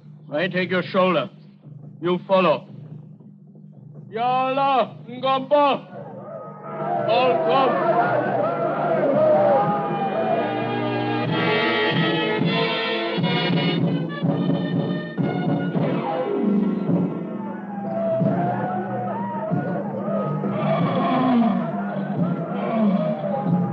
There is cage by palace door.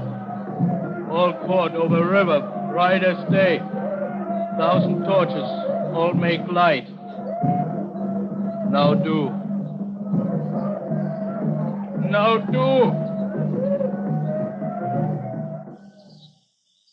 See how quiet they get when Noby raises his hands. They're praying. So are we. Won't do it. You better. I told you that. They're out of hand now. If you miss, you're no witch doctor. And if you had any thought of hitting Saeed instead, just imagine what they do to you. I can't see. These torches blind me. You do. I think the old man's moving. If he stirs, the lion will kill him. You know what that means. That's right. Up with a rifle. My hands are shaking. Be careful of your sights. It's a point-blank shot. No. Allah! Fukun! All right, Noby. The lion is dead. They can go in and carry your father out now. Lion dead? German magic is great magic. Yes, Noby, it is. But English magic is greater. English magic better than German magic? Yes, Noby, and I'll prove it. Turn around. Look out towards the harbor. I stand here. I wave my hand, like this. Nothing up my sleeves. I wouldn't deceive you for the world. I wave my hand towards the gunboat in the bay. The gunboat sails away. English magic, Noby. English magic.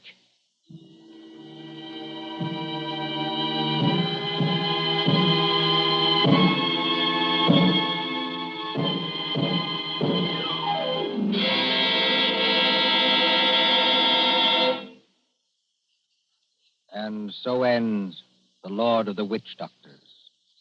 Tonight's story of Suspense.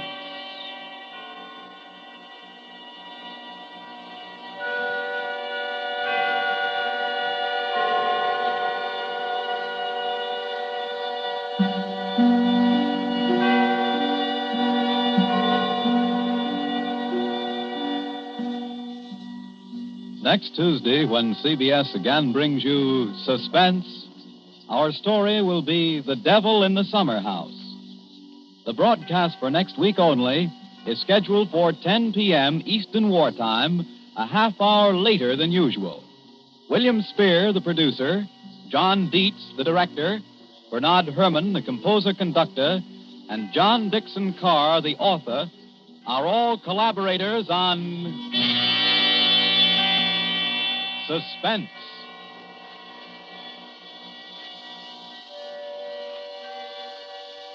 This is the Columbia Broadcasting System.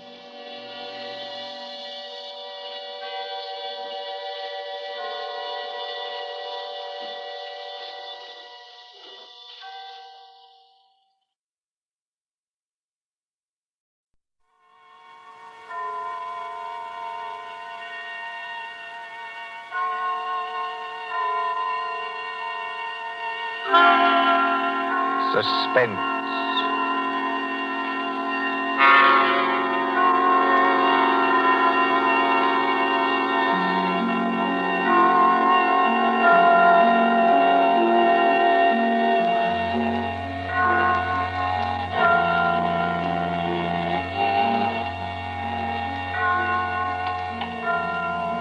Now let's see.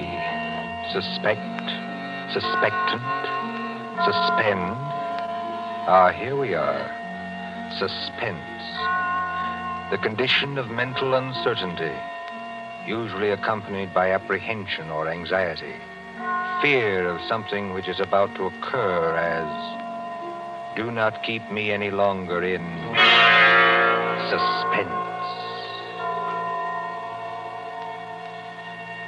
For our story of suspense tonight, we invite you to enjoy The Devil in the Summer House by John Dixon Carr.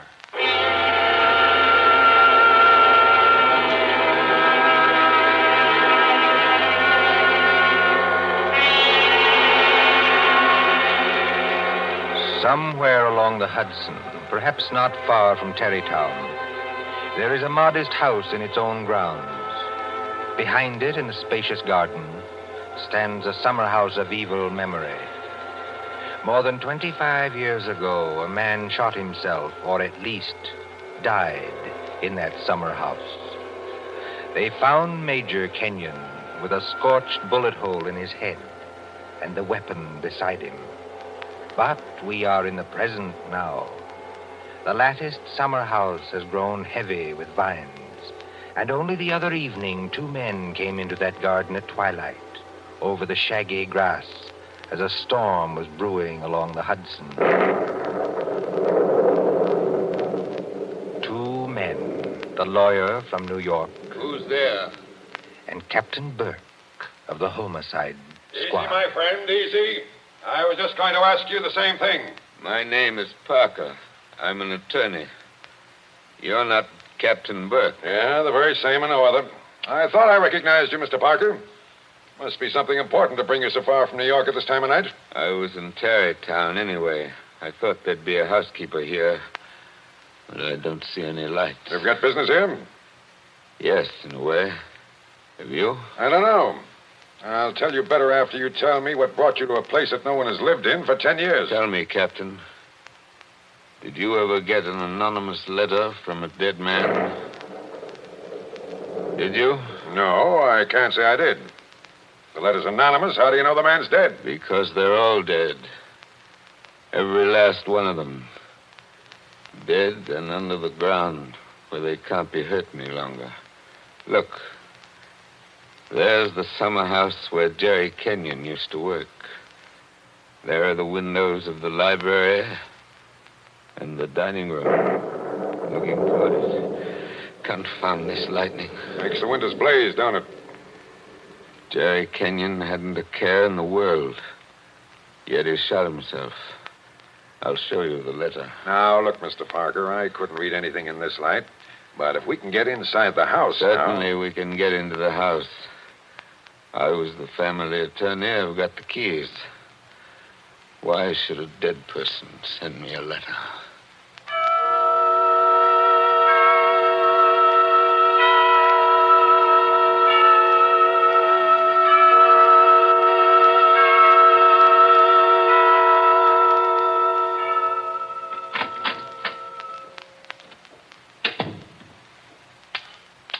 No lights working, eh? But you got a flashlight, I see. Came here prepared for anything, eh? This is the library. There were always candles on the mantel. Yes, there they are. Have you a match, Captain? Yes, I'll light them. That's better. Same old heavy furniture. Same old thick carpet. Same old globe map. Now, Mr. Parker, this letter that you were talking about. Yeah. Read it. Hey, wait a minute. This thing is dated November 2nd, 1918. That's right, and be careful of that paper. You see how old it is? But it was mailed yesterday. From where? I don't remember. I didn't keep the envelope. Read it. Dear Joe. In case you didn't know it, I'm Joe. Dear Joe, if you want to know how Major Kenyon really died... But we know how he died. It was suicide. Are you sure it was? Whoever wrote this letter doesn't seem to think so. If you want to know how Major Kenyon really died, look in the third drawer of the desk in the library. Press hard at the back of the drawer. Yours very truly. It's not signed. That's right. Now, you're sure you don't know who wrote that letter? This is the first time I've been back in this room, Captain. It was almost a home to me once. There's the chair where Isabel sat on the afternoon it happened. Isabel was Jerry Kenyon's wife. Beautiful woman. There's the door that the maid let me in by that afternoon. You know, Captain, seems to me they're all here tonight. Who? We stand beneath the sounding rafter, and the walls around us are bare as they echo our peals of laughter. It seems that the dead are there. Yet we stand to our glasses steady. You know it? I was in my school reader. How does the rest of it go? Yet we stand to our glasses steady and drink to our comrades' eyes. Here's a glass to the dead already. Hurrah for the next that dies. Excuse me, Captain. I don't know what's come over me talking that way. I was very fond of these people. Are you going to look in the desk drawer? This is a lot of nonsense. Then why are you here, Mr. Parker? Jerry Kenyon was always a happy man.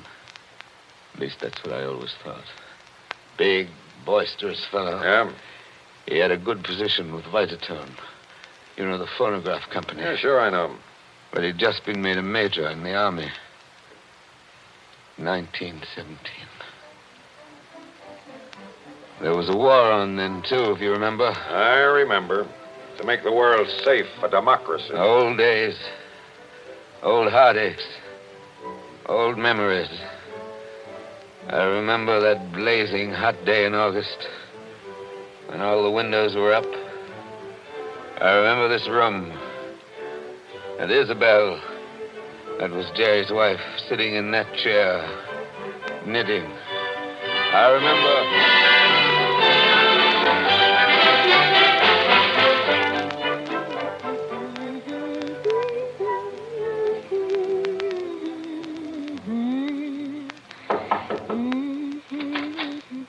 Oh, yes, Kitty. What is it? There's a man to see you, Miss Kenyon. He says his name's Parker. Yes, I'm expecting him.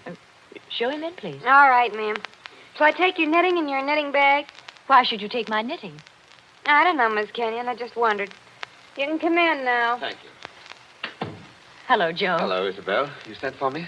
Joe, I must apologize for Kitty. Servants are getting to be a problem nowadays. She looks pretty enough to get along. Oh, Kitty's got large ideas. She wants to go on the stage, if you please, and do imitations, like Miss Draper. If she only knew how hard it was acting all your life. Isabel, you've been crying. I have not. At least, Is that why you sent for me? I've missed you. You haven't been here in over a week, Joe. I had an idea Jerry was getting a little tired of having me around this house. Oh, no, Joe. Why, Jerry... Yes, what about Jerry? I wish I knew, Joe. That's why I wanted you here. Where is he, by the way? I want to say goodbye to him before he leaves. He's probably out in the summer house where he works with all those papers. He's got a lot of work to catch up with. He's going overseas tomorrow. Yes, I know. He's out there. He's been out there all day. His last day here, and I've been alone. That sounded like a shot. Yes, it was a shot, Joe, In the house. dear. Doesn't seem to worry you. It's only Paul, Jerry's brother, Paul. Oh, thought you'd gotten him off your hands for good. Jerry asked him out. He got here 2 nights ago. That doesn't make it any easier for you, does it? No, I don't mind. Jerry's fixed him up with a pistol range in the cellar. Paul's a terribly bad shot. Not like the rest of us. You don't seem to like it, Joe. Shall I have Kitty go down and tell him to stop? No, it's bearable. As long as he keeps away. Poor Joe. But, about Jerry, who is it this time? Joe, Jerry's been home 5 days on leave from camp. Well, never mind what camp. But he spent 4 evenings of those 5 with that Fisk woman. Diane Fisk? The redhead with all the money? Oh, she got money? Wow. She must have some attraction then. Please understand me, Joe. It's not that I'm jealous any longer. It's just No, that of course not. Jerry goes his way and I go mine.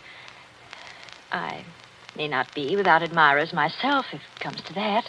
You've no idea how true that is, Isabel. No, I was thinking about Jerry. He may not always be lucky. He may meet some girl who's not as broad-minded as I am. And then when he gives her the go-by... Paul must be getting really furious down in that cell. He's not hitting anything. He must be using a lot of ammunition. Now, your trouble, Joe, is that you're too much of a gentleman. And if you really want to see Jerry, there he is now. Where? Just standing in the door of the summer house. Look out the window. Infernally bright out there. Doesn't he look noble in his new uniform? Sam Brown belt and revolver and everything. Look how he turns around and waves his cap at us. Like a real soldier. Real soldiers don't exactly wave their caps, do they? He does. Jerry? Jerry! Hello there! Jerry, Joe Parker's here. Who? Joe Parker. He wants to see you. Well, give him a drink or something. I'll be up in a minute. Into the summer house again.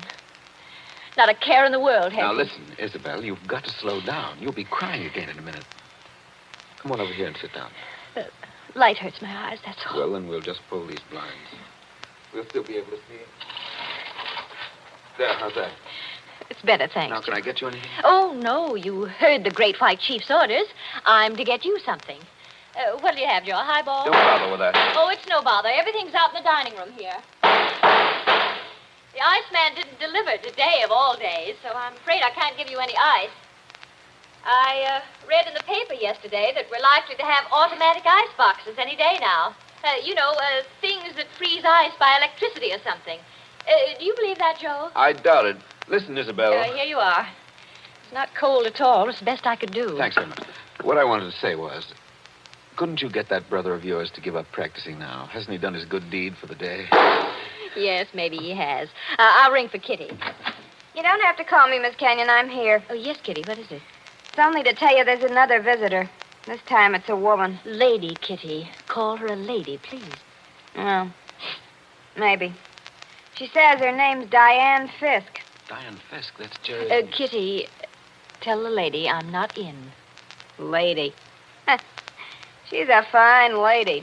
I don't want to intrude, my dear. I don't want to intrude. Anyway, it's too late, Miss Kenyon. She's coming down the hall now. My dear Mrs. Kenyon. How do you do, Diane?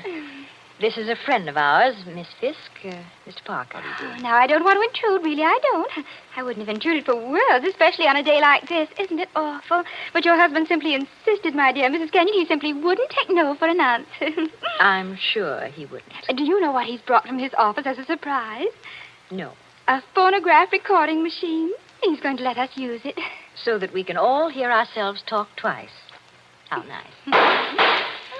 Heaven's name, can't somebody stop that firing? Don't fly off the handle. Take it easy now. Kitty. Yes, ma'am. Would you please go down the cellar and tell Mr. Kenyon's brother he's driving us all crazy. Tell him to stop. Yes, ma'am. My dear Mrs. Kenyon, I do hope I haven't offended you in any way. I know I'm a silly little chatterbox. They say people who have red hair often are. Of course, at your age, you must find the heat very trying. Don't you think we'd all better sit down? I was very much interested in what Miss Fisk said about a phonograph recording machine. Mrs. Kenyon was just talking about a machine to make ice. Yes. Isn't science wonderful? But I do think it was mean of Major Kenyon to invite me out here and then go and fall asleep in the summer house. Did you say fall asleep? Yes, of course. How did you know? Well, I came up the back way and I saw him in the summer house with his head forward on the table, taking a nice little snooze. That's very queer. Of course, you couldn't see much except in the bright light of the door, but I think I saw him there. I didn't disturb him, naturally. But I think I'd better disturb him. Oh, now, please, don't trouble on my account. The fact is, my dear, I don't altogether trust myself in this room. A woman of my age has to conserve her strength, you know. So if you'll just excuse me. Well, of course, if you... Oh, dear, I just can't think what I'm always saying because I have the best intentions in the world, Mr. Barker. But, Parker. Oh, yes, Parker, but I do somehow manage to offend people being so dependent and everything. Except the men, of course. I couldn't offend you, Mr. Parker. Now, could I? Madam, I'm not sure. Well, of course, the person I really came to see was Paul, Mr. Kenyon's brother. He's a little young, of course, but he's joining up next month, and I think we should all do our bit, don't you? He has such a pleasant personality. I think he likes me. Why, if he walked in at that door this minute... Now, how am I ever going to get any place? Someone's always interrupting my revolver practice just when I'm getting to the point where I can... Oh, Why, Paul, good Lord, are you here again? you're a very untidy object, Paul. Well, it's pretty untidy in this cellar. And dirty. I've got cockroaches on me, so keep away. Did you have a good day's shooting? Swell. One of the best. Hit the target? On the only shot that mattered, I hit the target dead center. That sounded like Isabel. I think it was Isabel. Why have you got those blinds down? Get them up. What is it? What's wrong with you? What are you looking at through that window?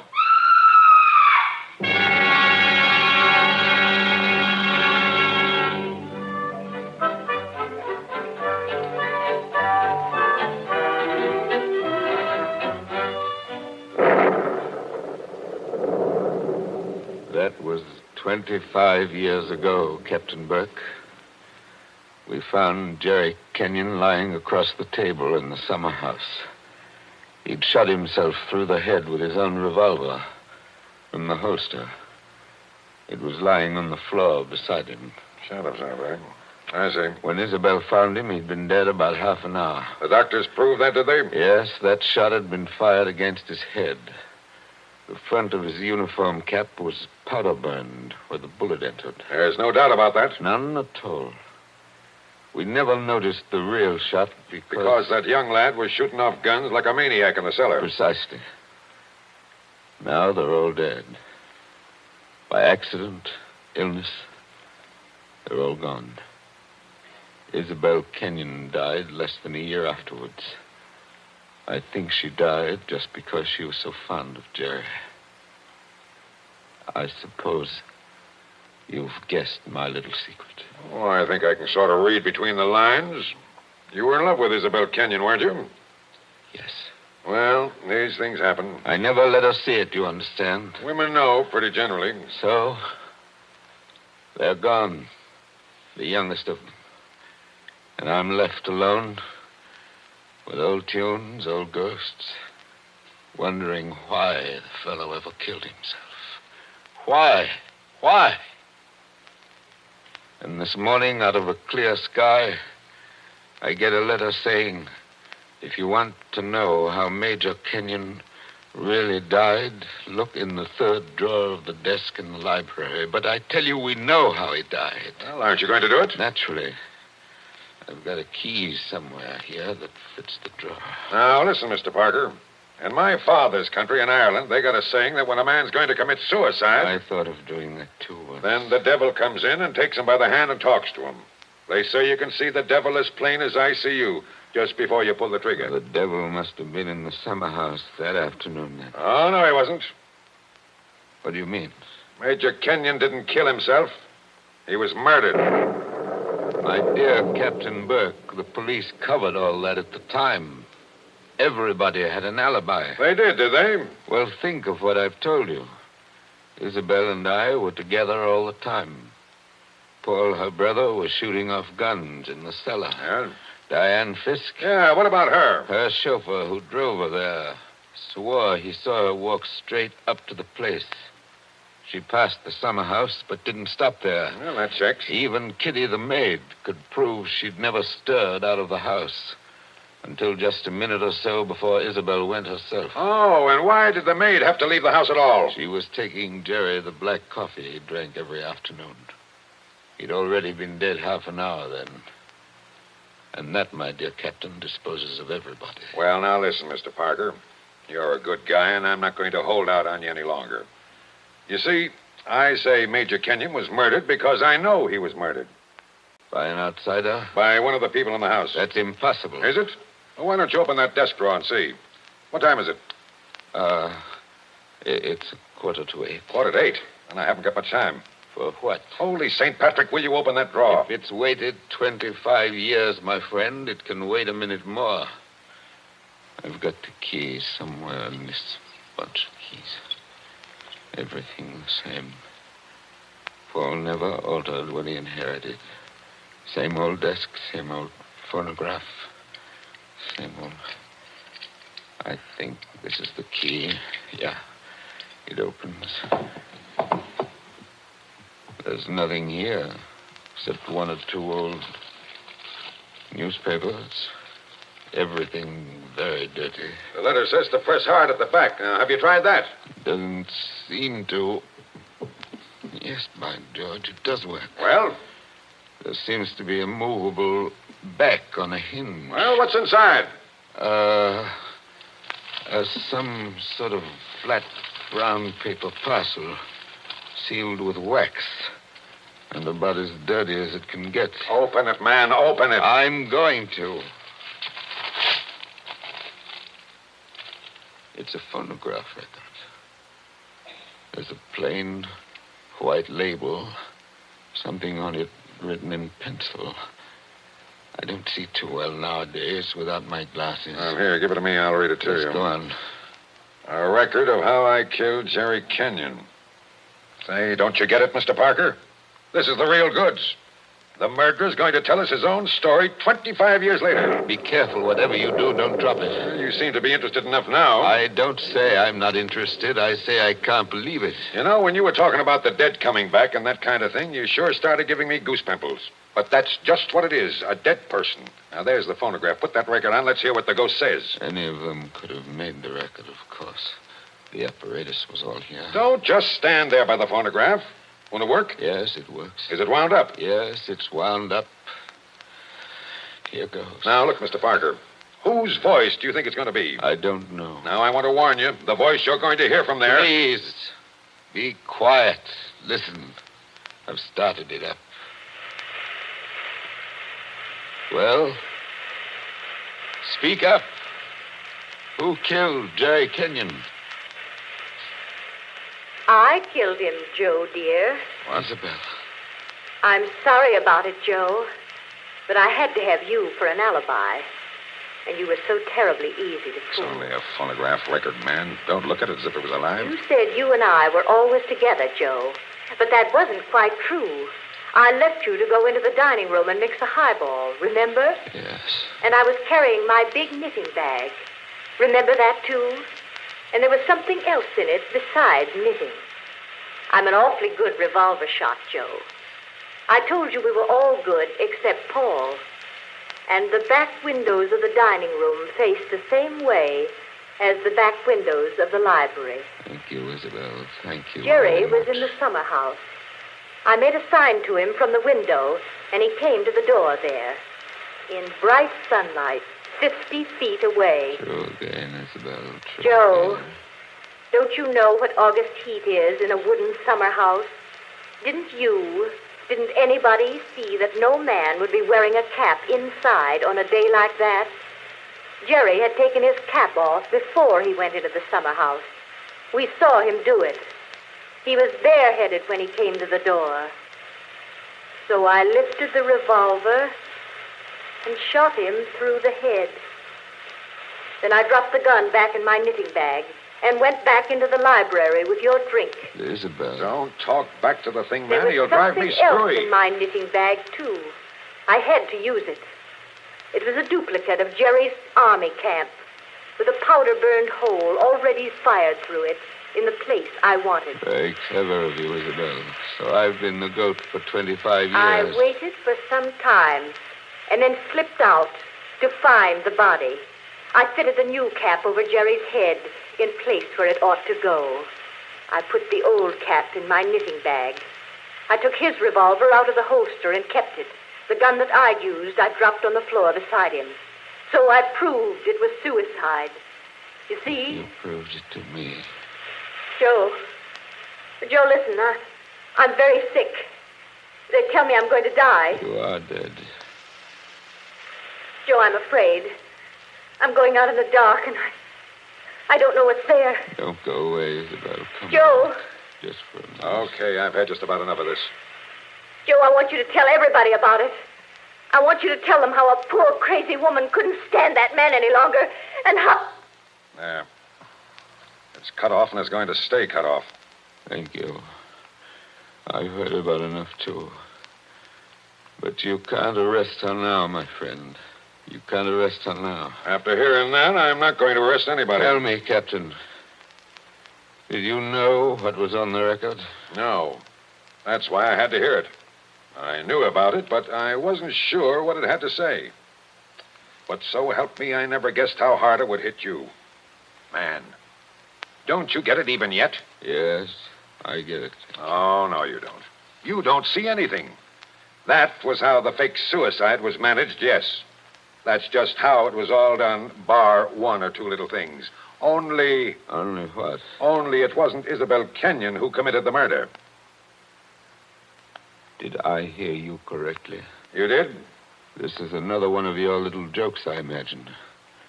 Can't you let me alone? Have you some kind of personal spite against me? What did I ever do? You're going to hear the real truth now if I have to hold you down in that chair. I know Mrs. Kenyon didn't kill her husband because I've just come from talking to the real murderer up the river. But they're all dead. Oh, no, they're not. And I haven't got much time either. That clock's just going to strike 8. What's the time got to do with Good it? deal if you'll follow me. Mrs. Kenyon died less than a year after her husband, didn't she? Yes. But it wasn't Mrs. Kenyon's voice you just heard on that record. What? I'm telling you, the real murderer hated her. Hated her like poison and wanted her blamed for the crime. When Mrs. Kenyon died, the real murderer wrote a letter. Well? But she never mailed that letter. She made a lying record of Isabel Kenyon's voice as evidence. Now you figure it out for yourself. Who was pretty enough to take Major Kenyon's eye and strike back like fury when she got thrown over? Who wanted to go on the stage and do impersonations? Kitty, the maid. Ah, you're talking sense. She shot Jerry from the dining room window. When she couldn't borrow Mrs. Kenyon's knitting bag, she went out to the summer house with a gun and the fake cap wrapped in a napkin on a coffee tray. She did go out, I remember. Actually, she got there before Mrs. Kenyon did. But the summer house was dark inside, and Mrs. Kenyon never noticed her.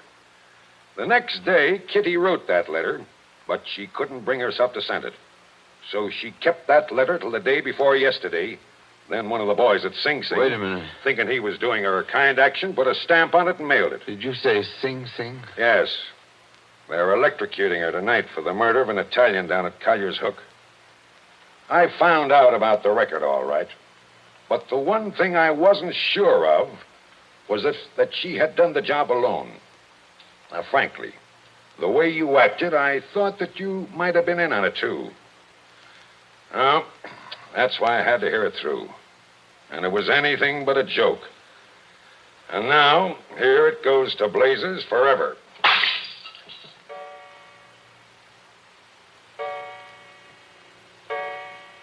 Eight o'clock. Now she's dead.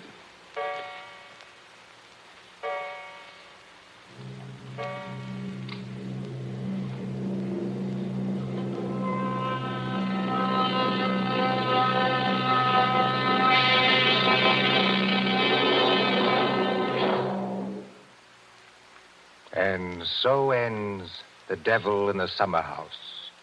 tonight's story of Suspense.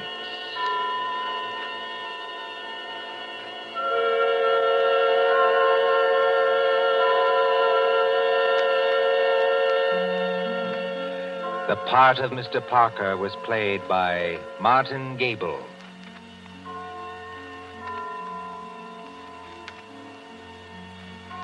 Again next Tuesday at 9:30 p.m. Eastern Wartime. A story dedicated to the thrill of the nighttime, the hushed voice and the prowling step. Another adventure in suspense. William Spear, the producer, John Dietz, the director, and John Dixon Carr, the author, are collaborators on Suspense. This is the Columbia Broadcasting System.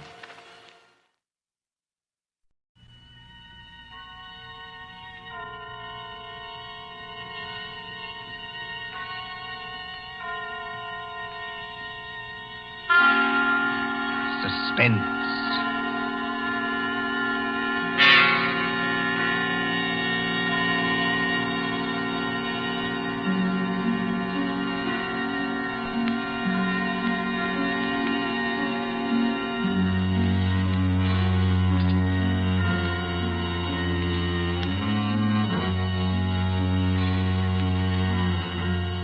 The thrill of the nighttime, the hushed voice and the prowling step, the stir of nerves at the ticking of the clock, the rescue that might be too late, the crime that is almost committed, mystery and intrigue and dangerous adventures. We invite you to enjoy stories that keep you in suspense.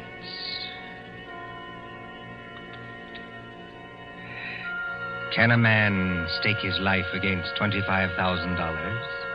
Can another and cleverer man track him down like a hunter, stalking his prey and kill him within 5 hours? Can you make a bet with death and win? For Suspense, tonight we present Will You Make a Bet with Death by John Dixon Carr.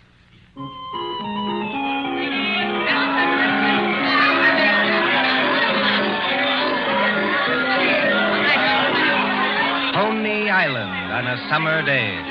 There's the beach, bright colored with bathing suits. There's the boardwalk, all straw hats and summer dresses. There's the Ferris wheel and the roller coasters. There is all humanity eating hot dogs and having a good time. And over there, beyond that souvenir shop, is the haunted mill. You get into a little boat. You float through a narrow tunnel into the dark while witches scream. But that fools nobody, does it? There couldn't be any real terror, could there? While the bands are playing and the crowd goes by and... Ladies and gentlemen, a unique attraction. It hurts me to see you stand there and miss this. Only 10 cents, 1 dime, the 10th part of $1 to go through the old haunted mill and get the thrill of your lives. An overstatement, if you ask me. 1 ticket, please. Did you say 1 ticket, lady? That's right, 1 ticket. What's the thrill? Beg pardon, lady? I said, what's the thrill? Lady, the gals who come here with their boyfriends don't have to ask that. 10 cents, please, this way and mind the gate. Thank you. Step right up, ladies and gentlemen. Get your ticket for the old haunted mill, where ghosts will walk and corpses... Give me some tickets. Hurry. Just a minute, young fella. I know you want to get into the old haunted mill, but there's plenty of time. How many tickets? I don't know. Better give me 10. 10 tickets. Do you hear that, ladies and gentlemen? Here's a young fella who likes the old haunted mill so much, he buys 10 tickets. Don't call everybody's attention. Listen, I've got a better idea. Whatever boat comes after mine, yeah, I'll give you an extra $1 to send that boat through empty. Now, what's the matter, son? The cops ain't after you, are they? No. It's nothing like that. Will you do it? Well, money talks, young fellow. Okay, go ahead.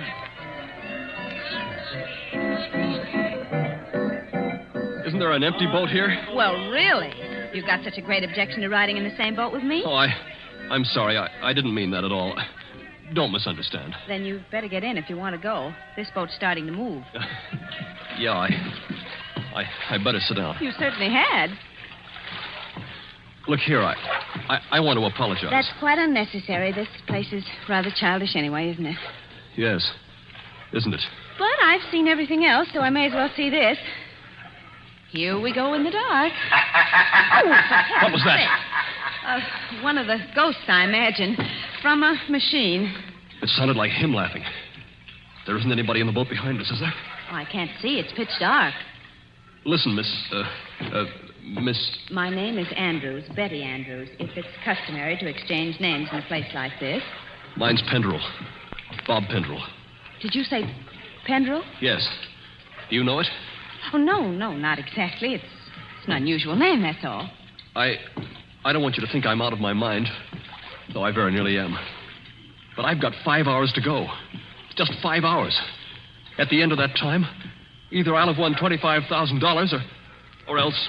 Or else? Or else I'll be dead. You know, I wish I'd kept you away from this boat. Well, there's nothing to get alarmed about. For you. I can't tell you much, but I had to tell somebody that or I'd have started yelling. There's just one other thing. Is there? In these places, they've usually got little dim-lighted rooms along the way. Yes, Exhibits. boats and things. Yes. Well, when we come to one, I'm going to get out of this boat and hide there. Just don't get alarmed, and don't tell anybody when you go out. But why should you do that? I think I see a light ahead. Well, there is a light, but... Dim, too. That's all to the good. It's... Yes? We're coming around the corner. Look, I'm going to have company when I get off. A waxed dead man on a pile of straw. Oh, I hope I can stand these noises. Goodbye, Betty Andrews. I wish we'd met at a different time. Mind the boat! Here, what are you doing? Getting out, too? Don't be an idiot. What's the idea? You need looking after, Mr. Pendrell. And if we must hide, I suppose this is as good a place as any. I won't have it. Quick. There'll be more boats along. Over behind that dead man on the straw. He'll hide us. Hurry. Well...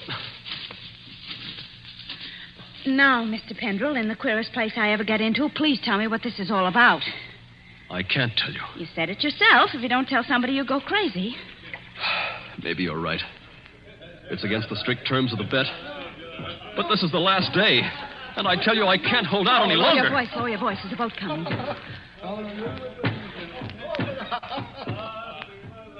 I wonder if you ever heard of my stepfather, John Destry. Yes. I imagine everybody has. He's a millionaire, and I'm not. I'm just a chemist. An analytical chemist. Not very successful. So if I'd had time, if I'd had money, I might have worked out a process that would have... Well, I think it would have helped in the war. But he's got money. Yes, he's got money. Well, my mother died years ago. This Destry's a big, white-haired, fine-looking fella. You'd think butter wouldn't melt in his mouth. He's got an apartment in the East 60s, secretary, I never met her, valet, cook, that kind of thing. Well, he used to invite me there. I wouldn't go. Then he got hold of a book I had to have, a German work on chemicals. So I went. After dinner in that study of his, over the brandy...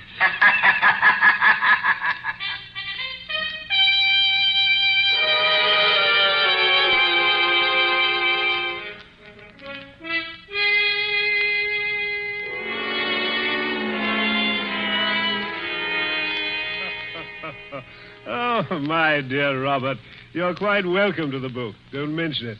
Oh, what do you think of this brandy, by the way? It's excellent, thanks. Yes, I thought you'd like it. And now that we're all relaxed, comfortable after dinner, tell me something. Yes, Mr. Destry? You hate me, don't you? Frankly, I do. And always have. Good. Then you'll be relieved to hear I've always felt the same about you. But tell me something else. Did you ever know me to break my word? No, I never did. I'll give you that. I asked you, Robert, because I want to make a little bet with you. That is, if you have the nerve, which I doubt. Well, I'm afraid I can't afford to make bets. You were always careless with money, Robert. Well, I've been thrifty. I saw that when your mother was alive. But you can afford to make this bet. Look here, in my desk. Well? $25,000, Robert. $25,000 in 5 $100 bills. And what would I have to bet against that? Your life. What? My life? There's the money in the drawer. Look at it. What wouldn't you give for that money? What wouldn't you give to have it for this precious work of yours that you're so fond of and that you've failed in miserably? So far, I've failed, yes. Oh, I've had a fairly good life as lives go. My heart isn't as good as it might be, but the doctors say I'll last a little while yet. But before I go, there's one pleasure, one little exquisite thrill for me to experience. I want to commit a murder. Yes, I said a murder. My bet is that I can kill you within 6 months, and that you can't stop me, and that I'll never be punished for it. What do you say? Yes or no? I believe you mean that. Of course I mean it. And just how would you propose to kill me? Ah, that would be telling. You know, if I had time to think this thing over... There's no thinking it over. Now. Yes or no? Yes. You must need the money badly, Robert. I do need it. But oddly enough, Mr. Destry, that isn't why I'm doing this. No? No.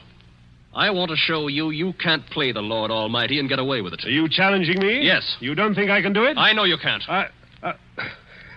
We mustn't get excited, Robert. There will be conditions to the bet, you understand? What conditions? First of all, you'll never mention this matter to anyone. All right. That seems fair enough. You'll remain within the city limits of New York for 6 months. You'll spend at least 1 hour of every day walking the open streets alone. All right. You'll spend at least 1 hour every evening in your own room alone. I may come to see you, or I may not. Trying to scare me already, are you? Finally, you'll write out a little note and give it to me. There's pen and paper on the desk in front of you. Write it now. Let's hear what I have to write before I do anything like that. You will write, I am a failure. You can't stop harping on that, can you? I am a failure, and this was the only way out. I wouldn't have done it otherwise. A suicide note? Yes. I intend to use it when I, operate. And if I won't write it? Ooh, then there's no bet. All right, I'll do it. It's now, let's see, 9 o'clock on the night of January the 10th. If you're alive and not in a madhouse... Does that go into the bargain, too? Yes. At 9 o'clock on the night of June 10th, given those conditions, you will receive $25,000. Can't you hear the dice rattle, Robert? You're playing with death now. I know it. Aren't you going to finish your brandy? No, thank you. Oh, then pour it back into the decanter. You heard me. Pour it back into the decanter. If you were as careful as I am, you wouldn't be where you are now. That's right. Always be thrifty. I can promise you, by the way, that you'll always be perfectly safe as long as you're in this apartment. But that's the only concession I make. I notice your hands are steady at the moment. I wonder what they'll be like a month from now.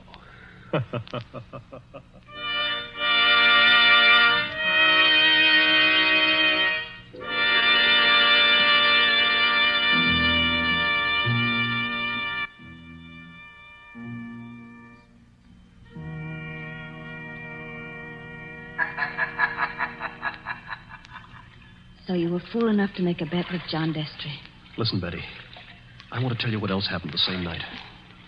I got on a Fifth Avenue bus and started to look through that book that Destry gave me. It was a book that I wanted about poisons. Well, just as I opened it, I felt something sharp prick my fingers.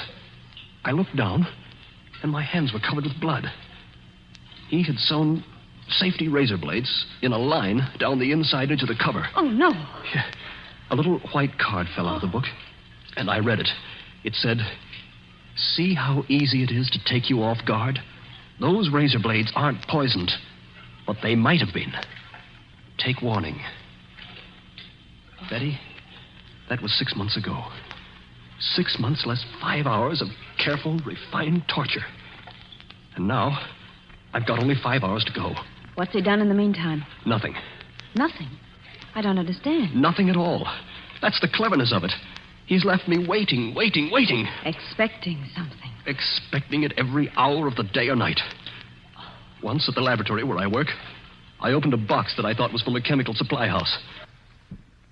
And a Mexican tarantula, one of those furry spiders about as big as your fist, ran out across my hand. It was a toy tarantula. He enclosed a card asking whether I didn't admire it. Bob, this can't go on. I used to think I didn't have a nerve in my body. I could hold the test tube at arm's length absolutely steady for minutes at a time. Now look at me. Don't, please, don't. But the waiting's almost over now. Walking the streets, wondering who's behind you. Sitting alone at night, listening for every step on the stair. He's got very little time left now, and he's got to do something. The question is, what's he going to do? Well, maybe he doesn't mean it. Maybe he's only doing it to scare you. And lose all that money? Oh, you don't know my stepfather. Listen. Huh? I don't hear anything. That's just it. There's no sound of running water. The boats have stopped. Then we're all by ourselves in here. All with him. Yes. Oh, Lord, how I wish I hadn't gotten you into this. Oh, I'm all right. Or at least I think I am. I thought I saw him in the crowd outside, but I couldn't be sure. I'm seeing him everywhere. Now, Bob, just a minute. Just tell me one more thing. Did you ever see Mr. Destry, I mean face to face, after that first night? Oh, many times. He came to see you? He came to my laboratory once, yes, but mostly I went to see him. And why? Because it was the only place in the world I could feel safe. He's promised that nothing should happen to you while you were in his apartment. Don't you see it was part of the torture? Night after night he'd invite me, and I'd go. Right up until last night. Last night. We were in that study of his, with the devil masks on the walls, and he was sitting behind the big mahogany desk.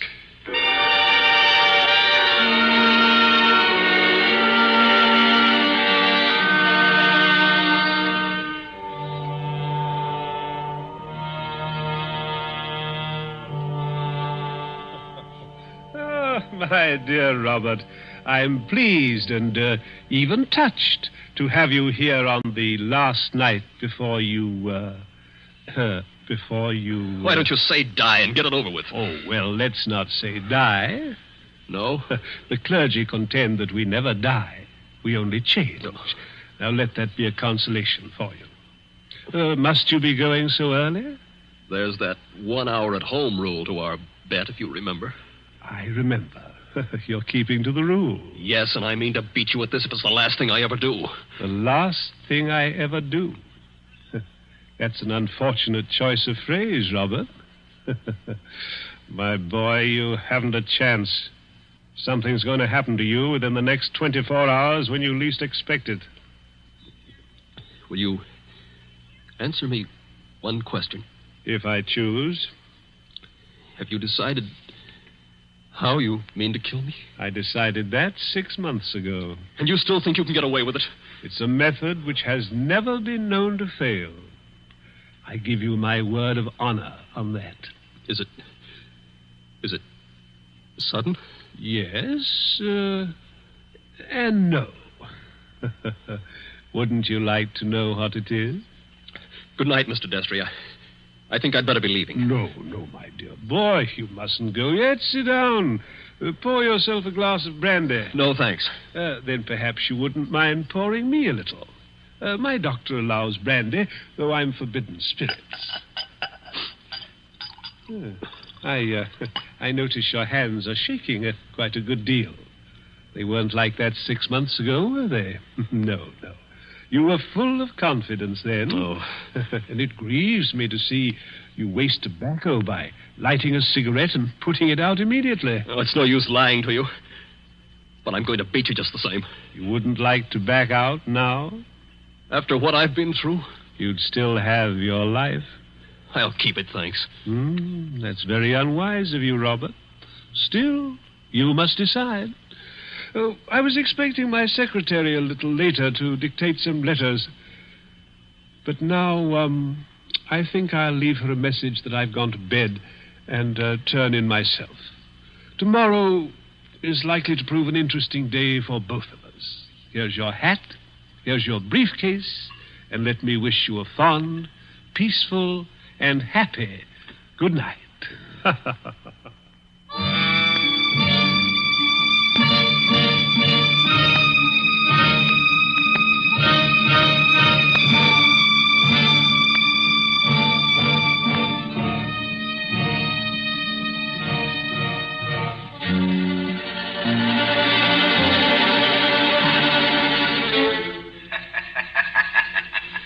That was last night, Betty. I said I had 5 hours to go. It's less than 4 hours now. If I can keep away from the old devil until 9 o'clock. I wish those boats would start running again. Why? Because it's almost as spooky in here as a real old mill. I know. Even that wax dummy on the straw. Any minute now. You're expecting to see him move? So am I. Now, don't stand up. It doesn't matter. If the boats aren't running, we can hear anybody who comes along. I hope so. Do you think Destry's got in? Bobby can't have got in. He can't even be here. Why not? Because Mr. Destry told me... Mr. Destry told you? I'm his secretary. You know, Betty Andrews, I'm sorry it was you who did this. Did what? You can't guess, can you? Oh, Bob, I didn't come here to trap you or spy on you. If that's what you're thinking, I swear I didn't. No. You only got me to tell you the whole story and lose my bet. I haven't heard a single word you said. Bob, please believe that. He didn't send you here, of course. No. And of course you never saw me at his apartment last night. No, I swear I didn't. I got there late. He'd gone to bed. I didn't even take off my hat or gloves before I left again. Don't you understand, Bob? I hate him, too. I want to see you beat him. You've got to beat him. You mean that? Look at me and see if I mean it. Betty, I almost believe you. You must believe me. And... Anything else? We better hide behind that dead man in a hurry. Those boats have started up again. I wish I could tell you, Betty, what that means to me. Come on, hurry. Wait a minute, you two. What? Stay just where you are. Where's that voice coming from? Along the tunnel, I think. But it's not Destry's voice. No, it's a man standing up at a boat. He's coming around the corner. I can see him now. Hurry. The old haunted mill, eh? My golly, if this ain't some place to make a pinch, I never heard of one. What do you mean? Make a pinch? Just what I said. Your name, Robert Pendrell? Yes. Who are you and what do you want? Police headquarters. You're to come along with me. I want to see you over in New York. About what? I wouldn't know, lady, but it might be about the murder of John Destry. Oh, no! Did you say the murder of John Destry? That's right. Somebody poisoned him last night with mercury cyanide. I wouldn't have got you at all, maybe, if the barker outside there hadn't thought the cops were after you to start with. Betty. Yes, Bob? He's beaten me. He hasn't beaten you. Oh, yes, he has. And I know now the weapon Destry was going to use in killing me. What weapon? It never fails. The electric chair. You mustn't talk like that. Don't you see?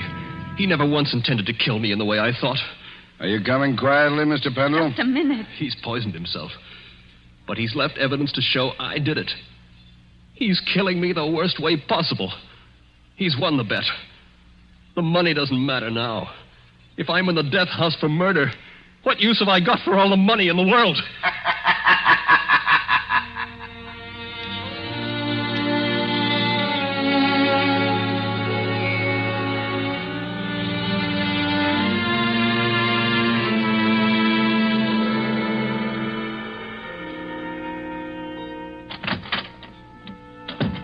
Pendrell, let me introduce myself. My name's Mullen, Inspector Mullen.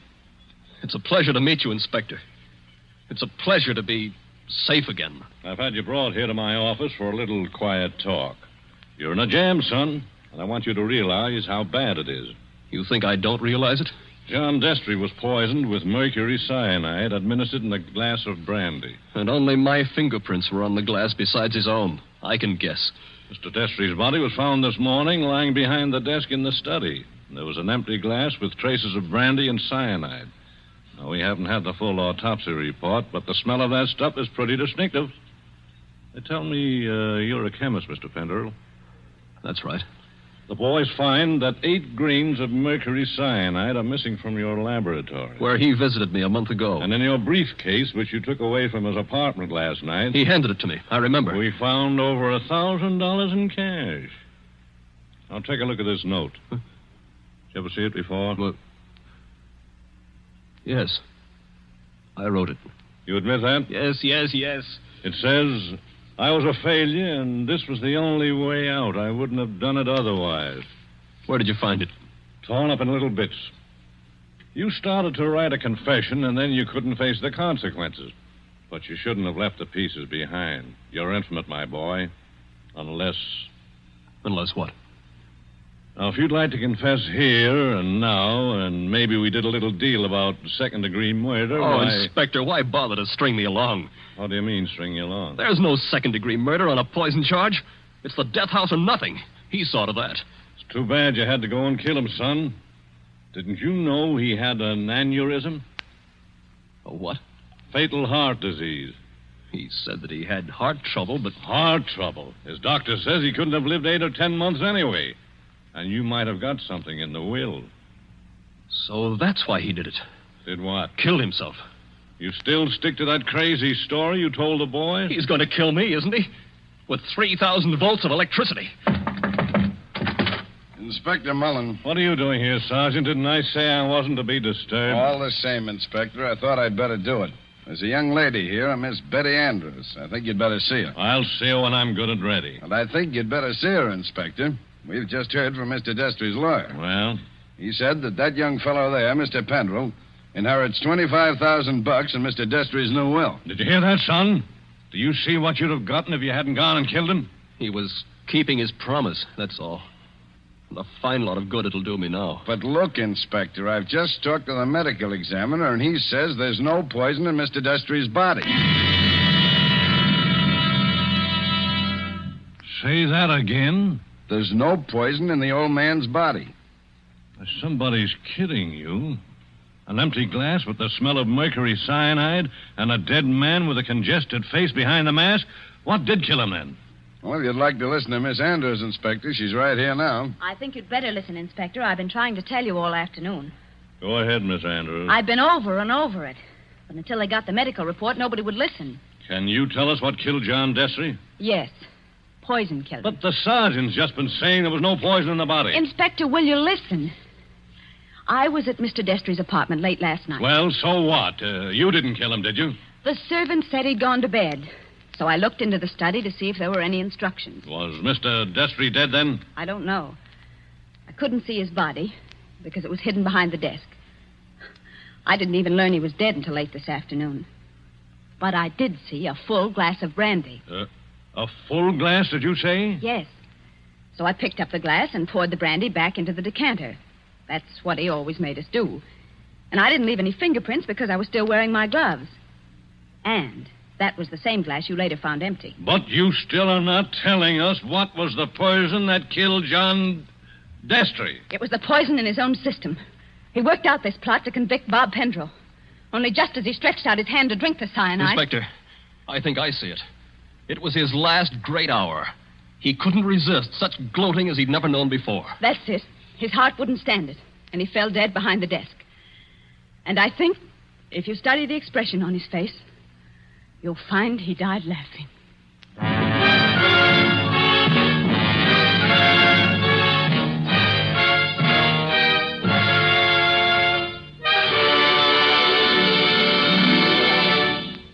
And so ends Will You Make a Bet with Death?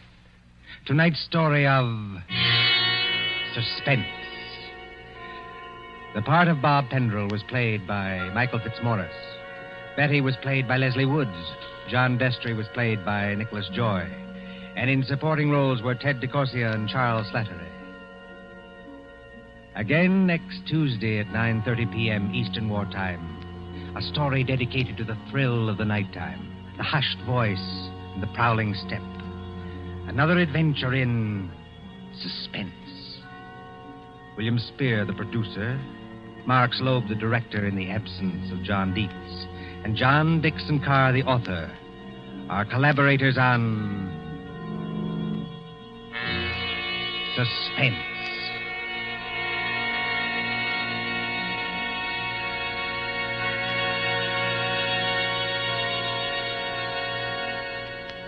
This is the Columbia Broadcasting System.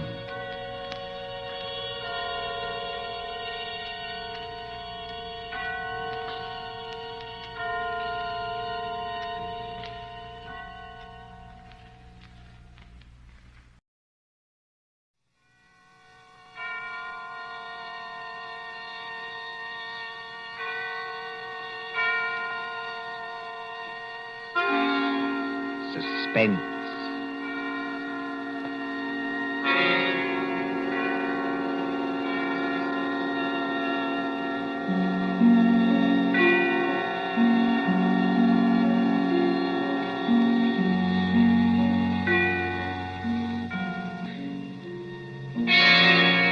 Suspense.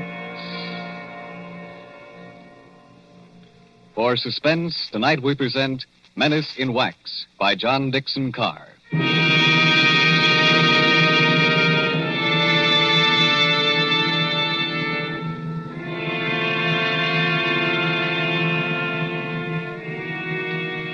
During the French Revolution of 1793, a Swiss girl copied in wax the severed heads of those who had just been guillotined. She married a Frenchman named Tussaud and came to London, and she founded Madame Tussaud's Waxworks.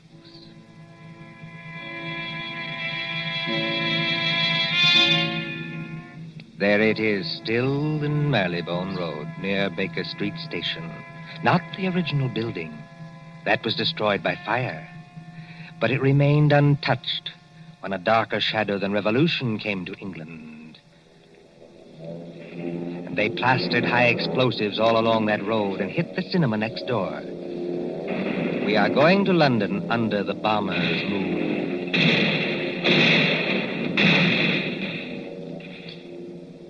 Late one night in March of 1941, a young man hurried up to the great glass doors of Madame Tussaud.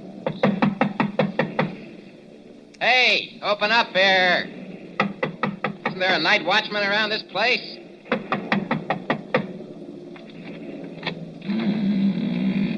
There is, Governor, and I'm him. Now, what do you want at this hour of the night? My name is Rogers. I'm from the Daily Record. Oh. If you'll let me get inside, I'll show you my press card. Didn't you get any orders about me? Well, maybe I have at that. Oh, you're the bloke who wants to see the Chamber of Horrors. That's right. All right, you may as well come in. My paper got a tip there's something funny going on around here. Something funny going on here? That's a good one. The rain's not very heavy tonight, is it? No, they're going over. You ain't heard where, Governor? We got a teletype flash. There was the Midlands. Lord lummy, and I've got a sister in Birmingham. Oh, why can't she come and stop in a nice, safe place like London? There's the Regent's Park guns opening up again. Makes your teeth rattle and shakes the hats off the dummies' heads. You know, this Chamber of Horrors is getting to be popular tonight. You mean there's been somebody here before me? Yes.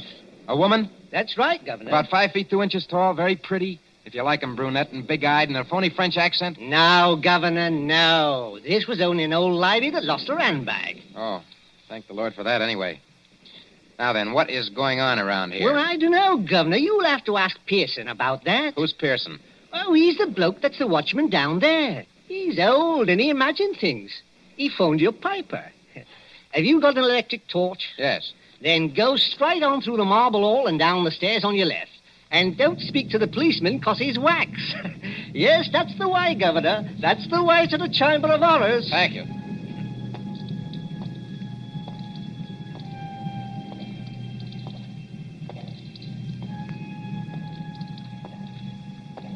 Pearson? Hello, Pearson. Pearson. Yes, sir. Huh? You're looking for me. Oh, I didn't see you there. I must have thought you were one of these wax dummies. Ugly dim light, isn't it? Yes. Rogers is my name. I'm from the Daily Record. Oh, yes. I'm glad you came over. I phoned your paper myself. Maybe I'm just imagining things, but... Oh, I don't blame you. This place would make anybody nervous, especially during an air raid. Well, sir, it's all right as long as you don't get to imagine they're watching you. Oh, and do you? Oh, yes. Sometimes. That's the gambling group in the center there. Uh-huh. What's that thing over there? That's the famous guillotine. Oh, wait a minute, old boy. You're not trying to tell me that's the original guillotine. No, that was burnt in the fire. Madame Tussaud bought it from Sanson, the executioner. Let me tell you something, Mr. Rogers. What? Years ago, this is straight, a young French woman came in here. There was nobody else in the place. She thought 'twould be great fun to say she'd put her neck in the same guillotine as Marie Antoinette. So she climbed up on that platform. She snapped the little wooden collar down round her neck, shutting herself in. All of a sudden, she realized she didn't know which spring controlled the collar and which spring controlled the knife. Oh, good Lord, she didn't... No. But they say she went crazy. They say she screamed and screamed. What's that? I'm sorry. I didn't mean to scare you, but sweet Mama, I'm so scared myself I cannot help it. Susie. Oh, no, not Susie. Susie? You make it so it rhyme with floozy. That is not nice. Why, you little devil. I ought to turn you across my knee. What are you doing here? And will you forget that French accent? You're driving me crazy. You know this young lady, sir? Do I? She works for my paper. She's haunting me. Oh, Bert, that's not nice. I like the way I talk. I only try to give you ideas. That's just what I mean. Now take your arms from around my neck. She's French, sir. Her mother came from New York, like I did. She's got some funny ideas, accents, and disguises. So I dress up as an old lady, and I come along, too. That is clever, no? Definitely no. But I go into what I think is the ladies' room, and there is Jack the Ripper. I'm so scared I almost kick the ghost. Whatever else you do, miss, for the love of heaven, put out that cigarette. It is not permitted? It is what they are most afraid of in this place. Fire. If you vouch for this young lady, Mr. Rogers... I don't vouch for anybody. But go on now. What's all the mystery here at Madame Tussaud's? You see the group over there? It's called the Gamblers. That 3 men and a woman in 18th century costume sitting around a table playing cards? Yes. And about once a week, when the lights are out... Yes? Those dummies do play cards. Is this a publicity trick of some kind? Oh, no, sir. Then what's the game? I'm not crazy. I know they don't actually do it, sir. What I want to know is who changes the cards round in their hands and why. Well, could anybody? Anybody from the outside, I mean, get in to change the cards? Oh, yes. There's a back door. But why would anyone want to break in here just to change those cards around? Mon cher Ben, écoutez. Listen. I have made a discovery. Listen, if you're going to talk, speak English. Or better yet, just keep still. But I have made a discovery. This card game. What about it? It is crooked. Here is a man which has 2 deuces of hearts in the same hand. Listen, Susie, I don't give a... Wait a minute. Let's have a look at those cards. I give you ideas, yes? Susie, for once you're right. And look here. 2 of these players have all the clubs and hearts. The other 2 have all the diamonds and spades. Susie, how many letters in the alphabet? 26, no? And twice 26 is... 52. The number of cards in a pack. Give me a pencil, Susie, quick.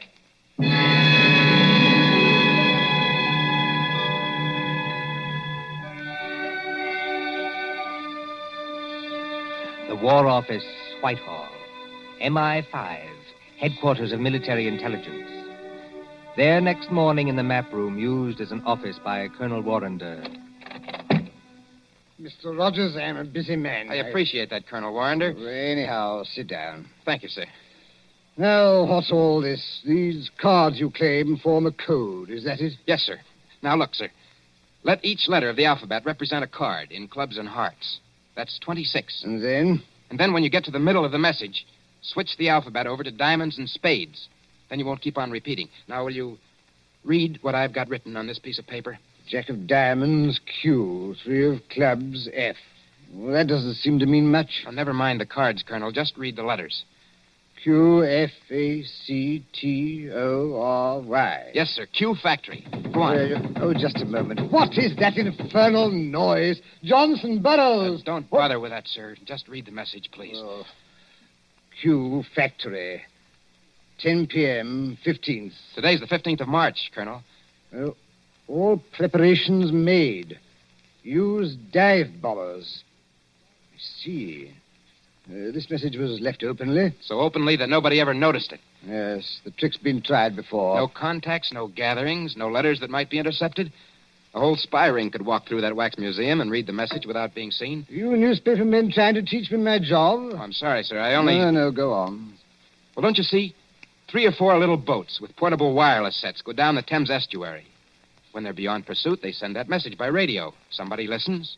And it's no secret in Fleet Street, sir, that Q Factory is out in the wilds of Gloucestershire. There's no secret anywhere. And that we're making the Shaftesbury bomber out there. So tonight, unless we do something about it, they're coming over and bomb Q Factory to blazes. That's impossible. Why? Or can't you tell me? I can tell you this much. Yes, sir? Q Factory is so well hidden that even our own pilots can't find it from the air. That's one objection to this message. Any other objection? Yes, this talk about dive bombers. Dive bombers in a night attack? What's the good of a dive bomber if he can't see its objective? Well, suppose somebody showed a light. He'd be shot dead as soon as he showed it. Every inch of country for a quarter of a mile round the factory. A quarter of a mile, Mr. Rogers, is patrolled day and night. Well, just the same, they're going to have a try at it, sir. How? I don't know how. Then, if you'll excuse me, Mr. Rogers... Well, listen, Colonel Warner, will you give me a pass to go down there to the factory? Certainly not. No one's permitted to go there except the workers. How is the place defended? There's a night fighter station nearby, and several batteries of 4 3.7 guns. Then give me a pass to the fighter station or to the gun post. That's a legitimate newspaper request. Well, I might manage a pass to one of the gun posts here. Then you'll do it? Well, what on earth is that infernal row? It sounds like somebody locked up in a coat cupboard. Yes, as a matter of fact, Colonel, it is somebody locked up in a coat cupboard. A young lady, so-called. A young lady? Who locked her up?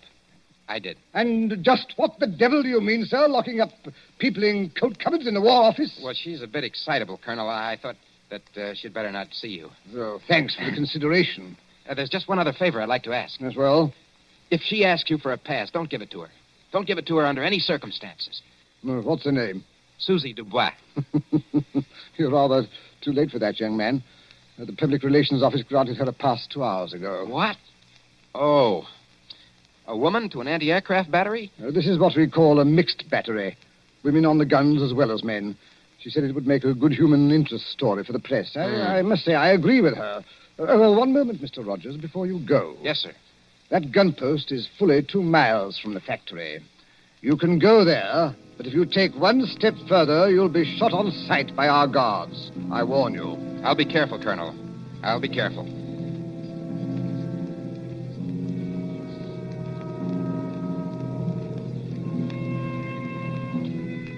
Somewhere in the West Country, a yellow moon shines over bare trees. A white mist, moving, clings to the ground.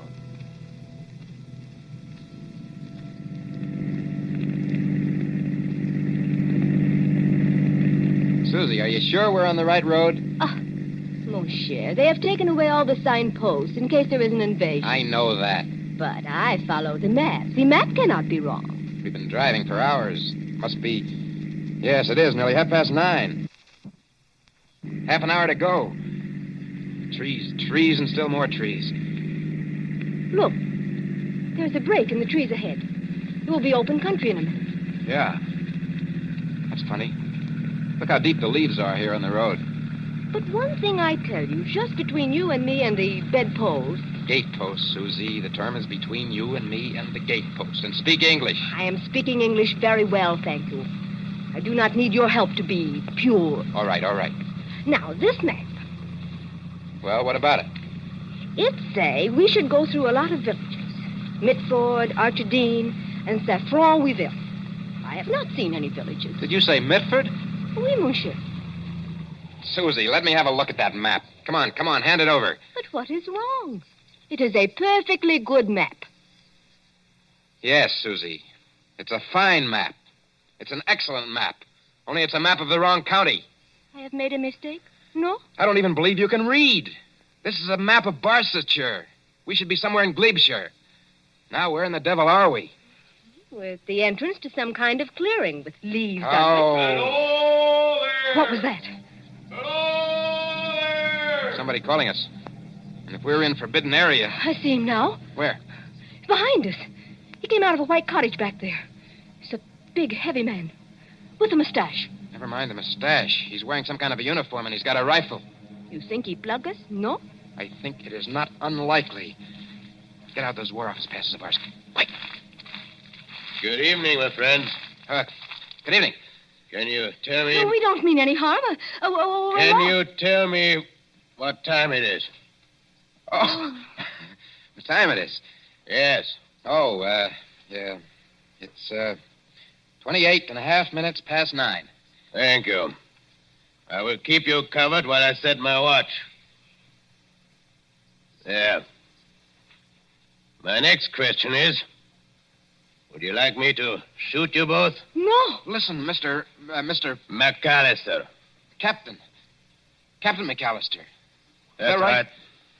Captain, this girl, she's been reading the wrong map. You see, we don't even know where we are. You're in Hollywood Forest, my friend. Hollywood Forest? Is that good or bad? And you don't know what's just beyond the edge of this clearing? No. There's a big open space of a quarter of a mile. In the middle of that open space... Q Factory. We're right on top of it. Then you have heard of Q Factory, my friend. Captain McAllister, we're from the War Office, and we've got passes to prove it. Let's see the passes. We were trying to find gun site number... I've forgotten the number. But it's here on that card. You've passed the gun site. 2 miles back up the road. All right. Here are your passes. What are you going to do to us? I'm not in the regular army. You can thank your stars I'm not. I'm forestry preservation. Oh. You are not going to chuck us in the cooler even? No. Now turn that car around, get back along this road as fast as you can. If they fire at you, as they probably will... Oh, I wish I am home. Pray no, Mau, I wish I am home. Well, then hope for the best. My watch had stopped, and you did me a good turn. Now, hurry along. Hurry.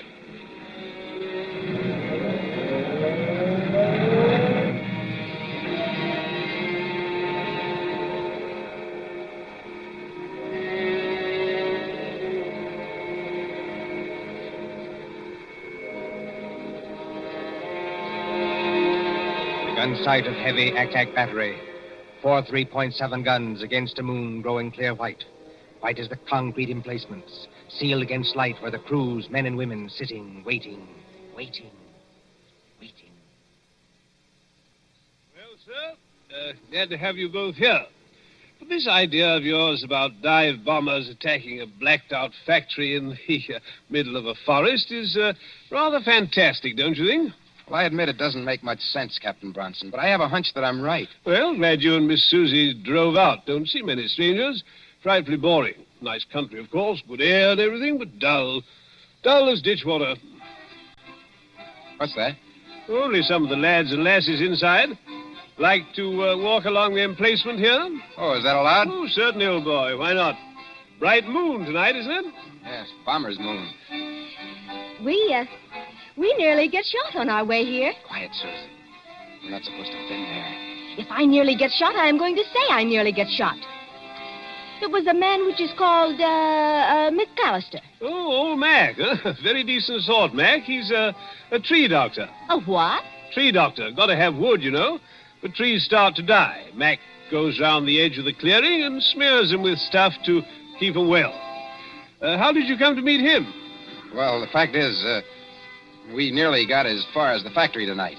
Oh, then you were lucky to get back alive. There weren't any barrage balloons over the factory, I noticed. Hardly, old boy. They wouldn't advertise, would they?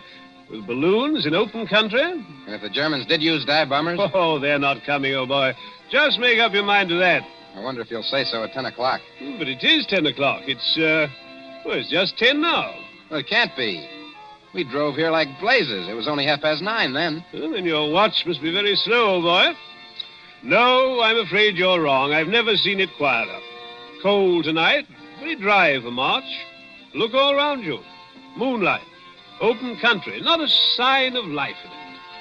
Quiet, peaceful, and silent as the great... What was that? By George, I think we've got some visitors. I think we're going to see some fun. Enemy planes approaching south-southwest. Action stations. Enemy planes approaching south-southwest. Now do you believe me? Better stand back, old boy. Operation Crew's coming on. I said, now do you believe me? I want you to watch these girls work. They do everything, you know, except actually fire the guns. Now, keep your hair on, old boy. Susie, he still can't see it. Oh, they'll only be going over. You think so? Oh, yes. We sometimes get a crack at them when they're making for Bristol. Standing by for action. Standing by. Listen.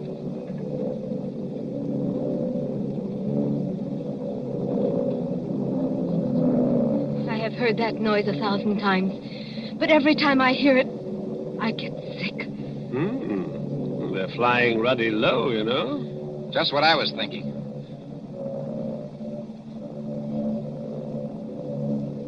Spotter! Any identification? Junkers, 88. Dive bombers. Height, 5,200. Now, look here, you two newspaper people. Yes, sir? There might be things popping, you know, can't tell. I'd like to get below. No, thanks. I don't like this, Bert, but I'll stay too. Rangefinder. Rangefinder, on target. Look here, you two. Those War Office passes you gave me, I'm not supposed to keep them. No, I'd better give them back, just in case. Predictor, on target. Here we go, ladies and gents. Fire.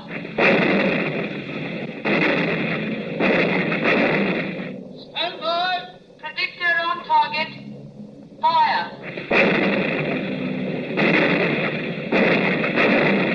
Stand by.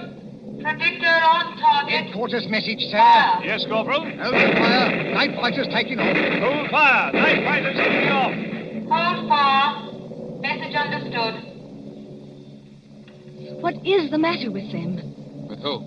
Those Boche planes. They're still a good way off, but they don't come any closer. Must be going over after all. They're circling. I think they're waiting for a signal. Anyhow, here are your War Office passes. You seem to have got them all smeared with oil. Oil? That is all right, mon cher. When we get them back from Captain McAllister, they have oil on them. I think maybe he dropped them on the leaves, because there's oil on the tires of the car, too. Then I think how always in this we meet things that burn. At Madame Tussauds last night, they would not let me smoke a cigarette in case of fire. Fire.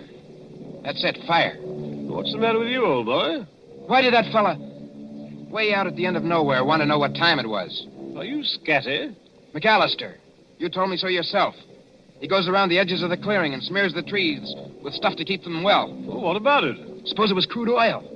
Suppose between each tree he laid an invisible fuse of dead leaves soaked in oil. I don't understand. In 30 seconds, a complete square of fire runs around the limits of the factory grounds. That draws the bombers in. Then as the flames blaze higher, they've got enough light to dive on their target. There. Our night fighters are letting loose. Brunson, I see it all now. Come on. We've got to get to that tree, Dr. McAllister. It's a matter of minutes.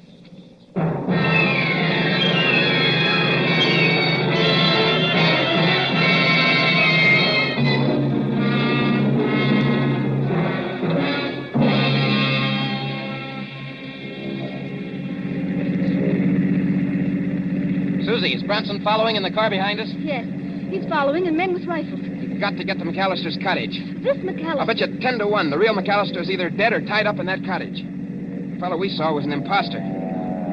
Look out, Susie. Keep your head down. Oh, those fighters. They will chew up every younker in the place. They have not got the chance of a snowshoe in heaven. No, Susie, not a snowshoe in heaven. You mean... I know you are English at a time like this. What I cannot understand... Look out! I don't see why he hasn't set his signal off. What is delaying him? Why don't he strike a match when the bombers come over? Because he's a good Nazi. A good Nazi? My watch was slow, don't you remember? And I gave him the wrong time. He had orders to strike his match at 10 o'clock, and he'll not do it until 10 o'clock if there are 500 planes instead of 20. Bert, I see him. Where? Far up the road. He's running. Yeah, that's him. Think we can reach him before he gets to the clearing? Not the chance of a snowshoe in heaven. Signal Brunson to pass us. A long shot with a rifle might... Bert, one of the Junkers is hit. Huh? He's right over us. That's not all. He's unloading his bombs. That whole stick's coming straight down our direction. Keep your head down. I want to see. Put your arms over your face.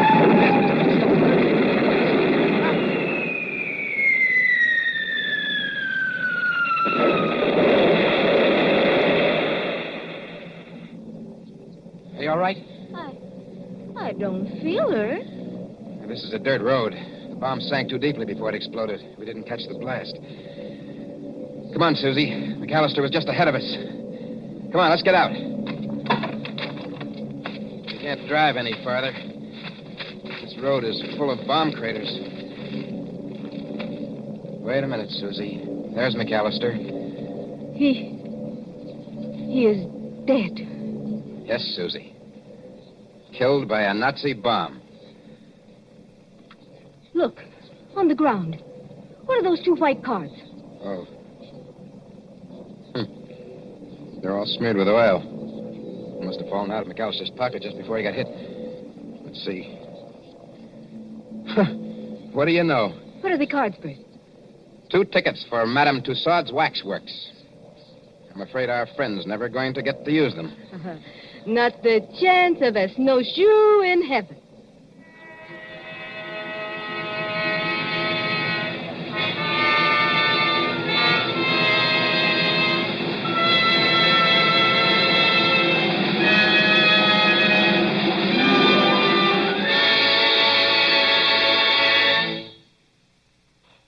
And so ends Menace in Wax. Tonight's story of Suspense. Columbia presents these stories of mystery and intrigue and dangerous adventure for your relaxation and enjoyment. Next Tuesday, there'll be another in this series. Same hour, 9:30 Eastern Wartime. William Spear, the producer. John Dietz, the director. Bernard Herrmann, the composer-conductor. John Dixon Carr, the author, are collaborators on Suspense.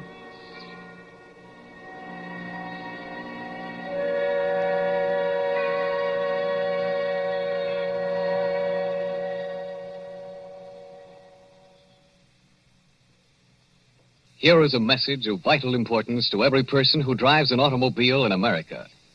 There is wide misunderstanding about gasoline and rubber, and the government wants the following facts brought to everyone's attention. Actually, there is no scarcity of gasoline except in some parts of the East. But nowhere in the country is there enough rubber for military and civilian use. Starting 2 weeks from today, December 1st, mileage rationing goes into effect. This means that no car owner anywhere in the United States will be able to buy gasoline without a mileage rationing book. The purpose is to conserve the rubber we have by eliminating all unnecessary driving. When we think of the tremendous distances our mechanized army is traveling in North Africa and the long road to victory that still lies ahead, this extra effort on our part is slight indeed. Remember, everybody is going to have mileage rationing, so why not be prepared? The best way each of us can save rubber is by sharing our car with others. Let one car do the work for 2 or 3. So why not arrange with the neighbors tonight and start sharing the car tomorrow? It's the one real, important contribution that every automobile driver can make. Don't be a lone rider. Share your car and do your share for victory. This is the Columbia Broadcasting System.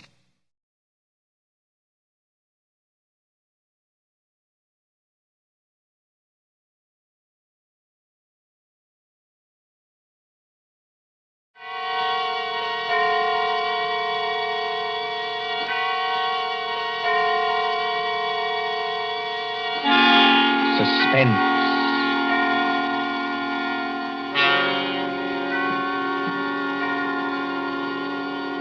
Suspense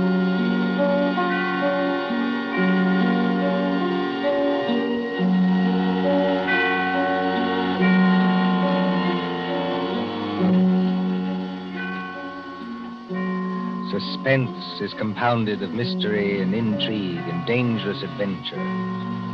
Stories calculated to intrigue you, to stir your nerves. Tonight, for instance, as we begin, you may want to ask yourself, how could a young lady, a bride, walk out on a balcony alone and vanish? Completely vanish. We trust that while you are wondering how and why it was done, we shall keep you in suspense. For Suspense, tonight CBS presents The Bride Vanishes by John Dixon Carr.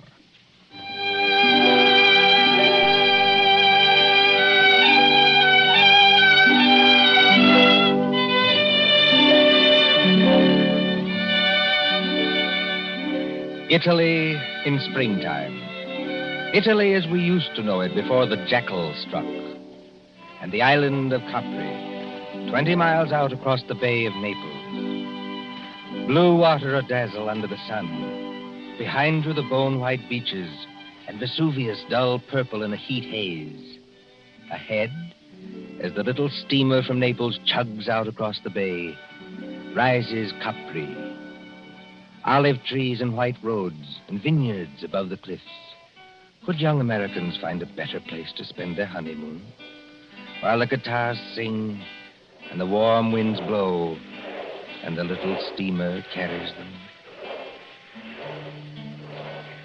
Well, Mrs. Courtney. Well, Mr. Courtney. I can't keep it up, Lucy. I'm going to break down and ask if you're happy. Oh, I'll break down, too. I want to walk up to everybody I meet and say, "Whee," just like that. What I want to do is turn somersaults myself, all along this deck here. I want to say, I've been married to Tom Courtney for practically 2 weeks. And now we're going to have a villa at Capri for a month. Oh, Tom, I ought to be the happiest woman in the world. Only... You shivered. What's wrong? Well, ever since we got aboard this ship, people have been staring at me. I can't blame them for that, dear. No, I mean in a funny way, and muttering. Even your American friend, what's his name? Granger? Mr. Granger. When you introduced him to me at Naples, I thought his eyes were going to pop out. Be careful. He's standing over by the rail now. Oh. He lives at Capri. I like to see him wearing that white 10-gallon hat in Italy. Before Granger made money in oil wells, he was a real old-fashioned cowpuncher. And he's proud of it. Good fellow, too. He's too polite to say anything, but he keeps looking around at me, just the same as the rest of them do. Well? Well, Tom, they look scared. You know, Lucy, this isn't the time to start imagining things. I know. Well, maybe I'm just so happy I'm afraid it can't last. Oh, don't say that. But wouldn't it be pretty awful if something did happen and we weren't together any longer? Wait a minute. Hasn't this ship stopped? Yes. Well, it is Capri ahead of us, isn't it? It can't be anything else. Well, it seems a funny place to stop. No sign of a harbor. Only rocks and little gray cliffs. Oh, Mr. Granger. Mr. Granger. Yes, young fella? Do you happen to know why we're stopping here? Oh, yes, that's an easy one, son. We're stopping so that you and your good lady and anybody else who's curious can get a look at the Blue Grotto. The Blue Grotto, of course. Now, just shade your eyes with your hand, ma'am. You see that tiny little arch under the cliff? Yes. And all the little white rowboats are coming out towards us? Yes. Now, when the first boat comes alongside, you climb down that iron ladder and get in. The boatman will row you out and through the arch into the grotto. It's a great, big, dark cavern. The water in there looks as though it's lit up underneath with blue fire. Like to go out and see it, Lucy? Oh, I'd love to. But let me give you a little tip, though. The current's pretty fast out there. You'll go shooting under that arch like 60. Are we likely to upset? Oh, no, but the arch isn't as high as your head. When you see it coming, lie back flat in the boat. That is, unless you want your block knocked off. Oh, thanks, Mr. Granger. We'll remember. Come along, Lucy.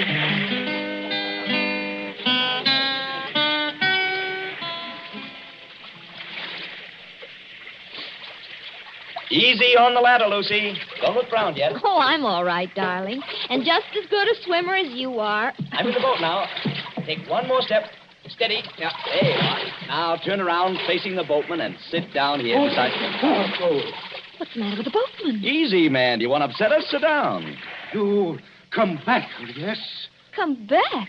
Well, I've never been here before in my life. Push off, man. Start rowing. The other boats are piling up behind you. You come back. Start rowing, can't you? Andare subito. Basta.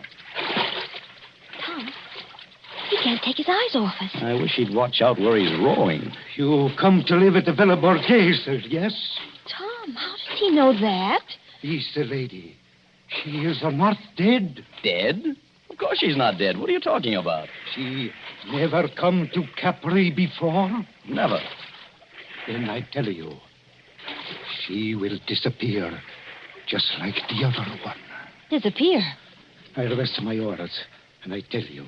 Tom, aren't we moving rather fast? Yes, that's the entrance to the grotto ahead. I tell you, there was a lady so much like you were on, copping back. Oh, it scared me. Now, look, old man, I don't want to teach you your business, but you've got your back to that grotto. Take this lady back where she come from. Do not take her to the Villa Borghese. Down, Lucy. Flat on your back. Down!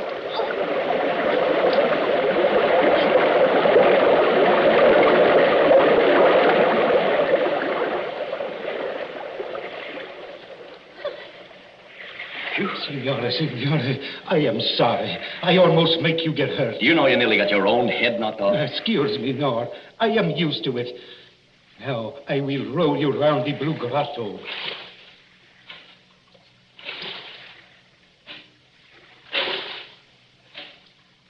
I don't think I like it much, Tom. Neither do I. Dark. Except for that blue light under the water. Oh, it's transparent. You can see the fishes swimming. Just a minute, boatman. This lady who disappeared from the Villa Borghese. 2, 3 years ago, she disappeared. You say she looked exactly like my wife? Si, signore. She was going to be married. She was trying on her wedding dress. Her mother and sisters, they were in the room with her. She walked out on a balcony over the sea. You know what I mean, on a balcony over the sea? And nobody ever hear of her again. You mean she jumped over into the sea? Oh, a young girl going to be married. Kill herself. No. And what did happen? Over the back, I do not know.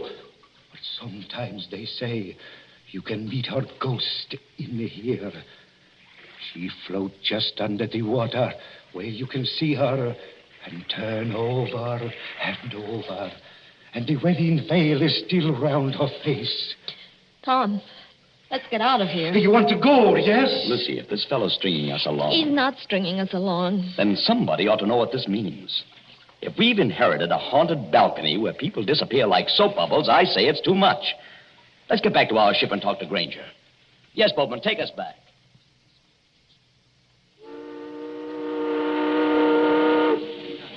Mr. Granger! Mr. Granger! I'm aboard, ma'am. Oh. You too, young fella. This ship will start in half a second. Here, give me a hand, Lucy. Thanks, dear.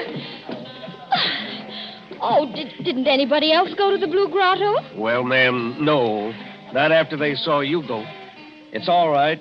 We've just heard the story, Mr. Granger. Oh, I ought to have told you about it myself. All the way out here, I've been cussing myself and thinking what an ornery old badger I am for not telling you when I first met you in Naples. The girl did vanish then. By a first-rate miracle, yes. In broad daylight and within 20 feet of her mother and sisters. You don't look like a man who'd believe in miracles, Mr. Granger. Oh, I'm not, son. I'm just telling you what happened. But why is everybody so excited? Somebody must have thrown her off the balcony. Josephine Adams was all alone on a balcony 40 feet up a cliff, smooth as glass. She didn't fall. She wasn't thrown because there was no sound of a splash. And she didn't come back from the balcony because her mother and sisters were in front of the only door. Yet, within 15 seconds, mind you, she just vanished. You believe that? Sure, I believe it, son. Why, it's a fact. Did you know the girl's family? Oh, very well. We've got a real English-speaking colony here. Oh, by the way, in about half a minute now, I'm going to show you your new home. Oh, can we see it here on the ship? Oh, sure you can, ma'am. It's on the edge of the cliff. Dr. Davis's house is on one side of it, and my shack's on the other. That's why I want to ask you a question. Of course. Ask anything you like. Well, I'm an old stager man, but not exactly up to the high-toned society around here. But do you trust me? Yes, I think so. Well, then promise me something. Unless you're with somebody you do trust, keep away from that balcony. Do you honestly think there's danger? Or... I don't know, son. If I did, I wouldn't have to talk this way.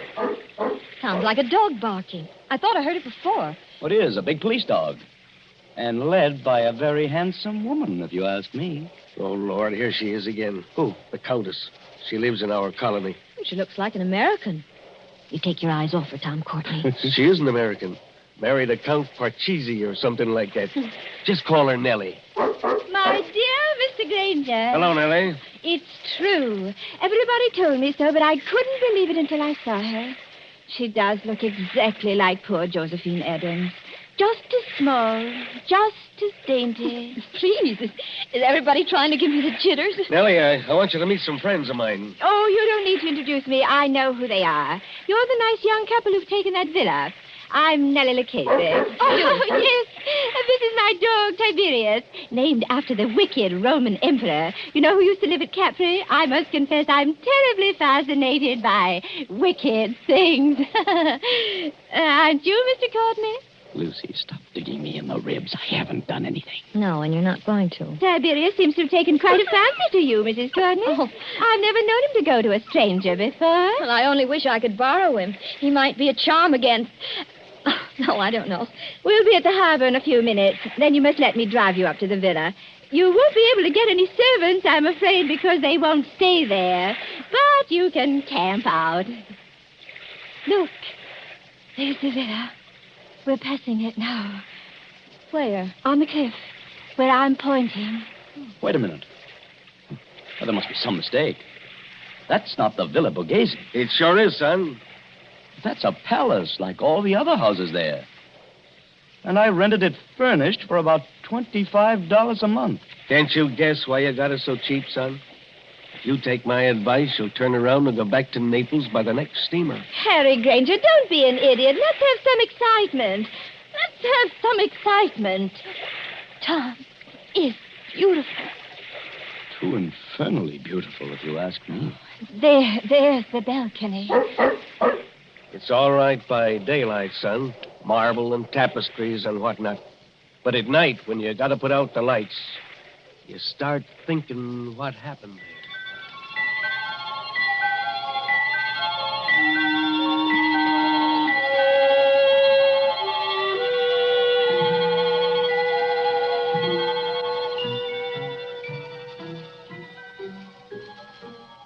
The moon over Capri makes a deathly daylight. You could see to read on that balcony if anyone went out there. Frosted glass doors open out on it from a big room on the ground floor. Two determinedly calm persons and a dog sit looking at each other. Lucy, stop it. Stop what? Stop looking over at that balcony. I'm sorry, darling. Why are we sitting here anyway? There's an outer room that's much more comfortable. It's like having a toothache. A very little toothache. I may be dense, Angel, but I don't follow you. You put your tongue against the tooth to see if it'll hurt. You know it will hurt, but you go on doing it just the same. Well, that's us. Maybe you're right. Oh, Tom, did you ever think we'd have a lovely house like this? Yeah, the house is all right, yes. Then they have to go and spoil everything. Our honeymoon. With this blasted Tommy rod about... Tom, you're as jittery now as I was this afternoon. Oh, even Tiberius is jittery. Yes, I guess I am. Easy, boy. Easy, easy. Well, there's whiskey on the table. They call it Vicky here. Make yourself a drink. In a minute. Not just now. Lucy, there's nothing wrong with that balcony. Suppose you walked out there this minute. I've had a horrible longing to try it. Just because I know I shouldn't. But nothing could attack you. All you'd have to do would be to yell. That'd bring Mr. Granger out on his balcony like a shot. And the neighbor on the other side of us would... Well, who is on the other side, by the way? A loony doctor. A what? A specialist in brain diseases. Dr. Davis. He's English. Listen. It's somebody in the outer room. Easy, Tiberius. Easy. Tom, I'm afraid. It's all right, darling. You hold Tiberius's collar while I open the door. We don't want him to fly at anybody. We're going into the other room and stay there. Ready? Yes.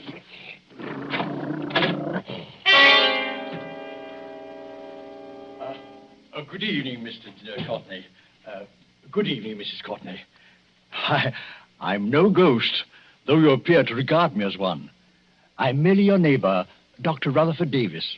Oh, yes, of course. Mr. Granger mentioned you. I trust you will pardon this intrusion. No one answered my knock, so I ventured to come in.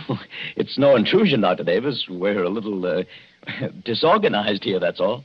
Naturally. Mr. Courtney, I wish I could say welcome to Capri, but I have a very different message. Well? If you value Mrs. Courtney's life, you'll go back to Naples immediately, sir. Not you, too. I do not say that as a ghost hunter, sir. I say it as a medical man. May I sit down? Oh, of course. Please do. Oh, thank you. We seem to be forgetting our manners. Dr. Davis, will you have a drink? Oh, thank you. Perhaps a small whiskey? I'll get it, darling. You sit down and talk to Dr. Davis. You're not going back into that room alone. Oh, I'm only going to get the drinks, Tom. I promise to be good. And Tiberius can come with me. Can't you, Tiberius? Oh, I see you've borrowed Tiberius from the Countess Lucchese. Yes, she was kind enough to offer him. Excuse me, I'll be back in a minute. Come on, Tiberius.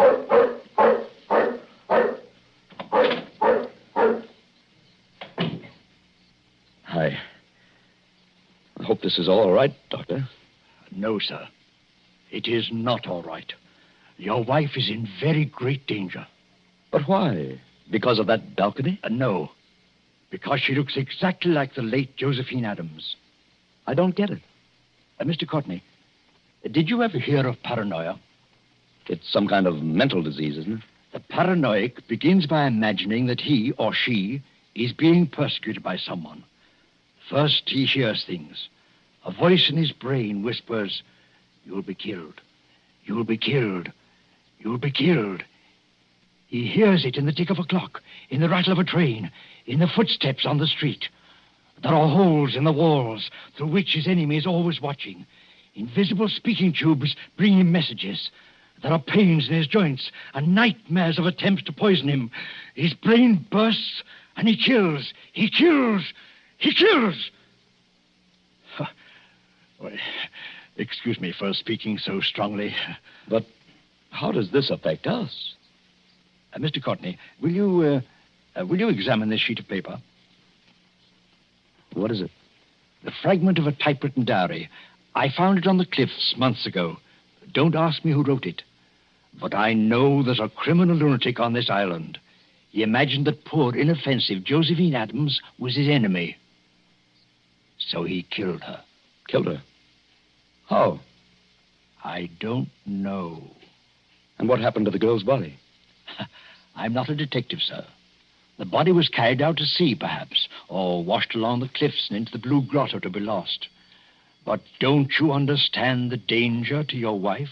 You're not suggesting that to somebody's cracked brain, your wife is Josephine Adams, created all over again. Kill Lucy? It couldn't be done. It was done, my friend. Listen. It sounded like a dog howling. Mrs. Courtney is rather a long time in getting that whiskey. She wouldn't go near the balcony. She promised not to go out on the balcony. People do very perverse things, my friend, when they know they shouldn't. Lucy! Lucy! That seems to be Tiberius out on the balcony. I can't see anything else from here. She's gone. She's gone. She's gone.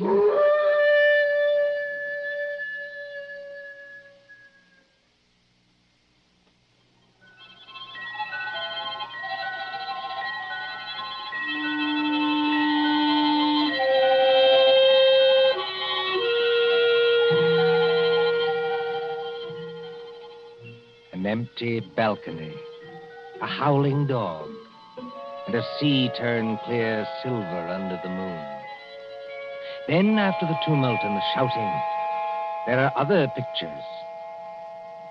Don't you hear the noise of that motor launch, with a half-demented young man at the wheel? 3 other familiar figures are gathered around it. Don't you recognize the brunette prettiness of Nellie Lucchesa? And the white 10-gallon hat of Harry Granger? And the neat, pointed beard of Dr. Davis? But what on earth is he going to do out here in this motorboat? I'd like to know that one myself. Listen, please. All of you. Now, take it easy, son. We're with you. What time is it? Time? Yes. What time is it? It's 2:30 in the morning, going on for 3. 12 hours. Then the tide ought to be just where it was this afternoon. What's the tide got to do with it? A whole lot. Somebody set a trap and made Lucy fall off that balcony. I know it. Oh, that's absurd. If Lucy's been carried out to sea, there's nothing we can do about it. But if she's been carried along with the current and into the Blue Grotto... Blue Grotto? One moment, sir. You're not proposing to run this big launch under that arch after dark? Yes, Doctor. That's just exactly it. Go on. Do it. I'll back you up.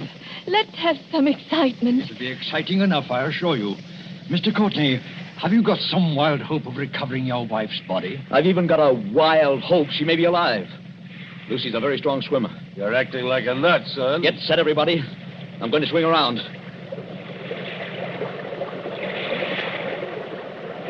We're in the current now. Better hold tight. I've got to duck my own head when we go through. Everybody else squat down. I still protest against this. Don't you understand, Mr. Courtney? Get ready. Here we go.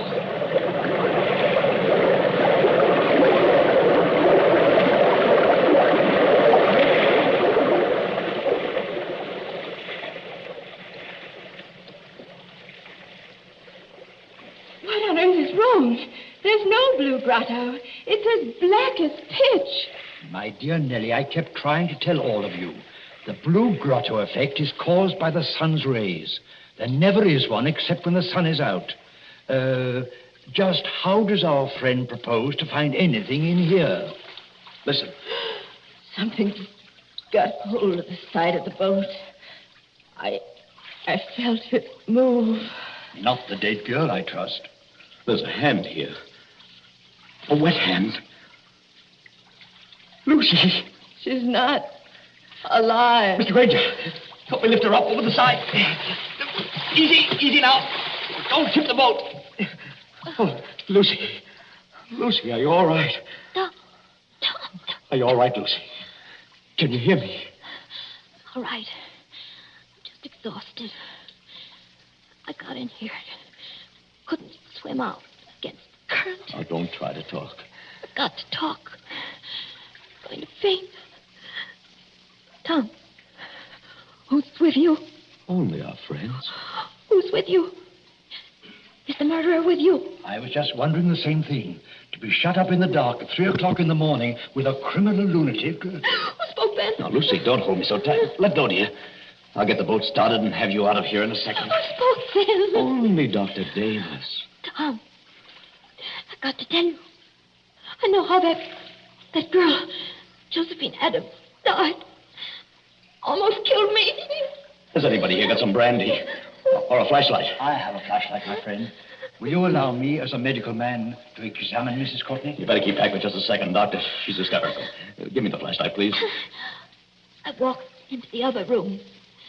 Nobody with me. All alone except Tiberius. Yes, Lucy? Somebody called my name. From the balcony, I thought. Very softly. Mrs. Courtney said. Mrs. Courtney. Did you recognize the voice? Yes. That's why I went. Hadn't you better start up this boat and get out of here, Now, don't pay any attention to them, Lucy. Nobody can hurt you now. I went out on the balcony. It was bright moonlight. Bright as day. But there was nobody there. Nobody on the balcony? No. I looked out over the sea. And then something came at me. Something flew out of the air and came at me. Just one moment before Mrs. Courtney goes on. Is anybody in this boat carrying a revolver? Not that I know of. Excuse my mentioning it, but I felt something. Metal. Like a revolver. Brush past my hand. Oh, it was only the flashlight. Excuse me, it was not a flashlight. Mr. Courtney's got the flashlight. Would you please let Lucy go on and finish? Lucy, you were on the balcony and something came at you. Yes. Like a snake. Sideways. Out of the air. It went over my head. Fastened around my neck. It was a rope. With a running noose in it. A rope? That's it. A rope. It was thrown from another balcony. I'm small and light, like Josephine Adams. It pulled me sideways and over the rail. I fell. I think I begin to understand They what... couldn't see what happened to Josephine Adams. Frosted glass doors to the balcony, so they couldn't see. Now, take it easy now. You're perfectly safe. Is she perfectly safe? The murderer let her fall on the rope. But the rope was jerked tight long before she struck the water. That broke her neck. Then the murderer lowered her softly. So there wasn't any splash. And the current took her away, rope and all. That's it. It would have happened to me.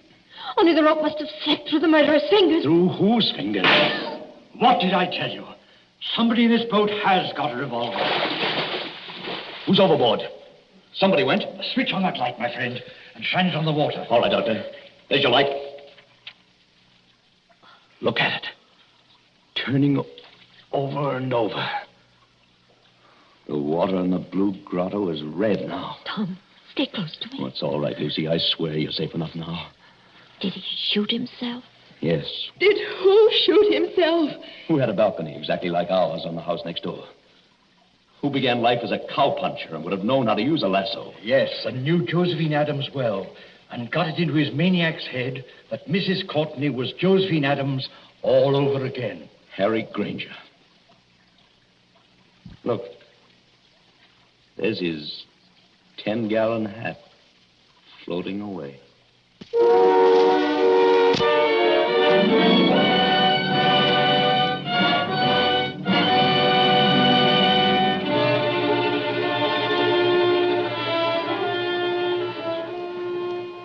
And so ends The Bride Vanishes, a story of mysterious doings in the Isle of Capri. And tonight's story of suspense.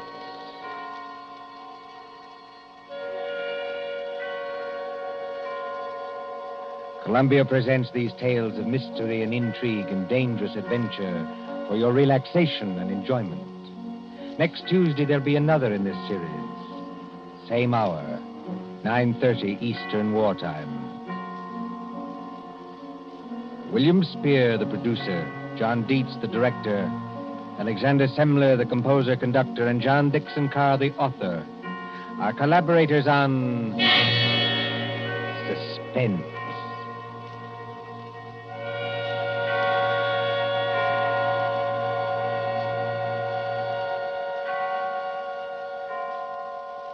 This is the Columbia Broadcasting System.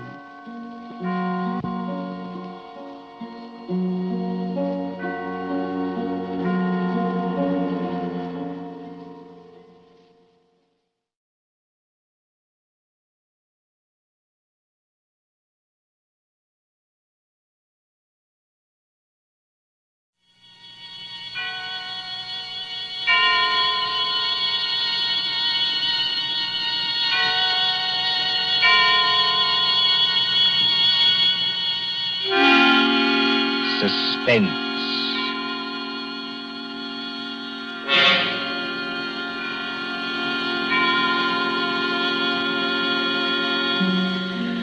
Tonight, Columbia brings you as a guest star Peter Lorre, one of the screen's past masters of the art of suspense.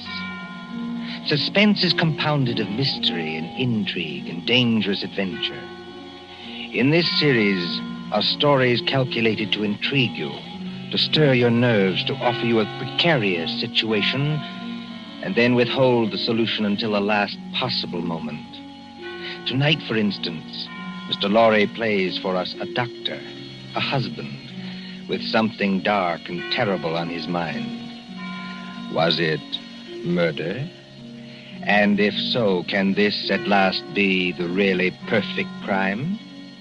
We trust that while you are wondering, we shall keep you in suspense.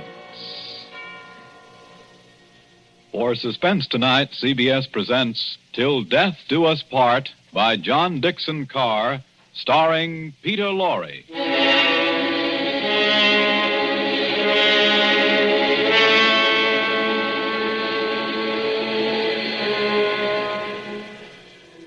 Late one night in December of 1941, a man and his wife sat beside the fire in their country cottage.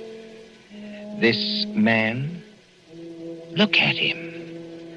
A professor of mathematics, stout and middle-aged, guileless as a child.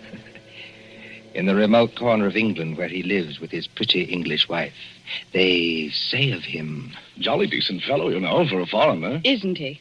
Always a smile for everybody, and so polite. That's why it's such a shame about his wife and that young American. There hasn't been anything between them yet, I'm almost sure. But if the American stays here much longer... Shh, I tell you.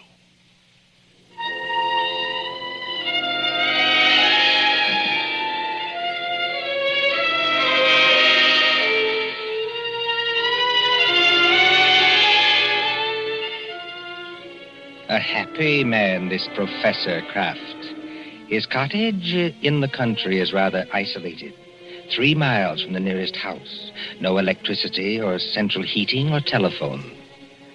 And on December nights like this, a great wind comes rushing off the Sussex Downs. It rattles at the windows, growls in the chimney, and makes unsteady the oil lamp on the table.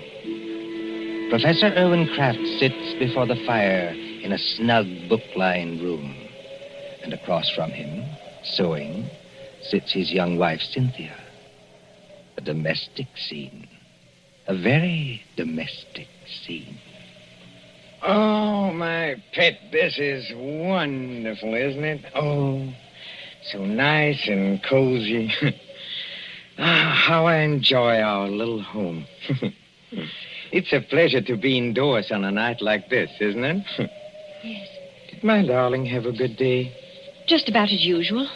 No adventures, huh? Not exactly. I walked into the village. Walked? Oh, I really blame myself for burying you out here. I ought to get your car. That's not necessary, thanks. Come now, come. Did something happen to upset my little pet today? No. You know, darling, I look at you and I marvel. You marvel at what? At a wife who can actually blush. Yes, with a skin so fair and a conscience so transparent that she can actually blush. I wasn't blushing about... About what? About anything you might be thinking. It's your horrible habit of putting everybody else in the wrong. Oh, but the neighbors don't think that about Papa Croft. Neighbors don't have to live with you. I do. And you mustn't scratch either. Not when we are so snug here, so cozy, and the kettle on the fire's nearly boiling, and the rum is ready, and the lemon juice, and the sugar for her medicine. Oh, and must I drink that stuff? I don't like rum. But you have a cold, darling. I haven't got a cold. Really, I haven't. Now, darling, twice today I heard you cough. Now, you are going to take your medicine, Cynthia, and take it here and now, and not offend your clumsy old husband by refusing. Why do you keep on treating me like a girl of 16? I love to treat you like that, Cynthia, because I cannot fathom your thoughts. You lock up your thoughts, and that is a dangerous English habit. You see, thoughts accumulate and won't be stifled. And sooner or later, when you least expect it... Well, look out. The kettle's boiling over. So it is. Oh, and please lift it down from there. Of course. I apologize. My darling. There. For a second, you know, you almost frightened me. Huh? I frightened you? I suppose it's foolish. Well, here we are, my dear. Here we are. Now, see, I put 2 tumblers on the coffee table. And now, a spoon in each, so that the heat doesn't crack them. My dear, must you give me so much rum? Can't I have the small one? But we have to cure that cold of yours, Cynthia. Now comes the lemon juice. Yes. And now comes hot water to the top. Here we are. And 2 lumps of sugar for each of us. There you are, darling. Now let's drink up, huh? Owen, listen. I didn't hear anything. I did. It came from that cupboard over there. It sounded like your accordion. Oh, that's nonsense, darling. That's nonsense. There it is again. Well, that's only the wind. Or perhaps a rat that got into the cupboard. Owen, I'm terrified of rats. Go and kill it. Would you mind? Oh, you really sit very heavy labors, my sweet, for one of my weight. Well, if you insist, all right. Well, I'll take a good heavy poker from the fireplace. And, of course, it means a little trip to the cupboard. Owen, never mind. You haven't changed your mind, have you? It'd probably run out across the floor. Come back. Wouldn't run very far, I'm sure. Well, again, if you insist. I can't think what's the matter with me tonight. No? No, You're sure nothing upset you in the village today, huh? certainly not. How about this young American, that fledgling doctor? What's his name? You mean Dr. Craig? That's it, Dr. Craig. Dr. Craig. Didn't someone say he was leaving today for London and then back to the States? I believe so. That's what Lady Randolph told me. And you didn't say goodbye to him? Certainly not. Wow, that wasn't kind of you, darling. That wasn't friendly. What's the matter? Don't you like my nice hot rum drink? No. But you'll give me no peace till I do drink it. That's right, darling. That's right. Now, take it down like a good girl. I'm keeping you company. See? Oh, how pretty she looks. With her yellow hair in the firelight. And her red mouth. And her light little hands. Very pretty. Oh, there is just one other thing, Cynthia. I gave you a letter to post this afternoon. Did you post it? Yes. Registered? Yes. And did you notice to whom the letter was addressed? Everybody notices the address on an envelope. It was to some Mr. Hatherby at Market Shepherd. That's right. But I don't know who he is, if that's what you mean. Oh, Mr. Hatherby is the coroner of this district. The coroner? That's right. That's right. But is there any reason why you should be writing letters to the coroner? Well, there will be tomorrow morning. We have been just drinking poison, my love. Why do you drop your glass, darling? I don't believe you. No?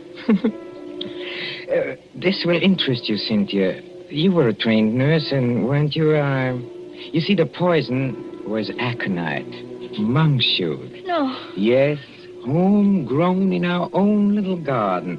You know, 1/16 of a grain has been a fatal dose. There's no telephone here. No car, not even a neighbor. Exactly, my angel. Take your hands off me. Let me get up. No, my pet. In about 5 minutes, you see, the first symptoms will come on. Symptoms? Yes. Our throats will grow dry. Our eyesight will turn dim. No. And presently we'll lose the use of our limbs. Well, there are convulsions before the end, I believe, but we won't feel them. Let me up. If you try to hit at me, Angel, you'll upset that lamp. And, well, if you upset the lamp, this cottage would go up like tinder.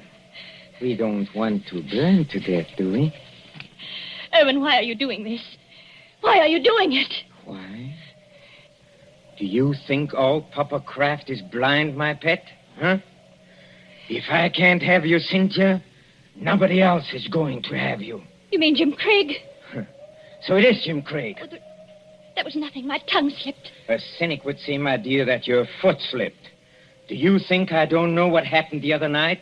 At the schoolhouse? Schoolhouse? Yes, the Market Shepherd Schoolhouse.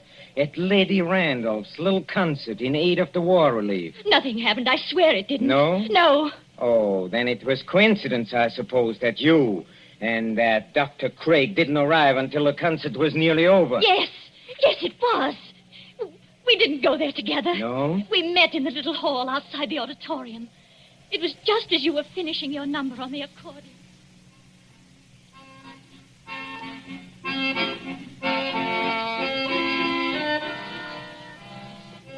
Oh, I beg your pardon. It's so dark here, I almost bumped into you. Isn't that Mrs. Craig? Yes.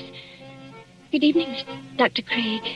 We seem to be late. Very late, I'm afraid. I was detained on a case. I didn't feel like coming here at all. Oh, just a moment before I open that door for you. Won't it look a little funny, our arriving here together? Funny? Why should it? No reason at all, only... Cynthia, listen to me. Do you know, Dr. Craig, that's the first time you've ever called me by my first name. I did want to have a word with you somehow. Of course, you've heard the news. What news? Well, on the radio for the past couple of days. Oh, we're too far out to get much news, and my husband isn't interested. He isn't interested. He isn't interested in anything but himself. I'd rather you didn't talk that way about my husband. Oh, I'm sorry. Would you push the door open a little? And in conclusion, Lady Randolph is saying something. I'm sure we've all enjoyed our friend Professor Croft's musical numbers on the accordion. And the vicar's conjuring tricks. And little Miss Linshaw's spirited recitations. It only remains for me to tell you that the collection for this little entertainment will amount to the... Well, yes, Colonel Thompson, what is it? Colonel Thompson's going across the platform in rather a hurry. Looks like an announcement of some kind. Ladies and gentlemen, your attention. We have just received some late news by the 9 o'clock bulletin. I think I can guess what it is. Following yesterday's declaration against Japan, the Congress of the United States today declared war against Germany and Italy. No applause, please. I think I can say that these things go too deep for applause. We entered a war lightly, and we have learned. But before the vicar ends this meeting, I shall ask the orchestra to play us the song numbered 83 in the book. A song we know is dear to the hearts of all Americans.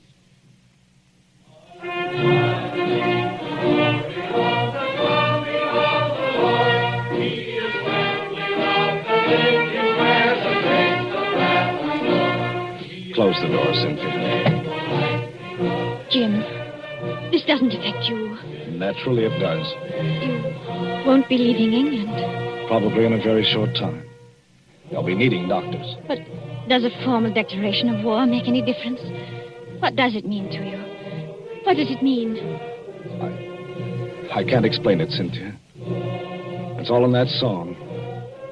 If they're going to need me, I'll go back. But can't you do just as much good here in England? I don't know. That depends on what the army says. And doesn't anything depend on what I say? We haven't got much time, Cynthia. That crowd will be out in a minute. Yes. And we won't admit it, will we? Admit what? Admit how we feel about each other. I haven't said... Nor I. I was only talking about what we were thinking. No, we won't admit it. You say you can't explain about the war. I can't explain about this. Don't try.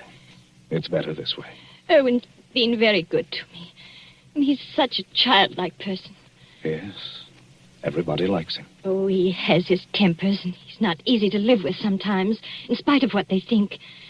But I can't do anything to hurt him, because he'd never do anything to hurt me. Never, never, never in the world.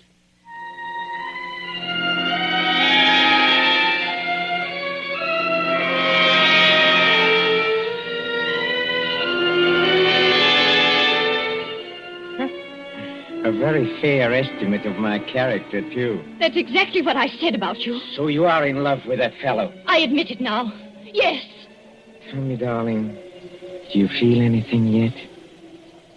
feel anything. I mean, dryness, muscular contraction of the throat. Yes.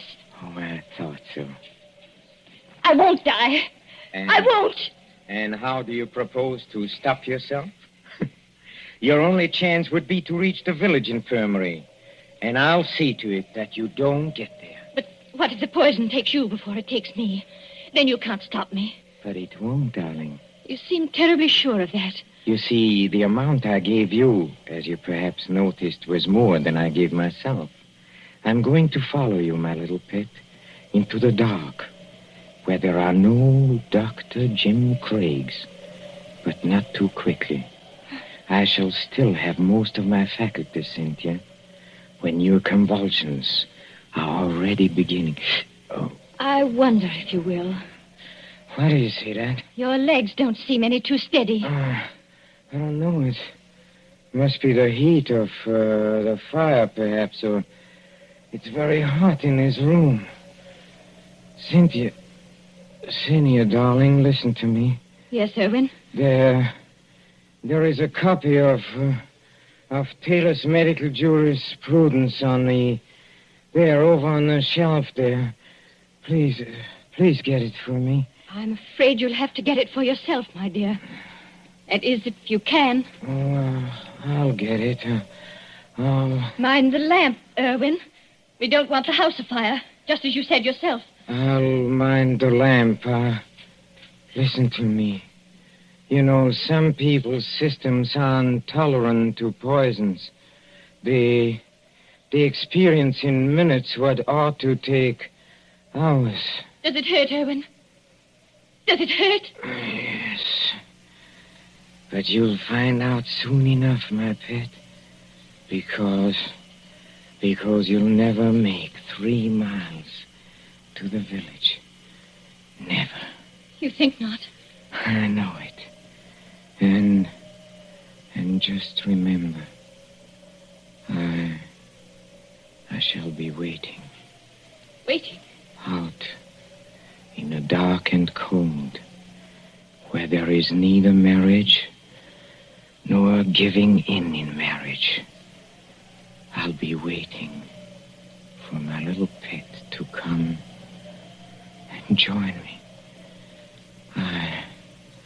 I shall be waiting. Irwin! Irwin! Oh, I hate you. I loathe you.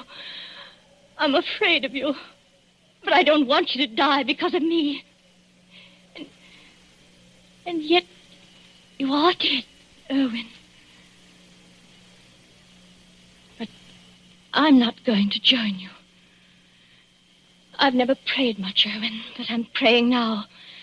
Whatever comes over my wits and makes my senses weak, give me strength enough to get to the village. Just give me strength enough to get to the village.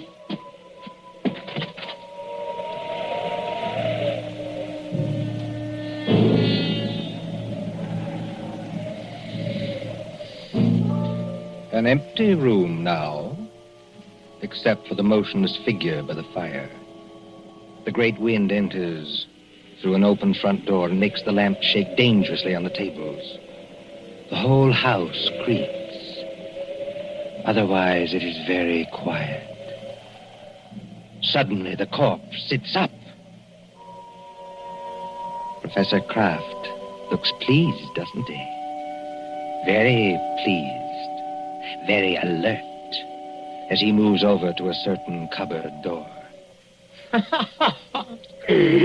Well, and now I think the real fun can begin.